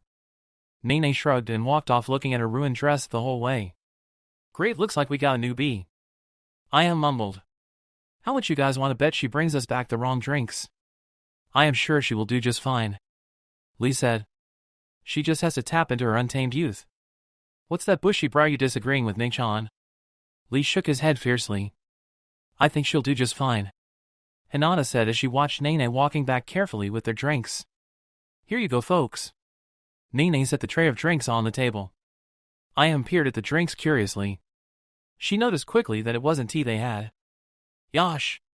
Well done, Nene-san. Lee grabbed his drink and drank it all in a second. Lee, wait, that's not tea. Ayame shouted too late. Nene looked down in confusion. Oh shoot, this sake was meant for the table next to you guys, my bad. Please don't tell on me. I can't get in trouble for selling to a minor. Oh shucks, we could not stay mad at someone as cute as you, Nene-san. Lee gave a big hiccup. Everyone at the table quickly took note of Lee's slurred words and 2 big red spots on his cheeks. Bushy brow, are you drunk? Naruto started laughing. This was too much. You hardly had anything. What wash that you picking on me, punk? Naruto wasn't sure what happened. Lee had been on the other side of the table. The next thing he knew, and Lee was under it and Naruto was flying from his chair. He landed painfully on his back. That will show you. Hiccup. Naruto slowly stood up. Now that hurt, alright, bushy brow, we need to get you out of here. Naruto cautiously stepped closer to his teammate. Just before he could set his hand on his shoulder, Lee literally slithered away from his grasp. Oh, back for home Moraishi. I am about to give you the thrashing of a lifetime. Lee suddenly launched himself at Naruto in the most peculiar angle Naruto had ever witnessed. The young blonde found it impossible to block the blow that nailed him. This time he crashed onto the bar, breaking several glasses. Ayame screamed as she watched it happen. The combined noise caused immediate panic from all those present, and they immediately fled the restaurant screaming the whole way. Lee called down, please, you have to stop this. Ayame ran up to Lee and pulled at his arm. Stop what, babe? Lee grinned eerily at her. I am just living my youth to the fullest. Are you not proud of me, guy-sensei? Lee began spinning around with his arms up in the air. Hinata was suddenly right next to him, Byakugan active, and her fingers posed to strike a knockout point. Just before her blow connected, Lee bent completely backwards at a 90-degree angle. Hinata's strike missed. Lee then rolled over and slithered in between Hinata's legs and stood up erect behind her. Ish that you, Hinata? You want to dance? Lee grabbed her hand and spun her around. Hinata spun for several seconds before she crashed into a table. Ops. Hiccup. I am sure surprised you would want to dance with me. I thought you liked Naruto. Lee let out a small giggle. That does it, I'm taking you out. Four Narutos shouted as they closed in on Lee from different sides. Oh Naruto, there thou are. Lee switched to a handstand and spun around with his feet stretched out. He knocked each Naruto on the face and they all were sent crashing into a different part of the restaurant. Damn, I can't even get close to him like this. One of the Narutos growled as they all stood up. Yosh, Naruto, let's have a mouth youthful sparring match. Hiccup. Lee was suddenly charging straight at one of the Narutos. Alright, that's enough. A masked ninja with white hair that Naruto didn't recognize appeared behind Lee, his thumb already pressed on the pressure point on Lee's neck. Lee collapsed to a seemingly boneless heap on the ground. A natural-born Suiken fighter, huh? Guy, you've been holding out on me. The one-eyed ninja said as he bent down and began to pick Lee up. Hey, who the hell are you? Where are you taking my teammate? Naruto ran up to the man. Sorry about this, Naruto, I'm just taking him back to his place. Leave this whole mess to me, you just get those 2 ladies home. The ninja made a quick hand sign, then he and Lee were both gone. Naruto stared bewildered at the spot the man just left from. Who was that guy and how did he know my name? Naruto's answer was a pained groan from Hinata.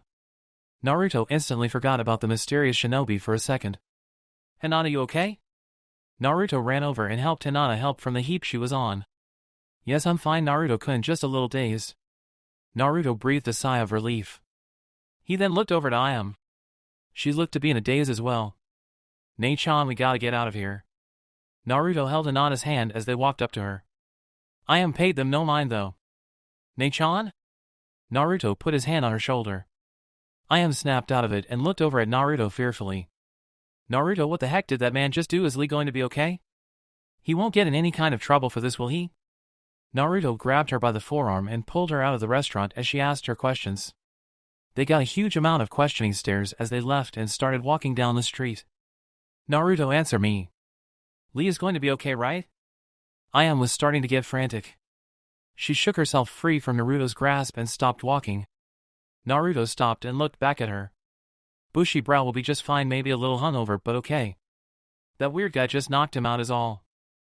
I doubt he'll be punished for something like this. That guy said he would take care of him. He was a jonin, so we should trust him to keep his word." Ayame let out a breath she didn't know she had been holding. Her relief then transformed into rage. "If I ever meet that Nene again, I'm going to have a couple choice words for her. She better hope that I don't get my hands on her or there'll be hell to pay." Ayame started storming off towards her shop.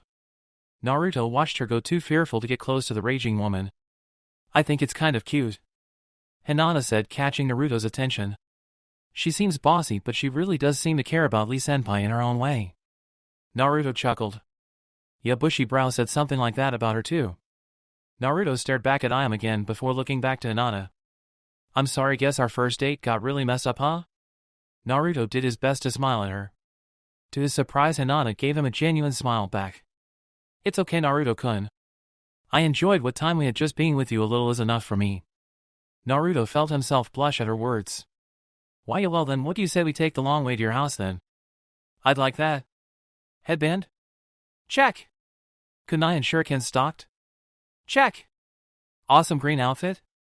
"Check." "Okay, I'm ready to go." Naruto beamed at his own reflection in the mirror.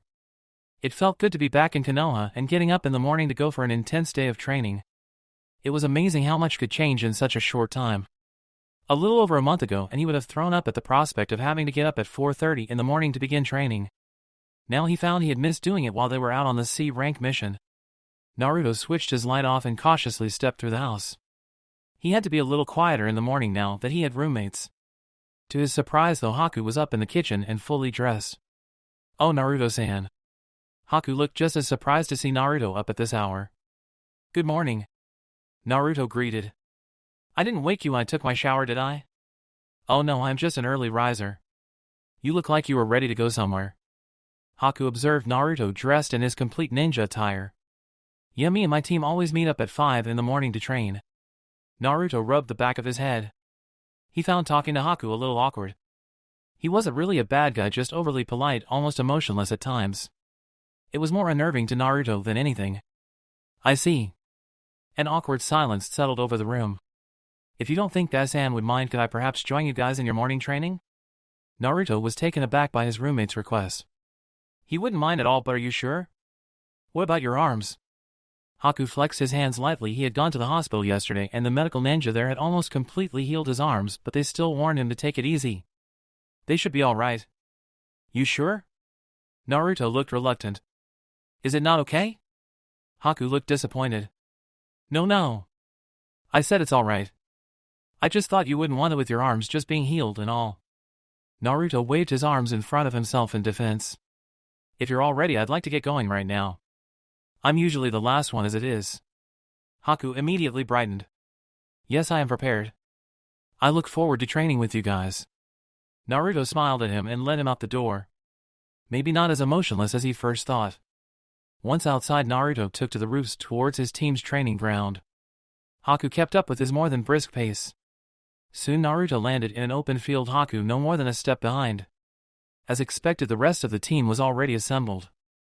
Naruto and Haku.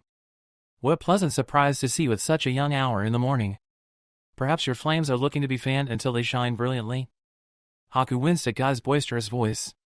"Don't let it bother you. I think everyone who lives around here wears earplugs to sleep or something." Naruto and Haku walked up to his team.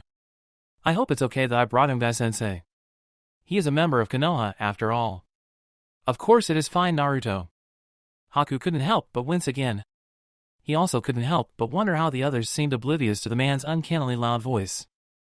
I am most glad you brought him actually. I intend to do things a little differently today. Haku wasn't sure what the taijutsu master meant, but by the looks of his peers he wasn't alone. For that matter, they looked a little more lost than he was. What do you mean by different, Guy-sensei? Hinata was the first to voice her confusion. We are not going to be splitting into our groups anymore? No, you see, the time for individual training is over. You have all progressed nicely and have met the basic requirements I had set for you. Guy gave them his thumbs of approval. Instead, for morning practice, I will simply observe you all as you go for one-on-one spars for the next 2 hours. You don't mean you're done teaching us new tricks, are you? Guy quickly caught on to Naruto's concern and raised his hand to silence them all before any more questions could be made. Not at all. However, we now have much more time as a team to perfect these things, not being on missions for a while. So instead, I'm going to spend our mornings together working on your taijutsu. You shall work on other stuff later. In fact, I have a special surprise for you all later. Yosh! I love surprises. They give me a feeling of such youth that I could be just a wee lad again. Lee's eyes seemed to catch fire. Haku backed up just an inch. This group was crazy. Just what did he get himself into? Haku realized too late that he made the wrong move backing up. Guy had been drawn to the subtle movement. Haku, how would you like to go first? You and Naruto can have a good warm-up match. Naruto practically jumped for joy at being called first. He rushed a little farther out into the clearing and turned around. Haku sighed in defeat and walked forward. What are the rules of this match? He asked while he slipped into his stance. Just taijutsu, none of that mirror stuff of yours. Naruto beamed as he slipped into his own stance. Doesn't that put you at a disadvantage as well? If I remember correctly, you specialized in clone combat. Are you all that capable without them? Haku had meant the question innocently enough. But the look of anger that slipped onto Naruto's face told him that he had definitely worded that poorly. You'll be sorry if you underestimate a genius of hard work. Guy warned. If you guys are ready, begin! Haku was still pondering what Guy had meant by genius of hard work when he called to begin. Naruto hadn't missed a beat though and had cleared half the distance before Haku was even self-aware. Don't just stand there, it won't be fun that way. Naruto threw a punch right at his opponent. Haku grabbed his fist and upper arm before the fist could connect. Then planting his feet firmly, he lifted Naruto high in the air, intending to throw him backwards over his head all in one fluid motion. Haku didn't expect to feel Naruto grab onto his shirt sleeve just as he was completely perpendicular to the ground. Now, instead of going flying backwards, Naruto arced downwards. As he did, he pulled Haku's arm painfully backwards. Naruto then pulled up, now lifting Haku over his head. Before the boy could even react, he was slammed painfully into the ground on his backside. The whole thing from the moment Haku grabbed onto Naruto to the moment he was slammed down took less than 5 seconds. Excellent! Haku, that was an incredible counter to Naruto's punch. Naruto, your ability to think on the spot and make use of what you're given never ceases to surprise me. Guy clapped for the quick performance. Haku slowly stood up and gave Guy a look of pure disbelief. I don't understand. Why praise me? I lost instantly. That was disgraceful. Haku, the way Guy said his name sent a shiver down his spine. That voice was straight up disturbing. He would rather the man be shouting at the top of his lungs. You may have lost, but what matters the most is that you tried. That doesn't work in the real world. If you mess up there, you are killed. Haku took a step forward. Or have you already forgotten what I had done to Naruto-san? Guy's face suddenly took on a dark demeanor, one that caused Haku to take back his forward step. Of course I have not forgotten. That moment will be engraved in my soul for eternity. However, this is not the real world. We make mistakes here and learn from them. That way, when the time comes in the real world, we are ready. That is how we grow. Guy's face brightened up after that. So what do you say? Let's give it another go. Haku quickly nodded his head a couple of times. He turned around and was surprised to find Naruto was already back in his fighting stance. Had he known that Guy was going to come out on top of that argument? Haku had a feeling it may have been from personal experience. Their sensei was truly an impressive shinobi. Don't expect me to go any easier on you this time. Haku settled into his stance as Naruto shouted. I wouldn't expect anything like it. He gave Naruto a small smirk. He would definitely do better this time. Ready? Go! This time both Haku and Naruto raced at each other. If the blonde was surprised by Haku's new tactic, he didn't show it. Naruto and Haku both cocked their fists back and sent them forward. Their fists collided with a loud smack. Neither boy showed any sign of pain though. Naruto immediately brought his left knee up. Haku brought his up at the same time. They both connected as well. What the hell? Naruto jumped backwards and Haku mimicked him. They both began stalking one another in a circle. You're copying my fighting style. Naruto studied his opponent carefully. Not exactly. I am just reading your movements and matching them. Haku explained blandly. That's the same thing. Naruto's face scrunched up in anger. I can't help it if you make your movements so obvious. Haku taunted. Let's see you say that when I shove your face in the dirt. Naruto charged at him again. Haku matched his charge. They both jumped in the air and delivered a spinning kick. As with the last two blows, their feet collided. Naruto smirked and pushed off, intending to knock Haku backwards. To his chagrin, Haku pushed off at the same moment. They both did a backflip and skidded on the grassy earth. Now you're starting to piss me off. They both ran at each other again. Instead of throwing fists though, they ran straight past each other, then both stopped hard and spun around. Naruto's backhanded fist met forearm to forearm with Haku's.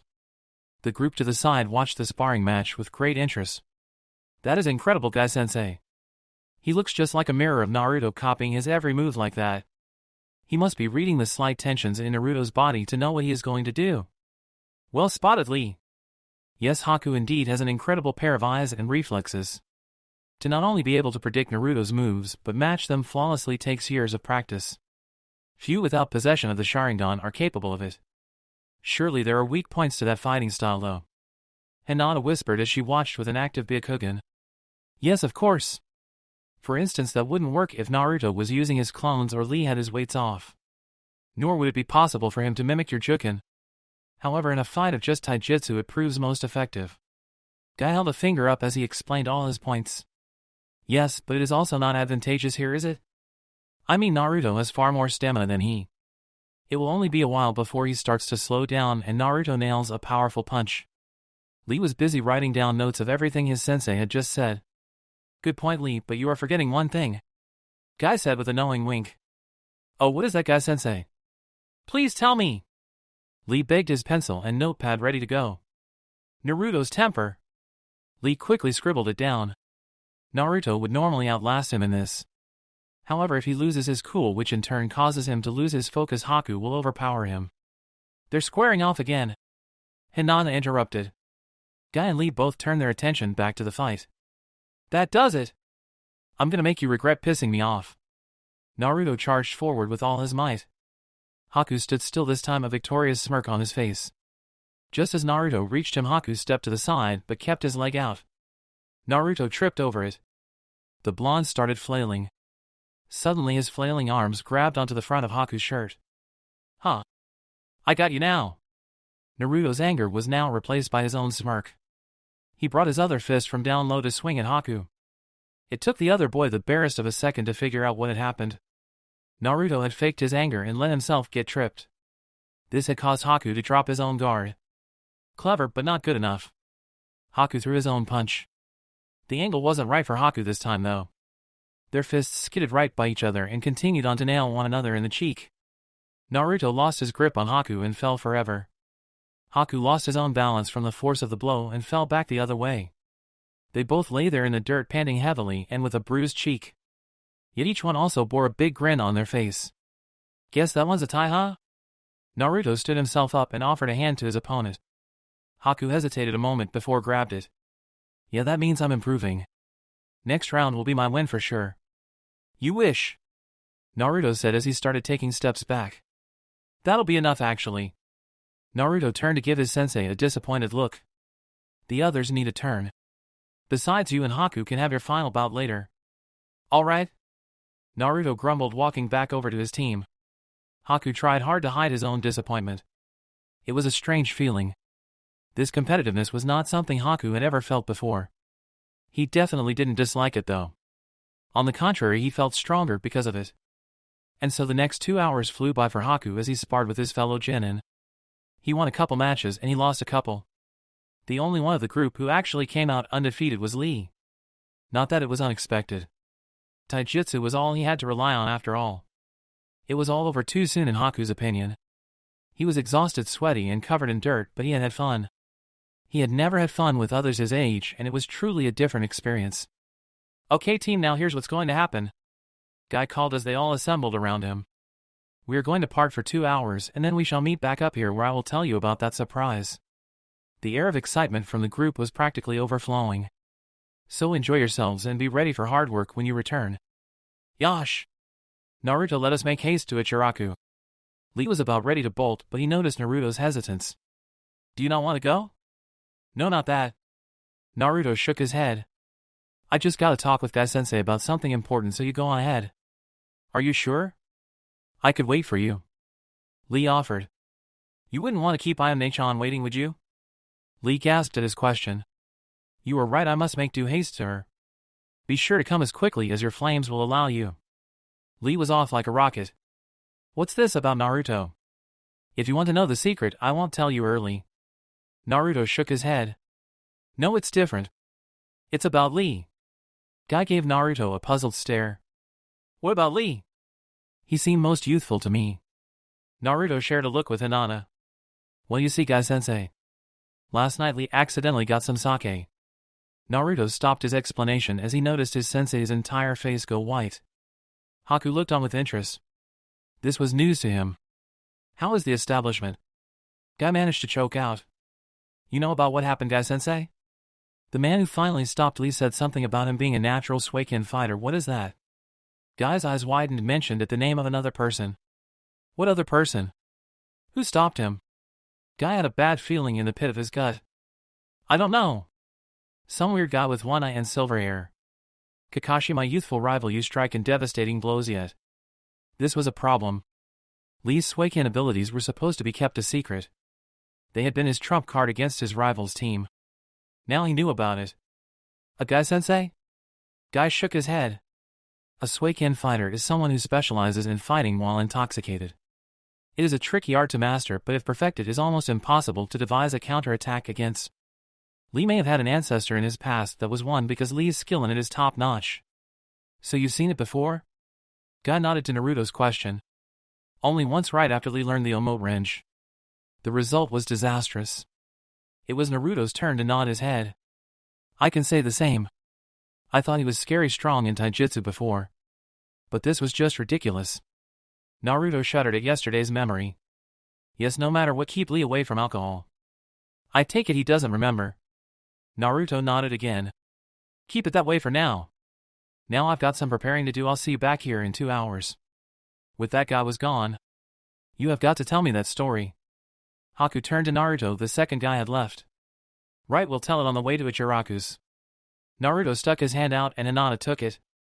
With that, the group started walking out of the clearing. 2 hours later. Man, I wonder what this big surprise is. I can't even make a guess here. Naruto walked slightly ahead the rest of the group he was with. They were all heading back to the training ground to meet up with their sensei. Yosh! I hope it is the newest model of training weights. Lee's eyes sparkled at the thought. New training weights? Is that really the most you hope for out of life? Haku felt just a little sorry for the spandex-clad shinobi. I don't know, but do you guys think it has to do with Zabuza-san and Tenten-san? Hinata said curiously. What do you mean by that? Hinata pointed instead of answering Naruto's question. He looked forward, and standing in the training ground with their sensei was Zabuza and Tenten. Now that's strange. I am more curious than ever now. Lee suddenly took off into the training ground. After a brief pause, the rest of the group followed his pace. Tenten! It brings back memories of my youthful days seeing you again. Lee dove at Tenten for a hug. The girl quickly stepped out of the way. Without her, the Lee flew into the ground. Come on, Lee! We've talked about this. Hugs are okay, but none of them flying ones. Also, what do you mean youthful days? It's only been a month. Tenten smiled at Lee after a rant and offered him a hand. Lee accepted it and she lifted him up. It really isn't the same without you guys. Old friend? Haku whispered to Naruto curiously. Old teammate, me and Hinata are Lee's second group. Naruto whispered back. I see. Haku then picked up his voice. Zabuza-san. I am surprised to see you up so early. I take it Guy-san is the cause. Zabuza snorted. Of course he is. You better be thankful to me for this too, Haku. Thankful? I don't understand. Haku suddenly took notice of a sheathed katana in Zabuza's hand. I will now explain. Guy interrupted any further conversation. Naruto Lee Hinata Haku. Today you will all begin a different form of training. Even me? Haku pointed to himself. Yes, even you. Guy reached into his back pouch and removed his nunchaku. Today you all begin learning to wield a weapon. But Guy-sensei, I can already use kunai and shuriken. Naruto interrupted. Guy shook his head a couple times. That is not what I mean. You will all learn to use one certain weapon. You will train with it daily. You are to become as familiar with the weapon as you were with yourself. Lee, these are for you. Guy handed a wide-eyed Lee the nunchaku. Really, these are mine? Guy-sensei? Lee looked on the verge of tears. Yes! The nunchaku is the weapon I am most familiar with. Therefore it will be I who will teach you how to wield them. Guy boasted proudly. But Guy-sensei, what about the rest of us? Does that mean we will get a different teacher? Hinata was starting to see why Zabuza and Tenten might be here. You catch on quickly as always. Yes, well I regret to say that I am not qualified to teach you in other weapons. So I found suitable people who could. Guy turned to Haku. I assume you know who you will be training with. Haku gave a barely visible nod. Zabuza couldn't help but laugh at this. Cat your tongue, boy? It's about time I teach you the way of the sword anyway. Someday I need to pass Kubikiri Hocho onto someone after all. Zabuza had never seen a bigger smile from Haku his whole life. Hey sensei, what does that leave for us? Naruto pointed excitedly between himself and Hinata. Yes, you too. I'll start with you, Hinata. To be frank, I don't know what kind of weapon to teach you. Hinata's head dropped a little in disappointment. But do not worry, that is why I called Tenten here. She is going to go over a bunch of different weapons with you. Once you have one that you are comfortable with, you and Tenten can begin your training with it. Hinata looked over at the older girl. Let's do our best, Hinata-chan. Tenten smiled brightly at her. Yes, thank you, Tenten-san. I look forward to working with you. Hinata bowed slightly to her. Alright, well, if you don't mind, I am going to take her over to our training ground as sensei. Tenten walked over and patted Hinata on the shoulder. Yes, that is most excellent. Hinata, remember to take a lunch and meet up with us at 3 for work on your Juken style. Guy waved his student and former student off. Well then, I saw a good river for me and the boy to train on. Zabuza motioned for Haku to follow him. Be sure Naruto is on time today. Zabuza called back as the two were walking away. What did he mean by that? Naruto asked curiously. I'll explain later. Guy waved his question off. Now Naruto, your weapons training will have to wait a while to begin. What, why? Naruto asked before Guy had even finished speaking. Lee even looked at his sensei curiously for the reason. Well, the thing is, I haven't exactly worked it out with the man I want to teach you. Guy rubbed the back of his head in embarrassment. A bad habit he had picked up from his blonde student. Well, who is it at least? When can I meet him? He meets up with his team at 10. They always eat at a Korean barbecue before. You mean Shikamaru's sensei? Asuma or something? Guy didn't even try to hide his surprise. You know him? Well, I wouldn't say know him, but I've met him once. I was asking one of his students for a favor. Naruto shivered at the memory. So what exactly is it he uses? Guy sighed in defeat. There was no hiding anything from his students anymore, was there? Asuma-san specializes with chakra knives. That sounds awesome.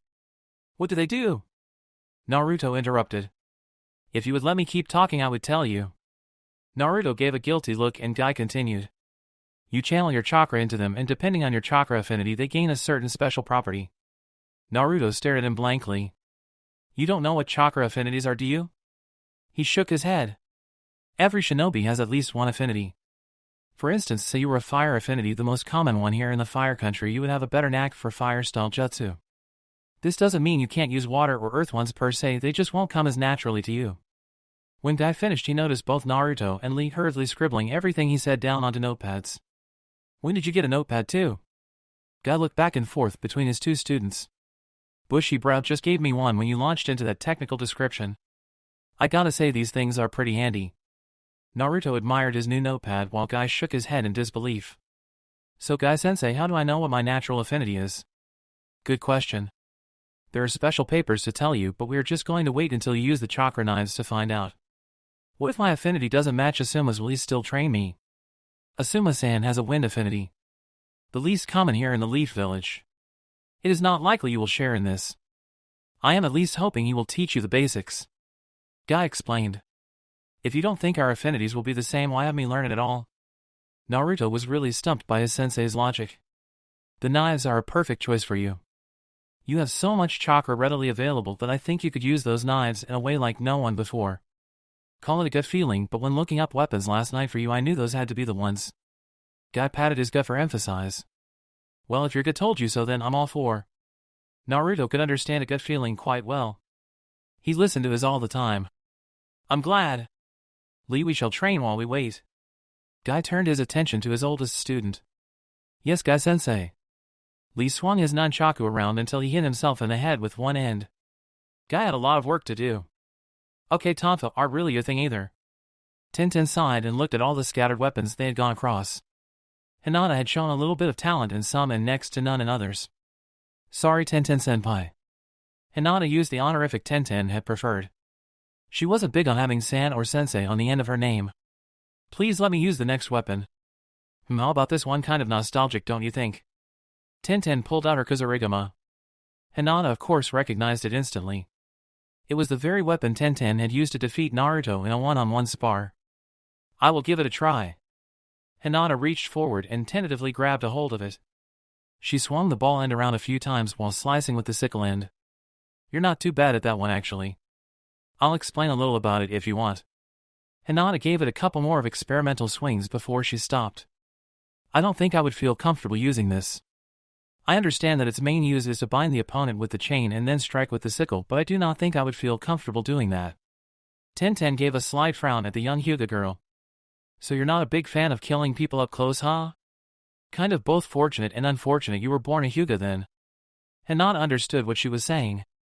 Specializing in her clan's taijutsu meant she never had to tear apart her opponent's skin to get to them. It also meant she had to be close to take their lives though. Well, I hadn't really planned on recommending these, but how about bow and arrows? Tenten pulled the weapon in question out from her scroll. It's easy enough to use here, watch. Hinata activated her Byakugan and watched as Tenten strung the bow and then pulled an arrow from her quiver. Tenten then knocked the air, turned towards the target and fired. She hit right in the center of one of the targets in the training field. Okay, now you try. Hinata grabbed the bow from Tenten. She then took the arrow that was handed to her. She did exactly what Tenten had done and knocked the arrow. When she let go to fire, the back of the arrow snapped downwards and nailed Hinata in the arm. She let out a hiss of pain as she dropped the bow and held onto her forearm where the arrow had hit. Oh, Hinata? Are you okay? Tenten ran forward and inspected the damage. That'll leave a welt, but you should be okay. She then let out a sigh. Well, let's see what to try next. No. Hinata caught the older Kunoichi off guard. I want to try again, please. Tenten just shrugged. Suit yourself. Hinata nodded her thanks and picked the bow and arrow back up. She knocked it again and aimed at the target Tenten had shot at. This time when she pulled back, the arrow flew straight and true. It split Tenten's arrow into pieces and took the place of where it had been. Wow! Now that was a good shot. Tenten punched Hinata in the shoulder. Looks like we found your weapon. Hinata nodded excitedly. Yes! Naruto, Lee, and their sensei waited outside the restaurant for Asuma and his team to come out. Lee was swinging his nunchaku around the whole time. He was already making good progress at it, and Naruto was starting to feel just a little jealous. Finally, after nearly an hour of waiting, the team was walking out of the restaurant. Asuma quickly caught sight of Guy and his students and started walking towards them. Asuma's students looked confused at his change of direction but quickly saw Naruto and figured it out. Or more accurately, Ino recognized Naruto and the boy from the picture. Naruto! I thought I told you I won't go out with him. I should really kick your ass. Ino started stomping up to an incredibly frightened Naruto. Wait! It's not like that this time. Guy-sensei has a question for your sensei. Naruto ignored the confused looks from Guy and Lee as he had phased behind his arms. He really hoped Ino didn't hit too hard. Fortunately for him, Ino had just noticed Naruto's sensei and was gaping in horror at the man. Ino's fashion disaster sirens were going off in every section of her brain. Speak to me, you say? Well, what is it you need, Guy-san? Asuma said after he took a long drag from his cigarette. Guy clasped his hands in front of himself and dropped to his knees. Asuma backed up in surprise and dropped his cigarette. I beseech you. Train Naruto in the use of chakra knives. Asuma's students jumped back from the man's booming voice. Wah! Asuma said unintelligibly. After a good second he pulled himself together and let out a couple of coughs. Why should I do that? What's in it for me? I could train your students in youthful vigor. Guy offered, still on his knees. I know exactly what you mean by that, and I guarantee you could never pull that off with this group. Besides, there is no way Naruto has the same wind affinity as me. It would be impossible for me to teach him. Asuma was frantically trying to calm the man down. There were a lot of onlookers already. I beg you to try anyways. Asuma thought hard for a way out of this. Suddenly an idea came to him. I'll tell you what. I heard from Kakashi you like to make bets. Guy's head snapped up at that. If you win a game of shogi, I'll train Naruto. If you lose, you have to find someone else. I accept. Guy was immediately on his feet. Take me to the shogi board. Asuma draped his arm around Guy's shoulder. Right away. Let's go, guys. Asuma led Guy away. The Jin all shared a look. They then walked after their respective sensei. Asuma led them to a round to the back of his house. After just a couple moments of them waiting outside, Asuma returned with the shogi board. Here you are.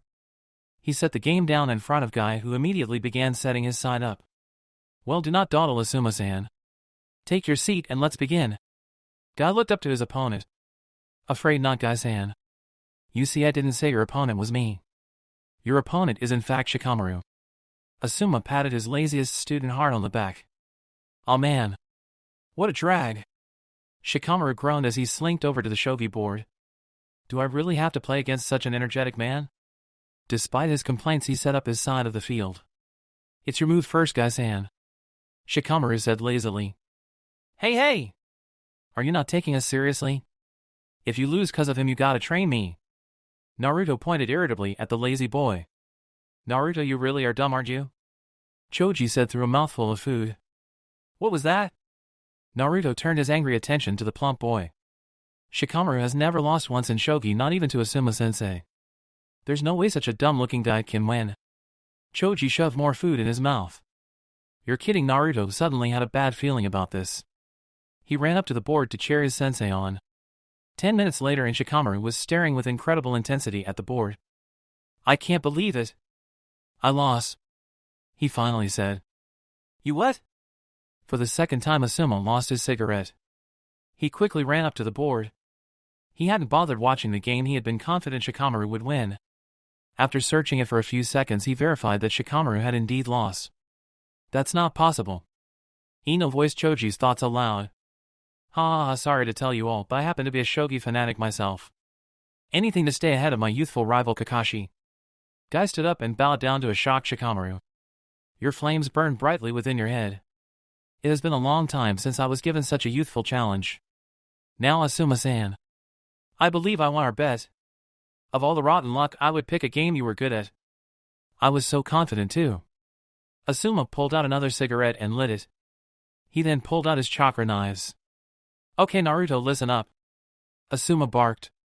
Naruto immediately stood at attention and saluted. Yes, Asuma-sensei. Asuma and his team were surprised by Naruto's reaction. Right, take this and channel chakra into it. I can't determine anything until I know what your affinity is. Asuma handed him the knife. Naruto, not too much, you know what tends to happen. Naruto nodded to Guy-sensei's warning. He channeled just a little bit of chakra into it. No one saw anything happen. Does it feel heavier? Perhaps a little hotter? Asuma asked curiously, reaching his hand out for the blade. Naruto shook his head. That knocks out earth and fire. Asuma's hand was a good 2 feet in front of the blade when he pulled back sharply. A small cut appeared on his hand. Go support me on Patreon for more fanfiction that includes adult content as well. The link is in the description and like everywhere on my channel. Thank you for your views, likes, subscriptions, and overall support of my ongoing efforts to bring great content to all of you.